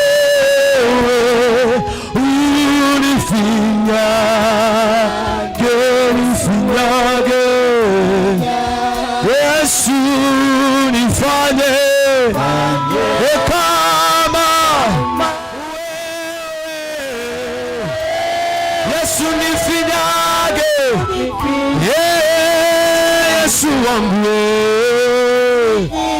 wambie wakinitazama, tazama, wakuonange, waishi kuona neema yako, waishi kuona kibali chako Yesu.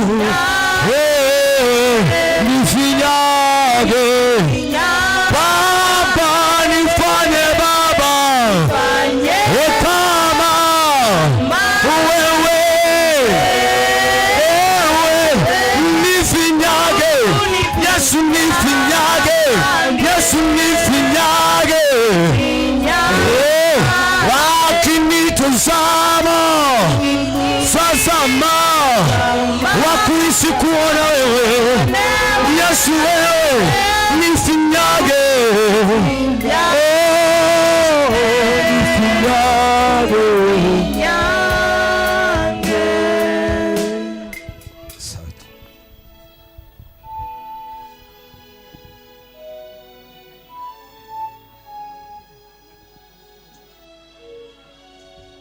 So nataka kudedicate mavazi haya,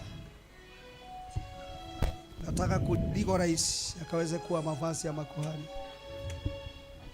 Tutavalisha mavazi kwanza mchungaji Karo.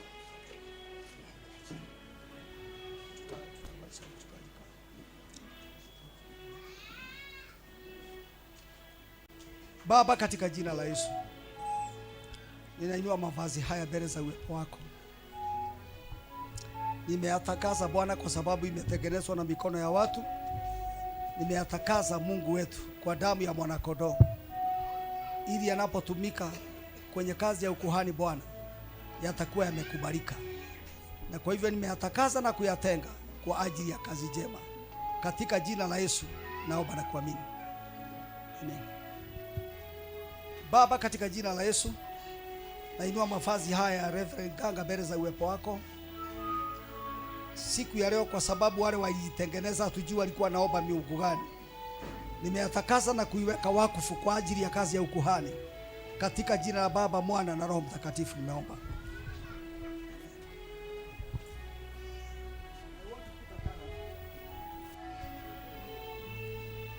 Pastor Caroline.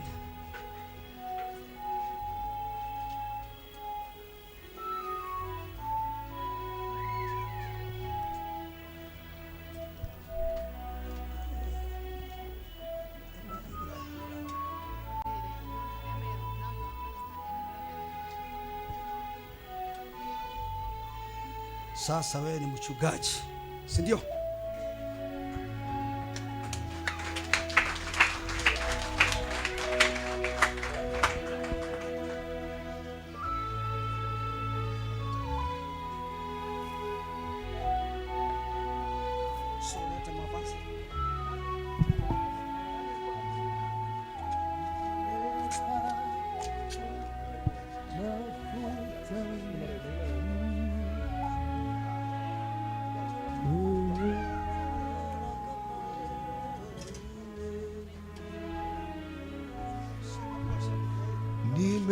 Nimepakwa mafuta mabichi, pembe yangu umeinua, oh, ndiyo maana nakutungika, nitashinda.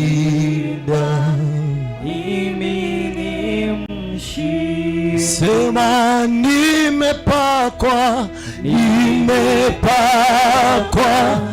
mafuta mabichi, pembe yangu Yesu, pembe yangu umeinua, ndiyo maana Yesu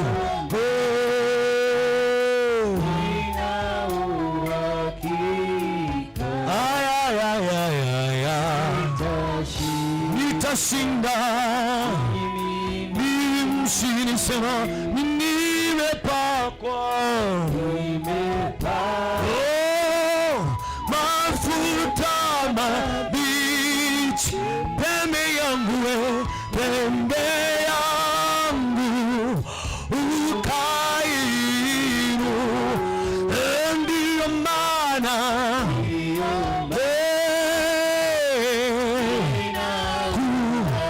Yesu wewe nitashinda. Yesu umepakwa mafuta, umepakwa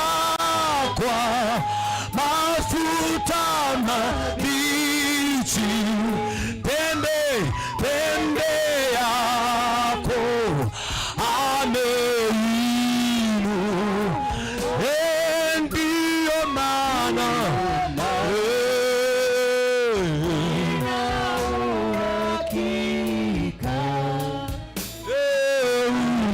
utashinda. Mimi ndiye mshindi.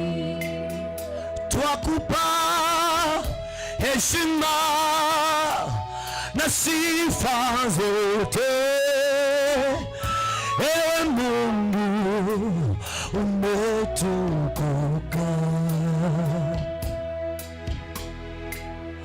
Twakupa heshima na sifa zote, ewe Mungu umetukuka.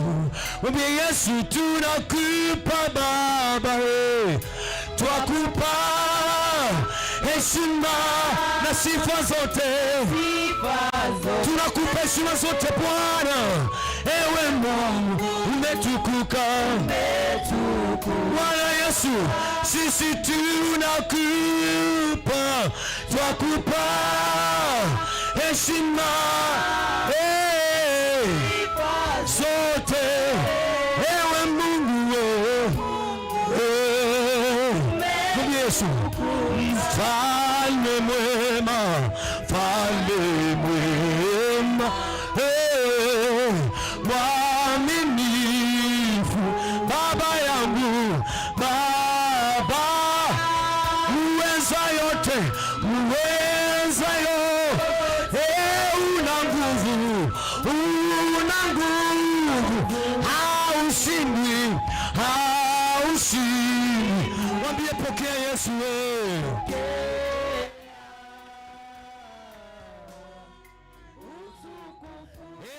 mfalme mwema, asaragose ele paria kabagada magasalada,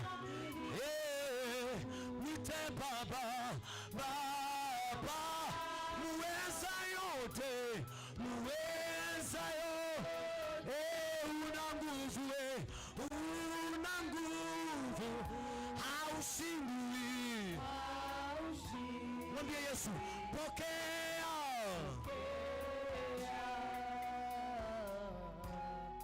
utukufu, tunakupa, sema twakupa heshima na sifa.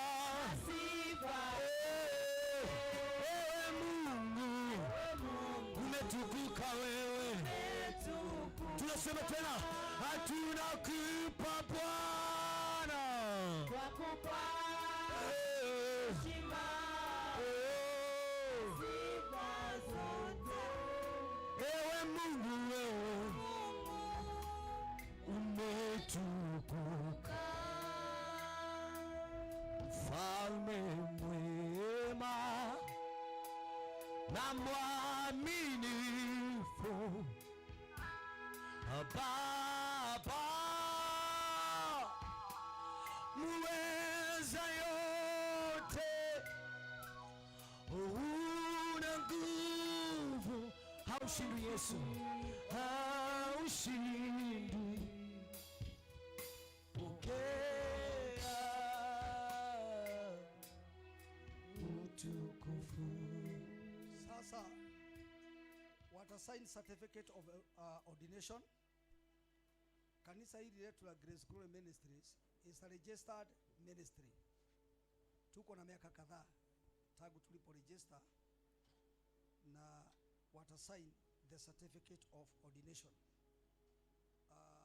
Tutaanza na Pastor Caroline Wajiro Wadeli.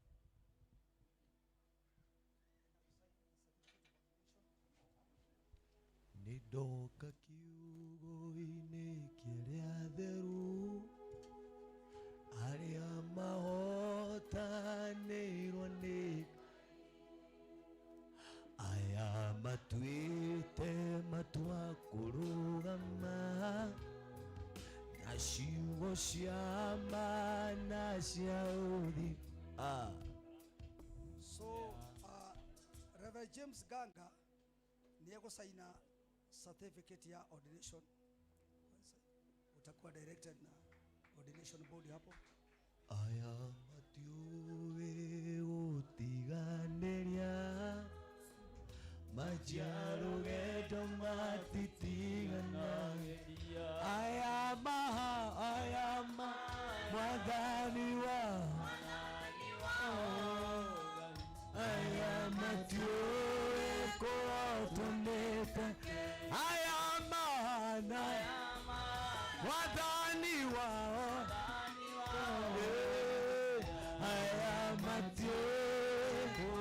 twendetake aya matiuĩ gũtiganĩria majia rũgendo matitiganagĩria nĩmĩ ciao ciũmũthingu maragio rĩa Ngai arendaku aya mwathani wao aya matuĩko atwendetake aya mahana mwathani wao aya matuĩko atwendetake. Bwana Yesu asifiwe. Tunashukuru Bwana kwa sababu ibada hii ni kama inaenda kupigia tamati ya mwisho, na ile zawadi kubwa sana tunaweza kupea hii jamii ni zawadi ya neno la Bwana peke yake. Mimi nataka niwaambie watumishi wa Mungu, neno hili mkilikula vizuri bila mchezo, liko na magari, liko na mashamba, liko na manyumba, hakuna kitu hakiko kwa hili neno. Kile kinafanya watu wengi wakose kusaidiwa na hili neno ni kwa sababu hawataki kulisoma na kulikula vizuri. Kwa hivyo wewe ulikuwa umekamata last time, si ndio? So Caroline, this is a gift. Gift ya neno la Bwana ndio tumeweza kukupea. Enda ukule ile neno kabisa ndio upate chakula cha kutosha cha kulisha kanisa la Bwana. I want to present the certificate of ordination. Inaomba Robert kuja hapa pamoja na pia na mchungaji Susan.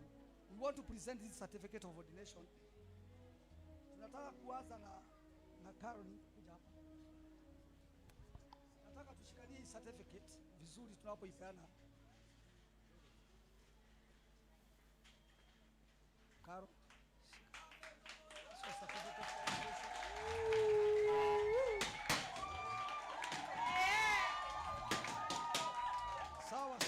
Sawa. Thank you very much. Hiyo ni ya kuonyesha uko ordained. So now it's your husband. Naomba mkuje hapo.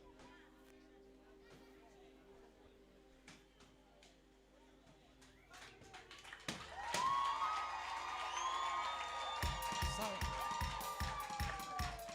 Thank you. Yeah. So ninaomba sasa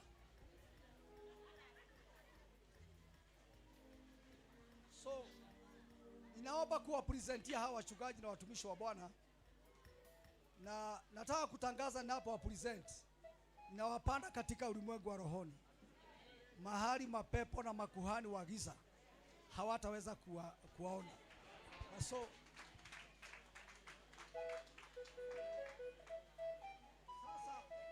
ni furaha yangu katika Bwana kuwaletea mchungaji Caroline Wanjiru Ngomi.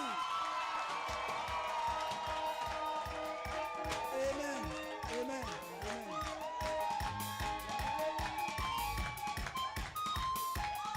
Sasa kidogo tu. Wewe uende bali kabisa na usizuiliwe, si ndio? Usizuiliwe na mtu. Kenya kiosho yako kutoka leo hit.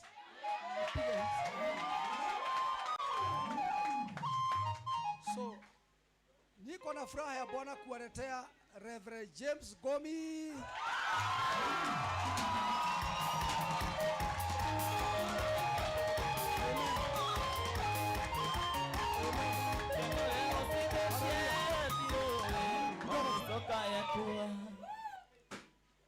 Anointing is contagious. Anointing is. Na kuna watu wako hapa Mungu anataka pia kuwagusa na upako wake. Bible inasema mafuta huvuja nira. Sikiza kwanza. Botiga nini? Mafuta huvuja nini? Unajua nira ufungwa puda abebe mizigo nyingi. Na sasa hapa umefungwa nira. Hizo ni lazima zifanye nini? Sivujike. Na Biblia inasema mafuta inafuja mtu wa shingo. Mtu wa shingo unawekangwa kwetu ni Nyandarua. Inawekangwa kodo ile mwizi sana. Sasa mwanadamu akiwa anatakikana mapepo asifikie makusudi ya Mungu, anawekwa mtu wa shingo. Mafuta yale tumemwaga hapa. Mtu yoyote yuko hapa na yuko na nira katika shingo yake na katika maisha yake, nira ya magonjwa, nira ya umasikini, nasema kila nira ifujike kwa mafuta katika jina la Yesu. Jina la Yesu. Haleluya. Yes. Na watu wote waliowekwa miti ya shingo, Amen, ikazuilia waingie kwa biashara, waende ng'ambo hata kama wako na passport. Unajua kuna watu wako na passport wanakata ya 3 sasa. Hiyo mtu wa shingo umevunjika. Lazima uta break the limit. Utapanda ndege sasa. Kwa mafuta haya.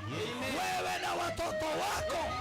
Sasa ninatangaza break the limit. Na uende kule haungeweza. Amen. Wakati wowote makuhani waliweza kumwagiliwa mafuta. Masadaka zilitolewa za kuconfirm watu hao. Mimi najua Gaga alikuwa amewaita, si kuna MC. Kuna MC. Sasa mimi nimemaliza kazi yangu. Sasa hiyo kazi nyingine ni ya MC. Msiende mahali. Ukitaka kutap the anointing. Njia moja ya kununua vitu kutoka kwa madhabahu ni kutokana na zile mali tunatoa kwa hiyo madhabahu. Ukitaka anointing inakuwaga exchanged. Ni kama vile unaenda kwa duka unanunua mkate. Ni watu walioharibu injili. Praise God. Si hata Mungu alitoa mwana akatupata. God gave son. Son gave life. Finally tulipatikana. Hii vitu ni kuamini tu kama wajinga. Amini mafuta bichi tumemwagilia hapa. Itaweza kukusaidia. Hata kabla haijatoka hapa itaweza kukusaidia. Na kwa hivyo ningelipenda sasa hiyo mafuta mabichi tunenee tu kidogo, alafu tuachilie kwa MC. Pea Pastor Caro microphone. Adha mare ya kwanza.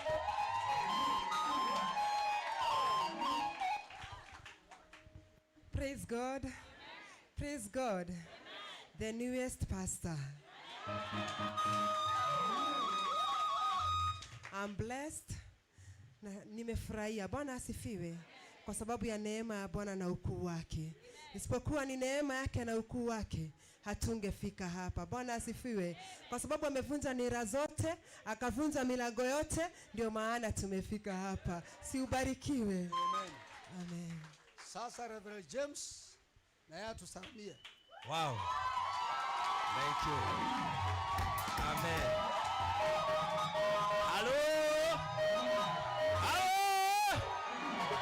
Wow. Ni hotakete ni wendo wa Kristo. Haleluya. Na nimenyenyekea sana ni kwa sababu ya upendo umenionyesha. Si Mungu ambariki. No jage shugo cia kumwira no Ngai urathimanaga aromurathima. So tupigie Bwana Yesu makofi.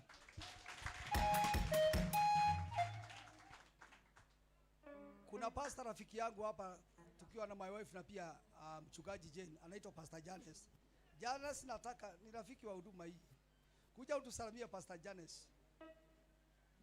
Alafu MC ajiandae. Pewa microphone. Haleluya. Bwana Yesu apewe sifa. Haleluya. Amen. Naitwa hivyo baba yetu amesema, Pastor Janice Muriuki. Mimi ni founder wa ministry inaitwa True Worshipers End Time Church. Na kitu ingine, mimi ni sister to the Glory Ministry. Ukisikia True Worshiper ujua baba ni huyu. Na ninashukuru Mungu by God's grace aliweza kunijulisha my brothers and my sister. It happened one day nikajua Nganga, sikujua familia yake that day, na Pastor Irongo na my sister Jane one day, na nikasikia ni watu wazuri. So through communication ya my sister pare aliniambia kuna kitu inafanyika. Na pore nimechelewa, but Bishop ni mshuhuda, anajua tumerara Evans Gate Nikikuja nikapewa assignment, njiani nika drive watu, on the way tukapata tuko na another mission. Kuna one of pastors alikuwa asikii vizuri, tukaenda pale na kitu ambacho ninaweza nikashuhudia Mungu. By the time tutoke ile nyumba alikuwa amepona completely. Nekore Ngai wekaga mani amatagi oteka ne mundu ne ote maundu mothe ni mahotekaga na ni kuria ene gomeria ngoro cia andu ari mothe matoire metaeri Jehova matikano rwoninya utire igo tugaconoka tuine ni kuri Ngai wikaga mani amatagi oteka ne mundu ake maundu mothe ni mahotekaga ni kuria riothe mamwitigitie inua aterewo.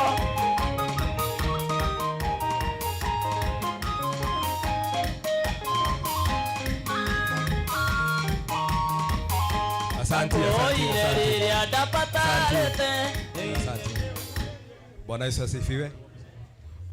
Mimi najua bishop akitoka hapa atashomoka, kwa hivyo ni vizuri tupigwe picha na ndipo sasa tukaweze kuendelea vizuri.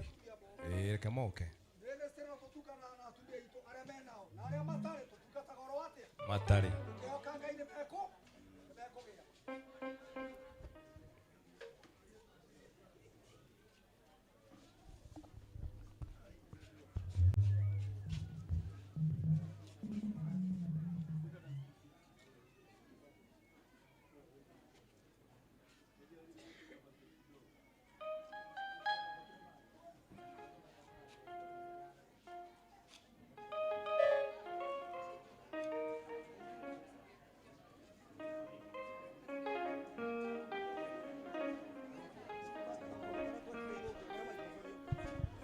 Bwana asifiwe. Nataka kutangaza ya kwamba kuna last month tulikuwa na ordination ya Muguogo, na Muguogo ni huyu mwimbaji wetu mzuri sana. Katika huduma yetu ya Grace Grow tumekaa miaka kadhaa, na tulianza na kina Bishop anaitwa James Bogwa yuko US, na mtoto akiperform vizuri, ukiona anaenda vizuri, si anapasuliwa kwa shaba. So na kwa sababu kuna makanisa, wakati James alitoka hapa aliniachia mchungaji Robert, na Robert akafanya kazi naye. Mchungaji James alipoenda ng'ambo, kwa sababu katika ordination yake Mungu aliongea tu vile ameongea habari ya Gaga hapa, akasema kanisa lako aliko Kenya, aliko ng'ambo. Na kwa uhakika alipoenda ng'ambo akakula green card, akaenda ng'ambo akafungua kanisa, na hata ako na kanisa lingine baharini. Haubidi kuambiwa mtoto anasoga, wewe kama mzazi unafaa kuona sahi. Praise God. So mimi nikamuita nikamwambia, kuliko utuashie makanisa ambayo umefungua, wewe beba Robert na ubebe huyu, na yule mtu mwingine unataka kubeba ubebe, niwabadilishie hiyo makanisa yote vibao, iwe sasa inaitwa Grace Grow International. Lakini baba tu si ni mimi tu. So sasa tuko na International na Grace Grow Ministries, na zote ni ndugu na dada. Bwana Yesu asifiwe sana. So mtu asiulize swali kama hilo. Huku inasimamiwa na Robert wakiwa na Muguongo. Bwana Yesu asifiwe sana. Na sasa na mimi nikabakishiwa Irogo, nikasema usibebe kila kitu. Wakisha Irogo ndio huyu. Sasa hii watu nyinyi mfanye kazi pamoja nyinyi. Angalia Robert hapo. Hallelujah. Hamwezi kuwa na hii nguvu yote na hii pesa yote mko nayo, sogesheni kazi ya Mungu mbele. Bwana Yesu asifiwe. Na pia kushikana. Na kwa hivyo mimi sitaki kusikia mtu akisema sisi ni wa unajua kuna watu wanasema sisi ni wa sisi ni wa international. Muache hiyo maneno. Kesha ikiitano international ikiitano Grace Grow Ministries mimi ndiye baba. So, amen. So lakini Grace Grow International inaongozwa na Bishop Bogwa akiwa kule ng'ambo. Bishop Bogwa is my son for a very long time. Yeye ndiye aliniachia Reverend Robert. na kwa hivyo sio kazi ni mzuri tukifanya, na kwa hivyo nashukuru Bwana kwa sababu ya watoto wetu wote wa Grace Glory Ministries, Grace Glory International, hata wale ambao najua tuko kwa online, wale wanatufuatilia katika mitandao wakiwa ng'ambo. Bwana wabariki sana na watendee mema. Leo ilikuwa ni wakfu ya kuweka Reverend Gaga pamoja na mke wake Karo mafuta. Mungu awabariki. Amen. Tutie turarikia. Akono we mutungatiri wa Grace Glory ndoke hatuhuru bica na baba. Tufanye haraka. Kuna jua kwamba yeye wa Grace Glory Ministry. Ali akuhe moke hakia.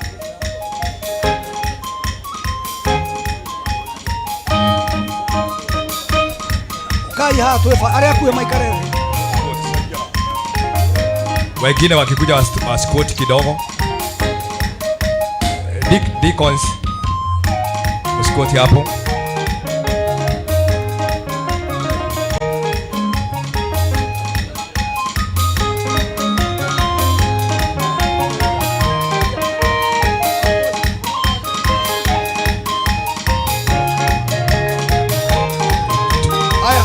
Tuambie vizuri kama inashika vizuri. Utushike vizuri. Cup sharp well.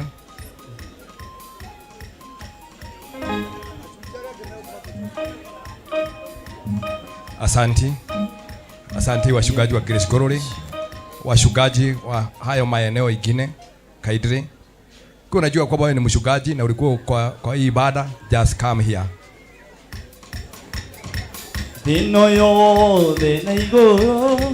Tufanye haraka ili tukaweze kumalizia vizuri.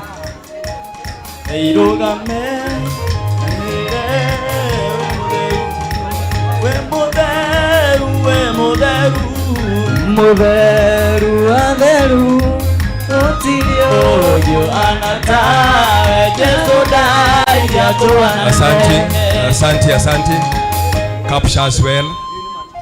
Piga picha vizuri ili tukaweze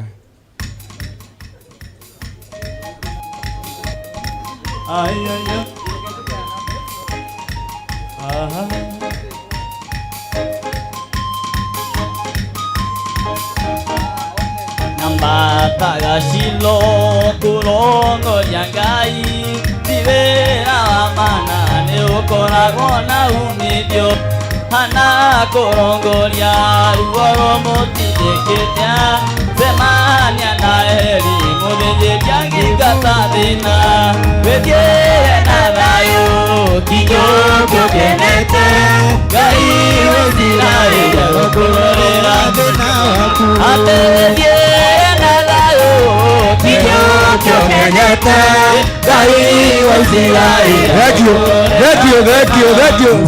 ya Sikiria. Aya, gwendaga tiri mutungatiri Reverend James twabe turugamie bica icio undu ucio ngi gwikwo thutha-ini ndakainde ndamwihoya tu tafadhali nimui nituoka na riu igongona riarikirira andu no guthi mathiaga itihoro wama nie ngwenda nigetha atungatiri mathi makarute nguo atungatiri othe maima guku othe atungatiri othe ukai haha turathime Pastor Reverend Gai gweta Pastor Reverend James na Pastor Karo nigatho tuike kirathimo na nindambiriria wagituma ugakimonia ne watuma nindatuma wira wi haha ni wega twambiririe gwika undu ni hinya muno tutuike kirathimo kama umekuja hapa tuko pamoja kuwa baraka kwa Reverend na Pastor sinu kweli. Tuanze na wachungaji wote ambaye wako mahala hapa na muomba muwe wa baraka kwa sasa hivi. Agikorwo wi guku na wi mutungatiri ndahingura murango wa andu othe ugakinya haha na ndio era mekurehe kaci mugwikira ko tondu ni nyingi nigetha thiondo-ini ucio ngi ya naomba kama yeye ni mchungaji ambaye uko Gai ndeta atungatiri othe deaconess deaconi all the Reverend all the namba ya thimu 0721 70 33 18 0721 70 33 18. Aya, nikiomba msongee hapa ili ikikuja kazi muweke hapa. mkiwa wote wawili, na itatumika kwa hiyo kazi kwa haraka. Wachungaji, karibuni sana, tuwe baraka kwa mchungaji mwenzetu. Haya, mchungaji. Haya, 0721 70 3318. Hata wenye wanatazama kwa mitandao, nambari ya simu ni 0721 70 3318. Kila moja kuwa baraka kwa mchungaji wetu, maana kuandalia kazi kama hii mahali imefika haijakuwa rahisi vile. Tafadhalini, kama yeye ni mchungaji, hata kama umetuma na simu, kuja hapa kwa mchungaji, maana mchungaji baadaye atakonfirm kwa simu. Ninajua hiyo ni kawaida ya mwanadamu. Kwa hivyo hata kama umetoka kwa simu, ni vyema baada golikitie Reverend Jacob Gobuniato manane mugeithanirie na ni wega gakirora ni hego guo riu maundu mothe magithio wega. Naomba kama kuna wachungaji wengine pale nje, kama kuna wachungaji pale wengine nje, tafadhalini na muomba mkaingie mkapate kuwa baraka kwa mchungaji wetu ambaye amekuwepo na Mungu amemsaidia kuingia katika kiwango ya Reverend, na pia tukapata kuwa na Pastor Kalo. Kuna wengine wako hapa, ningeomba tu wapate kuja kuwa baraka. We ni mwoka nyenda tugateri, kuna mtugateri yoka ukite ugo ukite turike na tugateri nigetha undu uyu thie na mbere oro wega, tugithie na mbere na Ngai ni ekugocwo muno nigetha maundu mothe magithi oro wega. Haya, ni wega ngeithi-ini cia Mwathani ili mambo yote iwe sawa, na ninajua kunaye mwingine anapoandalia ili watu wote wakaingia katika mtaratara wa kutoa pesa, na najua yote itakuwa sawa na mambo yote itakuwa sawa. Thank you. Najua kuna vikundi wamejipanga, kuna watu wa kanisa, kuna makanisa tofauti wako hapa. Kwa hivyo ni vyema mnapojiandaa ili mkakuje kuwa baraka kwa mchungaji wetu. Naomba najua mko sawa. Wili si uko wapi? Manake ni lazima peane directions zingine, maana watu wengine haifahamu. Wili uko wapi? Haya, wengine tufuate kwa mchungaji wetu.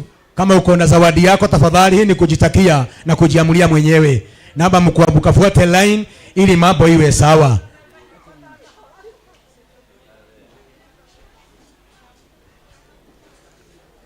Thank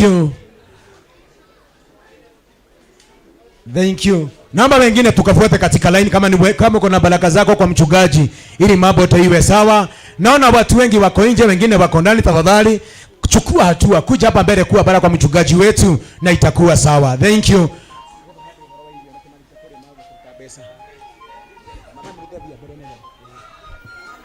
Kabisa. Riu turoka kwamukira maguta maria meru, uko geithie maguta na kesamia tunengeraga wimbo hao kidogo magikate.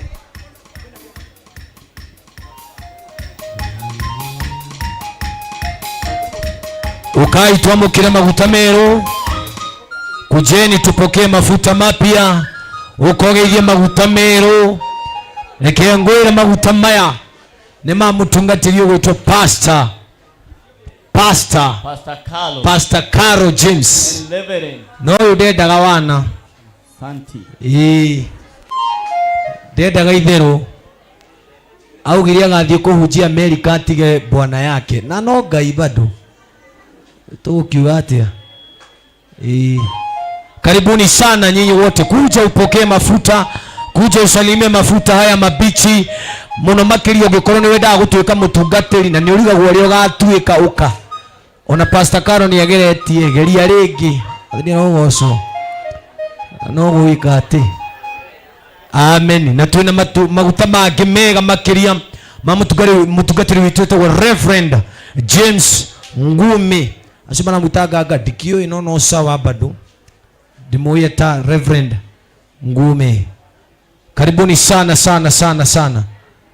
na riu yatana giuka ndugioke okikoro nduna ni tondu wakiria uko mugeithie nari ukiamukira maguta maya meru.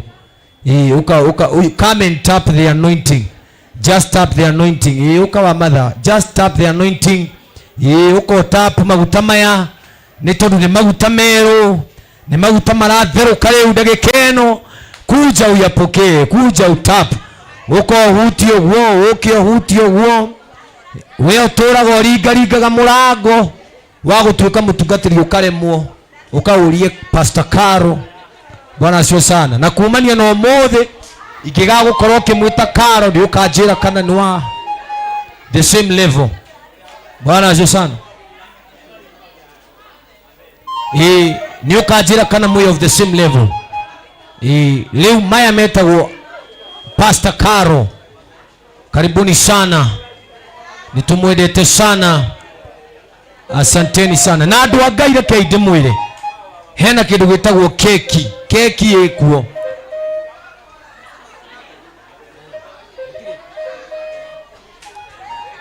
Kungikiaga kwina mucere iko mchere, usiache mchere watu wa Mungu.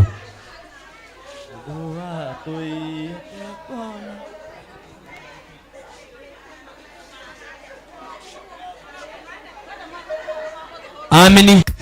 Ndugatige thani ya mucere, twambe tuke tugeithie ndungata ya Ngai, twamukira maya maguta mero, tuyapoke mafuta haya. Usakwirire tutari nawe tutuma tutari nawe twathie twenyikie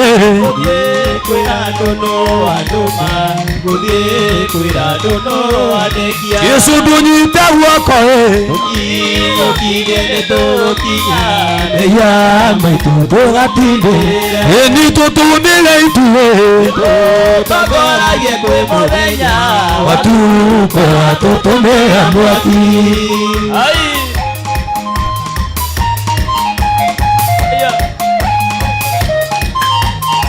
Na usisahau kuna mchele baada ya hapa.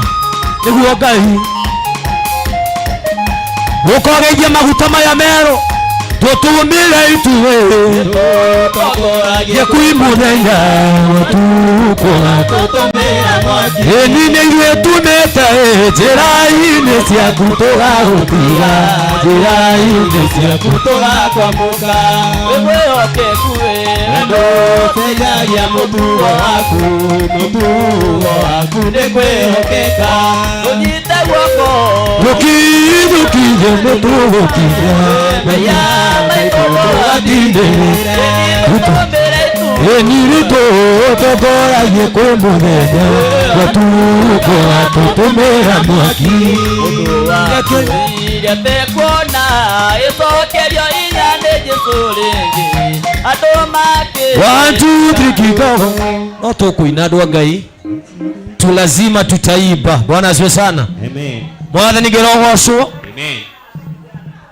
Rĩu thutha wa haha aya Sunday school ina gift ni tondu wa ithe wao. Oh my goodness, oh my Jesus. Capture that moya sio ni Sunday school mena kiheo kia dadi wao, mena kipeo cha dadi wao. Kiheo ni kipeo. Kipeo mena kipeo nikio getagwo kiheo. Titida tukiuga atianga zawadi ni kipeo, mena kipeo manegere baba yetu. Na muo muthenya wa rucio twi guku kwanja rucio tu kesho tuko hapa maguta maita meri, yani twa Ngai ni mwaki ndwa thake. Asanteni sana wanafunzi wetu. Sunday wanafunzi wetu wa Sunday ni wasio. Asanteni sana wanafunzi wetu wa Sunday. Thank you. Wananeo wanafunzi Sunday school.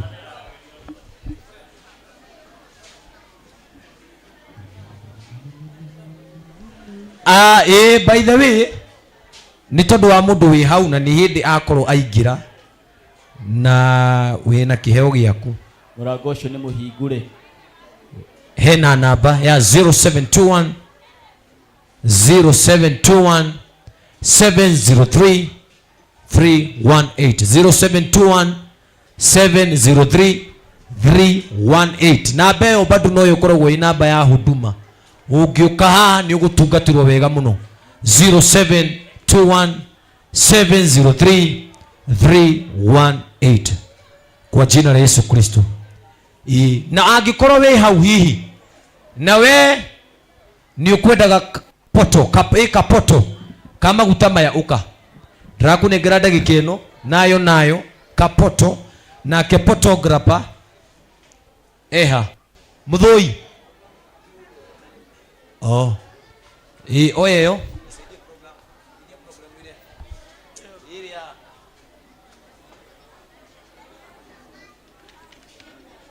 yes, thank you very much.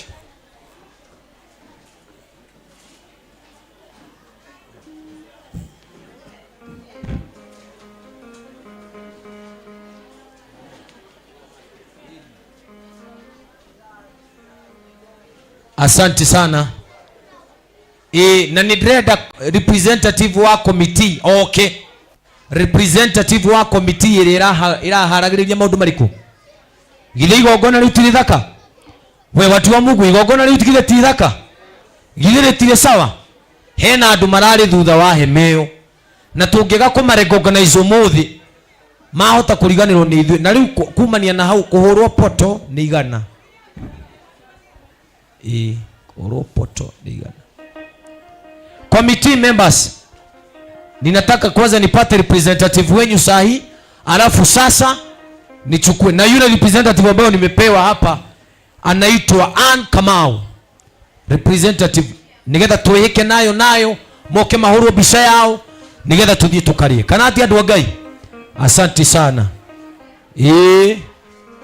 Bisha irahoro riu thaici ni ya mushirika na nyina na ciana na ithe wa ciana. Bwana acio sana. Thank you very much photographers. Ni muratukenia. Reke twike kaundu gaka na iyo tondu irio ciho. Irio ciho.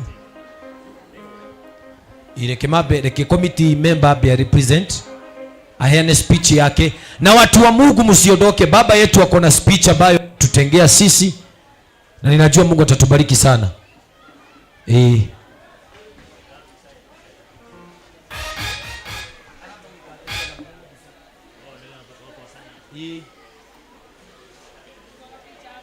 Thank you very much.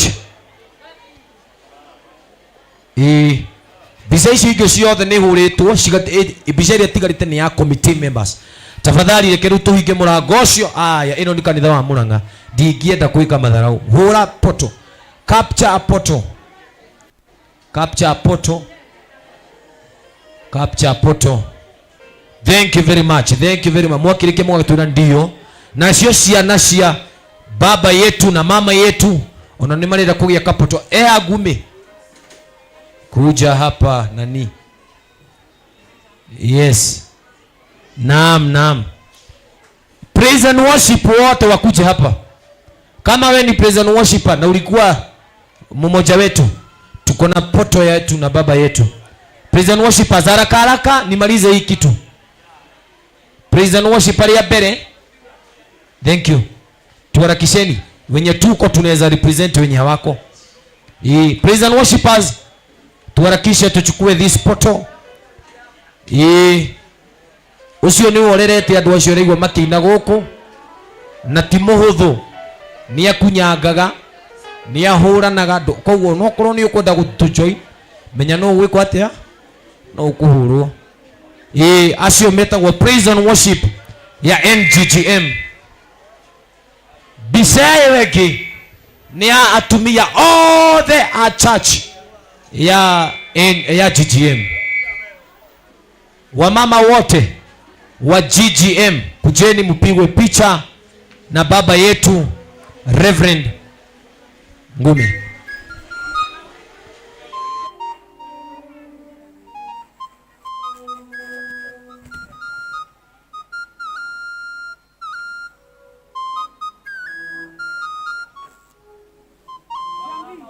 Wamama wote wa GGM, Grace Glory Ministry, either orahonokire ira, either wahonokio riria ambirio tungata uka. Alafu tujipange, rekei tuifange nigetha bica ĩyo yumire wega. Tujipange vizuri, wa mama wote wa GGM, Mountain of Fire Grace Glory Ministry. Mountain of Fire Grace Glory Ministry. Na ndugathake tondu ndie ndathie igithitiririo ria maguta ngakora gukiura after maguta maitwo. Mwathani ngerogocwo ni kuga undu ucio ni muhure muri nginya iguru. Bwana azio sana. Thank you very much. Ewa bisa ni yari koguo. May God bless you. Sunday school wote waende wapigwe picha na baba. Sunday school oyothe yoke horo bishana na dadi wito because youth ninajua wamepigwa picha. Sunday school wote harakisheni tupigwe picha na baba kwa jina la Yesu. Sunday school yote, Sunday school wote, Sunday school wote. Ginya kare akaroga, ginya Jane Sami gatigatigwo. Ya to twin to ya to baba twin. Wote wakuje. Sunday school wote wakuje wapigwe picha na baba na mama. Wapigwe picha na baba na mama yetu. Sunday school wote. Thank you very much. Bisewege riu eguthie gwe committee. Sunday school mabe mahoro poto. Harakisheni wenye wa mko nje yaki. Oi gai. Sawa. Ikiwa sawa tunasema aya Sunday school semeni ngwashe. Semeni ndoma. Aya deni home. Deni na huku. Thank you very much. Bisewege breda dad na mama mutikwa bakuma hau nigetha mu committee arie nigetha muheo bisha yanyu committee member. So kuja Ann Kamau nigetha riu warie on behalf of the committee na nijuge nyago turathima. Asante. Bwana asifiwe. Mwathani arogocwo. Ni ndetwo Ann Kamau. Bwana asifiwe. He muini wale boigiri atiriri. Mundu ria kundanagia tumae ona kane agakundio tumae mundu wikaga ndu ona kane agekirwo ndu mwega. Mwathani arogocwo. Nie ni mutugegetie ngoro citu. Mwathani akumio kuma ira twanjirie undu uyu mane mutunyitiriire. Ngai wa muoyo amurathime amwike wega. Mundu wothe angigakorwo agibatara andu Ngai akamutumanira. Bwana asifiwe. Ni twagite ciugo cia kuga inywe mumite muranga Ngai amurathime. Inywe muri aguku Ngai amurathime. Inyuothe Ngai amwike wega. Na kiria urabatara uheo ni undu wa muthenya wa umuthi. Ngai ndakimwike wega. Omaga guko ndimucirika guko na Ngai wa muoyo amwike wega. Asante sana. Areketi uguo committee members ogikorwo ari mu committee ni uranyitirire participation ya ukorwo we committee kuja tafadhali. Kama wewe ulikuwa ni committee member tutongoretio ni chairman witu Mr. Michael together with all the other person. Kama wewe ulikuwa committee member tafadhali bishano ni yanyu ria mbere mwihikei. Ndirauga atiriri ria mwija bisheno irahurwo ni ya committee member nigetha twitikirie andu mathima karie. Asanteni sana. Twifangei wega committee member ni andu a mifango mafange gabisa kau kaume wega tondu ni turakaruta portrait thutha uyu. Asanteni sana. Ginya hena kana ke haria nako ni karahotire kuruta shiringi 10,000 ni urakahumbika dikoni kaundu athake nako ni kamu committee. Thank you very much our committee member. May the Lord God bless you in Jesus name. Amen. Asanteni sana. Ndenda kurikiria na kaundu kana ihenya muno. Kaundu kana ihenya muno na dad na mom ni mama na speech iria makwendaga gutunengera each na speech yake. Bwana sio sana. Na riu ni ngwihoya aria marakioya ka video matuere wega ta wega. Matuere wega ta wega gaka ni mukurekodi gega personal. Onawe cameraman ni ugutuera ya kiria abihure ya Mr. Sami acio ni metagwo the Psalmist.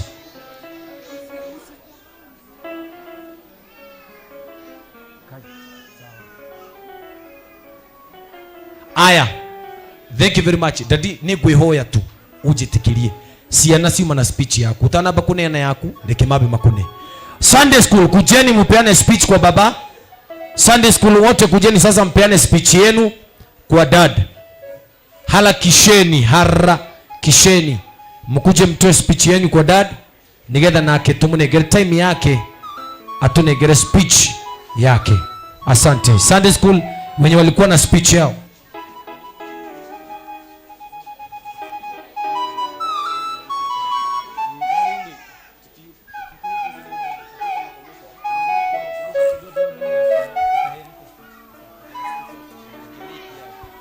Aya, wewe abiotige kila kitu yote inanyamaza. Nyamazeni, hao watoto wako na speech kwa baba yao. Na ni special dedication. Koyo ga clip wega. Nigetha geke ate tujipangeni venye tuko tumejipanga vizuri. Tulisema mtu angalie mtu wake, mtu mwenye ako mbele yako ndo anafaa kuwa mbele yako. Usibadilishe. Harakisheni na mko na dakika 5 4 3 2 1. Aya, nyamazisha Sam. Watupatie speech yao.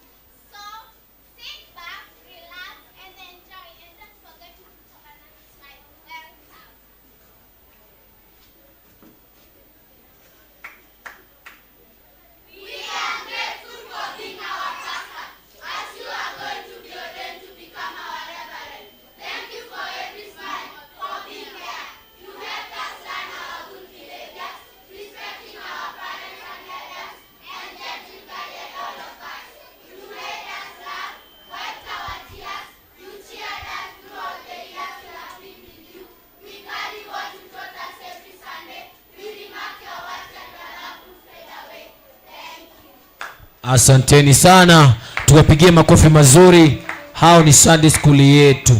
Mko na kitu kingine mnataka kusema? Haya, ni hivyo. Thank you very much. Haya, leo speech hii wege ni ya dad na mom. Niketobiri na mom nigetha aofishie aigirie dad wito. Karibu sana mom.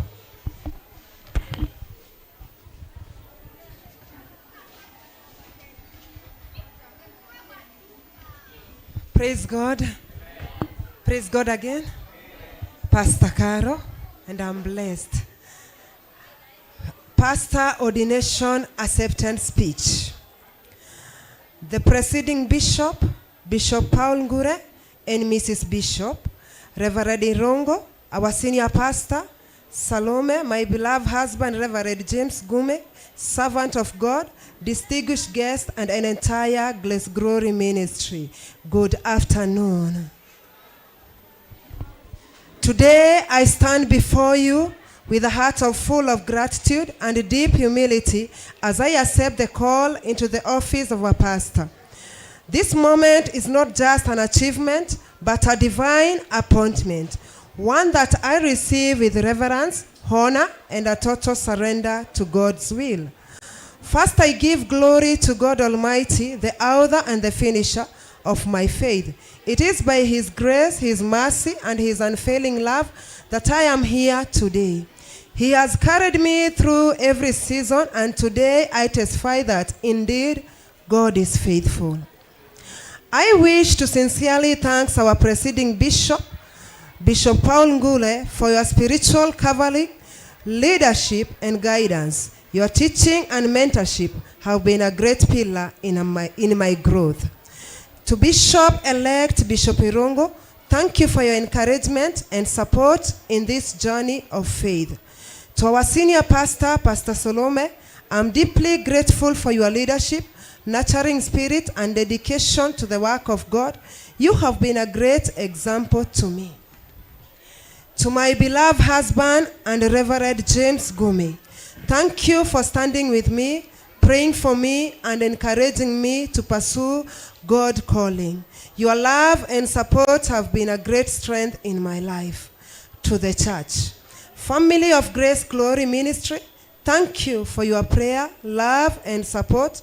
You have been part of this journey, and I do not take it for granted.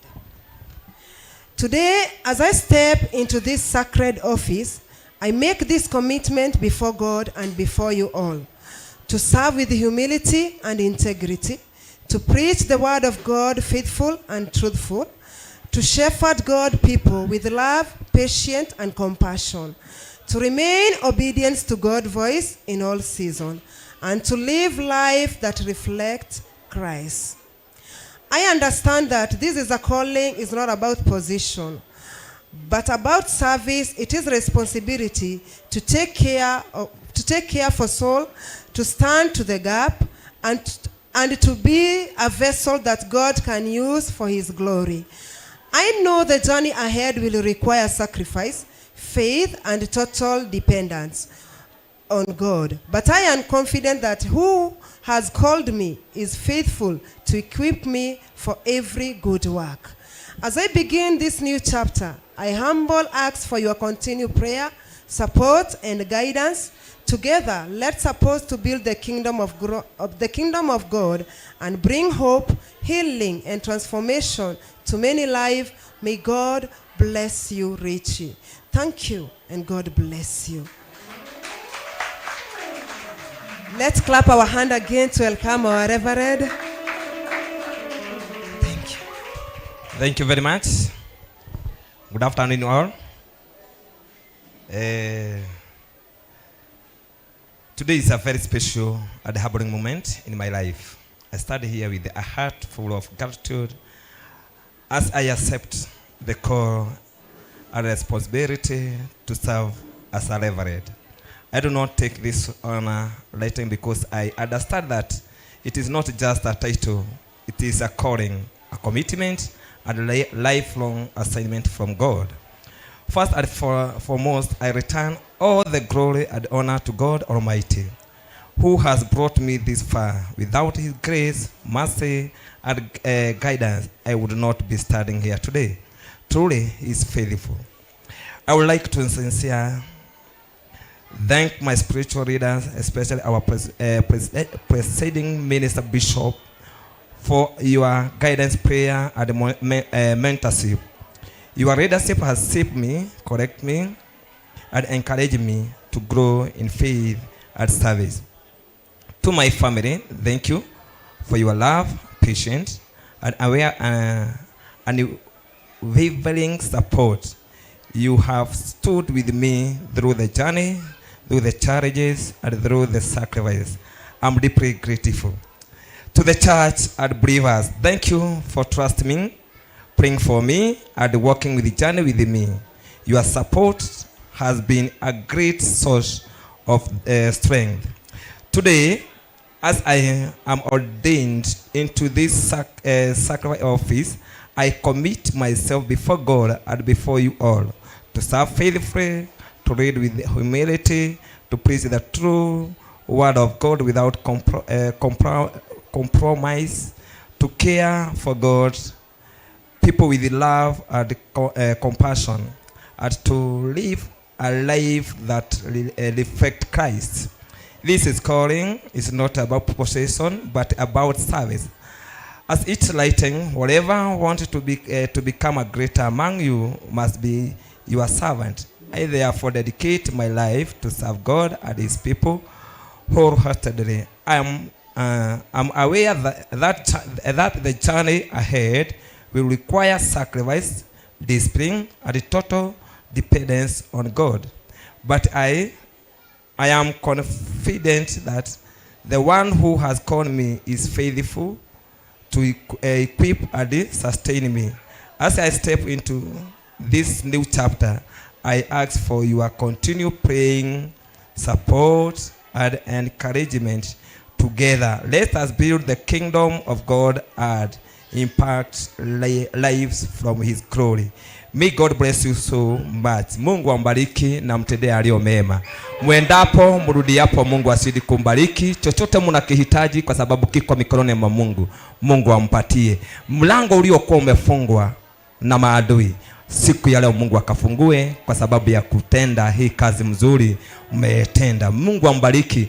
Kana kwamba kulikuwa na mgonjwa ama kuna jambo moja ilikuwa inakusumbua kama ugonjwa, Mungu akaileta uponyaji kwa sababu ni Mungu mwaminifu. Mahali hakukuwa na njia, Mungu atengeneze njia. Mahali kulikuwa na milima, Mungu atengeneze ili kukapatikane njia kwa sababu yeye ni mwaminifu. Mungu ambariki na mtendee aliyo mema. Thank you very much. Asante sana. Situpigie Reverend wetu na pastor makofi mazuri. Hiyo speech ni mzuri. Sasa siwafuate venye wamesema, na sisi tuwasaidie kuwashikilia, si ndio hiyo? May God bless you. Ninaambiwa kwamba kuna mtoto ambaye ameamua kutembea miguu tupu mpaka nyumbani. Tafadhali. Asante. Alikuwa so kama pande hiyo mko sawa. Jack ni wakundoragira maundu nako wisaba kwa sawa. Thank you very much. May God bless you. Reke tuiki ate atagikorwo heno ndungi ndio kwendaga.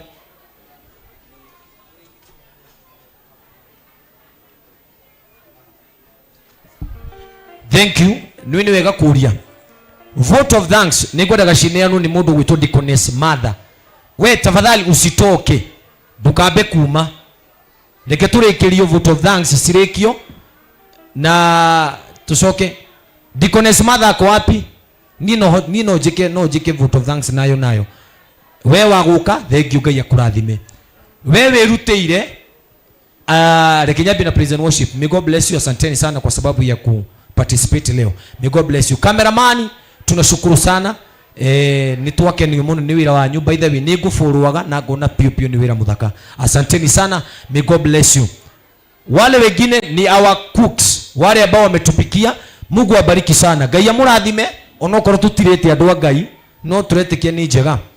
Acio ange ni atungatiri in absentia, muafikishie asante zetu kwa sababu ya kutupeleka vizuri kwa jina la Yesu Kristo. Acio ange ni atumia othe na committee member. May God bless you. Githetigo Pastor Rebecca uko wapi? Pastor Rebecca ni kumonete haho guo na ndamwaga no ngurikia tondu no wagirwo ni gutuhingira na njira ya mahoya, na tondu ndiramona kuna mutungatiri wi guku thiini, kuna pastor kwa padani. Uka Pastor Rebecca, thank you very much. Kuja utufungie na njia maombi na njoo Mungu atatubariki. Huyu ni mchungaji wetu wa kutoka Joska. Tumshangilie kwa makofi mazuri kwa jina la Yesu. Praise God. Ni Mungu ametenda, umbali tumefika ni mkono wa Bwana. Bwana na apewe sifa. Tutakuwa na jambo la kumshukuru Bwana na kumwambia ni asanti kwa yale ametenda. Bwana na apewe sifa. Tutasimama tuombe na Mungu wetu atatenda mambo ya ajabu. Tuamini na tuombe. Baba, katika jina la Yesu Kristo, ninakushukuru kwa maana wewe ni mwaminifu. Hakuna Mungu mwingine aliye kama wewe. Pokea sifa na utukufu ukiwa katika kiti chako cha enzi. Tumekuona Baba, Mungu wa Israeli, ukibeba hii siku na mkono wako Jehova. Ubali tumefika, imegharimu mkono wako. Sio kwa uweza wetu, sio kwa nguvu zetu, bali ni uweza wako Mungu wetu. Tunakushukuru Mungu wa Israeli. Ni asanti Baba kwa kuwa Mungu wa Israeli ulianza pamoja nasi katikati na hata tamati. Mungu wa Israeli, ni jambo tu la kukushukuru Jehova. Uinuliwe na uabudiwe Jehova. Twajiweka mikononi mwako Mungu wangu na baba yangu, naweka wote Mungu wa Israeli waliohudhuria siku ya leo mikononi mwako. Jehova uwabariki, watende mambo ya ajabu. Mungu wangu na baba yangu, na ukutane na mahitaji yao Jehova. Mungu wa Israeli, ni asanti Mungu wetu. Tunakushukuru Mungu wetu kwa maana umetenda. Wale Mungu wangu na baba yangu watakao safiri na magari, wote na wakabidhi mikononi mwako Jehova. Ukitenda, sifa na shukrani zitakurudia. Tunaomba na hayo machache tukikushukuru na tukisema ni asanti Baba, na ni katika jina la Yesu Kristo tumeomba na kuamini. Amen. And now the grace and the love of God and the fellowship of the Holy Spirit be with us now and forevermore. Amen. Mbarikiwe sana na Bwana. Naitwa Pastor Rebecca kutoka Joska. Amen. Asante sana mam. Thank you muno. Leo ni tuthie tubange raini nigetha tuamukire kirugia. Ngai witu aramurathima Mungu na akaweza kumbariki. Wathegosho. Ninajua kwamba kuna mambo, kuna jambo maybe ilikuwa imekulemea. Ninatangaza leo na mafuta haya mapya. Haleluya. Hiyo jambo likaende through katika jina la Yesu Kristo. Ninatangaza ukuu na uwezo wa Bwana. Kila jambo lilikuwa limekushinda, ninatangaza yafunguka in mighty name of Jesus. Maandiko inasema ya kwamba Elijah alisema tu miaka 3.5 hakutanyesha. Lakini pia mimi nimesema siku ya leo chochote kilikuwa kimekusumbua miaka mingi kimeisha na siku moja katika jina la Yesu Kristo. Be blessed. Asante sana. Leo no tuthie twamukire kindu gya kuria na Ngai akurathime muno. Na ukifika hapo kwa line una smile for the food because I believe it is fooding. Hawa watu wetu wa media wanaitwa M86 Media. Asante sana na mmetufurahisha. Ngai aromuthima na ungikienda namba yao ni ukuma koroho haja. They do stream lives, wanafanya streaming vizuri kabisa. Nimewaona, nimejionea, ni watu wazuri. May God bless you kwa jina la Yesu. Asante sana M86 Digital Media. Sikia. Aha. Aha.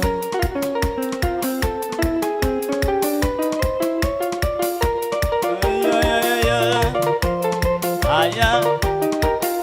Ngai nĩkĩhoti na Ngai ciĩranĩro iria eranĩire na akĩrĩma kana nduma cia kũmũgiria ayoka kũhingia ihinda rĩakinya Ngai nĩatũma maũnu mothe magĩrĩre na gũtirĩ kĩndũ mũndũ kana ũndũ kamũgiria oke atũrathime. Ai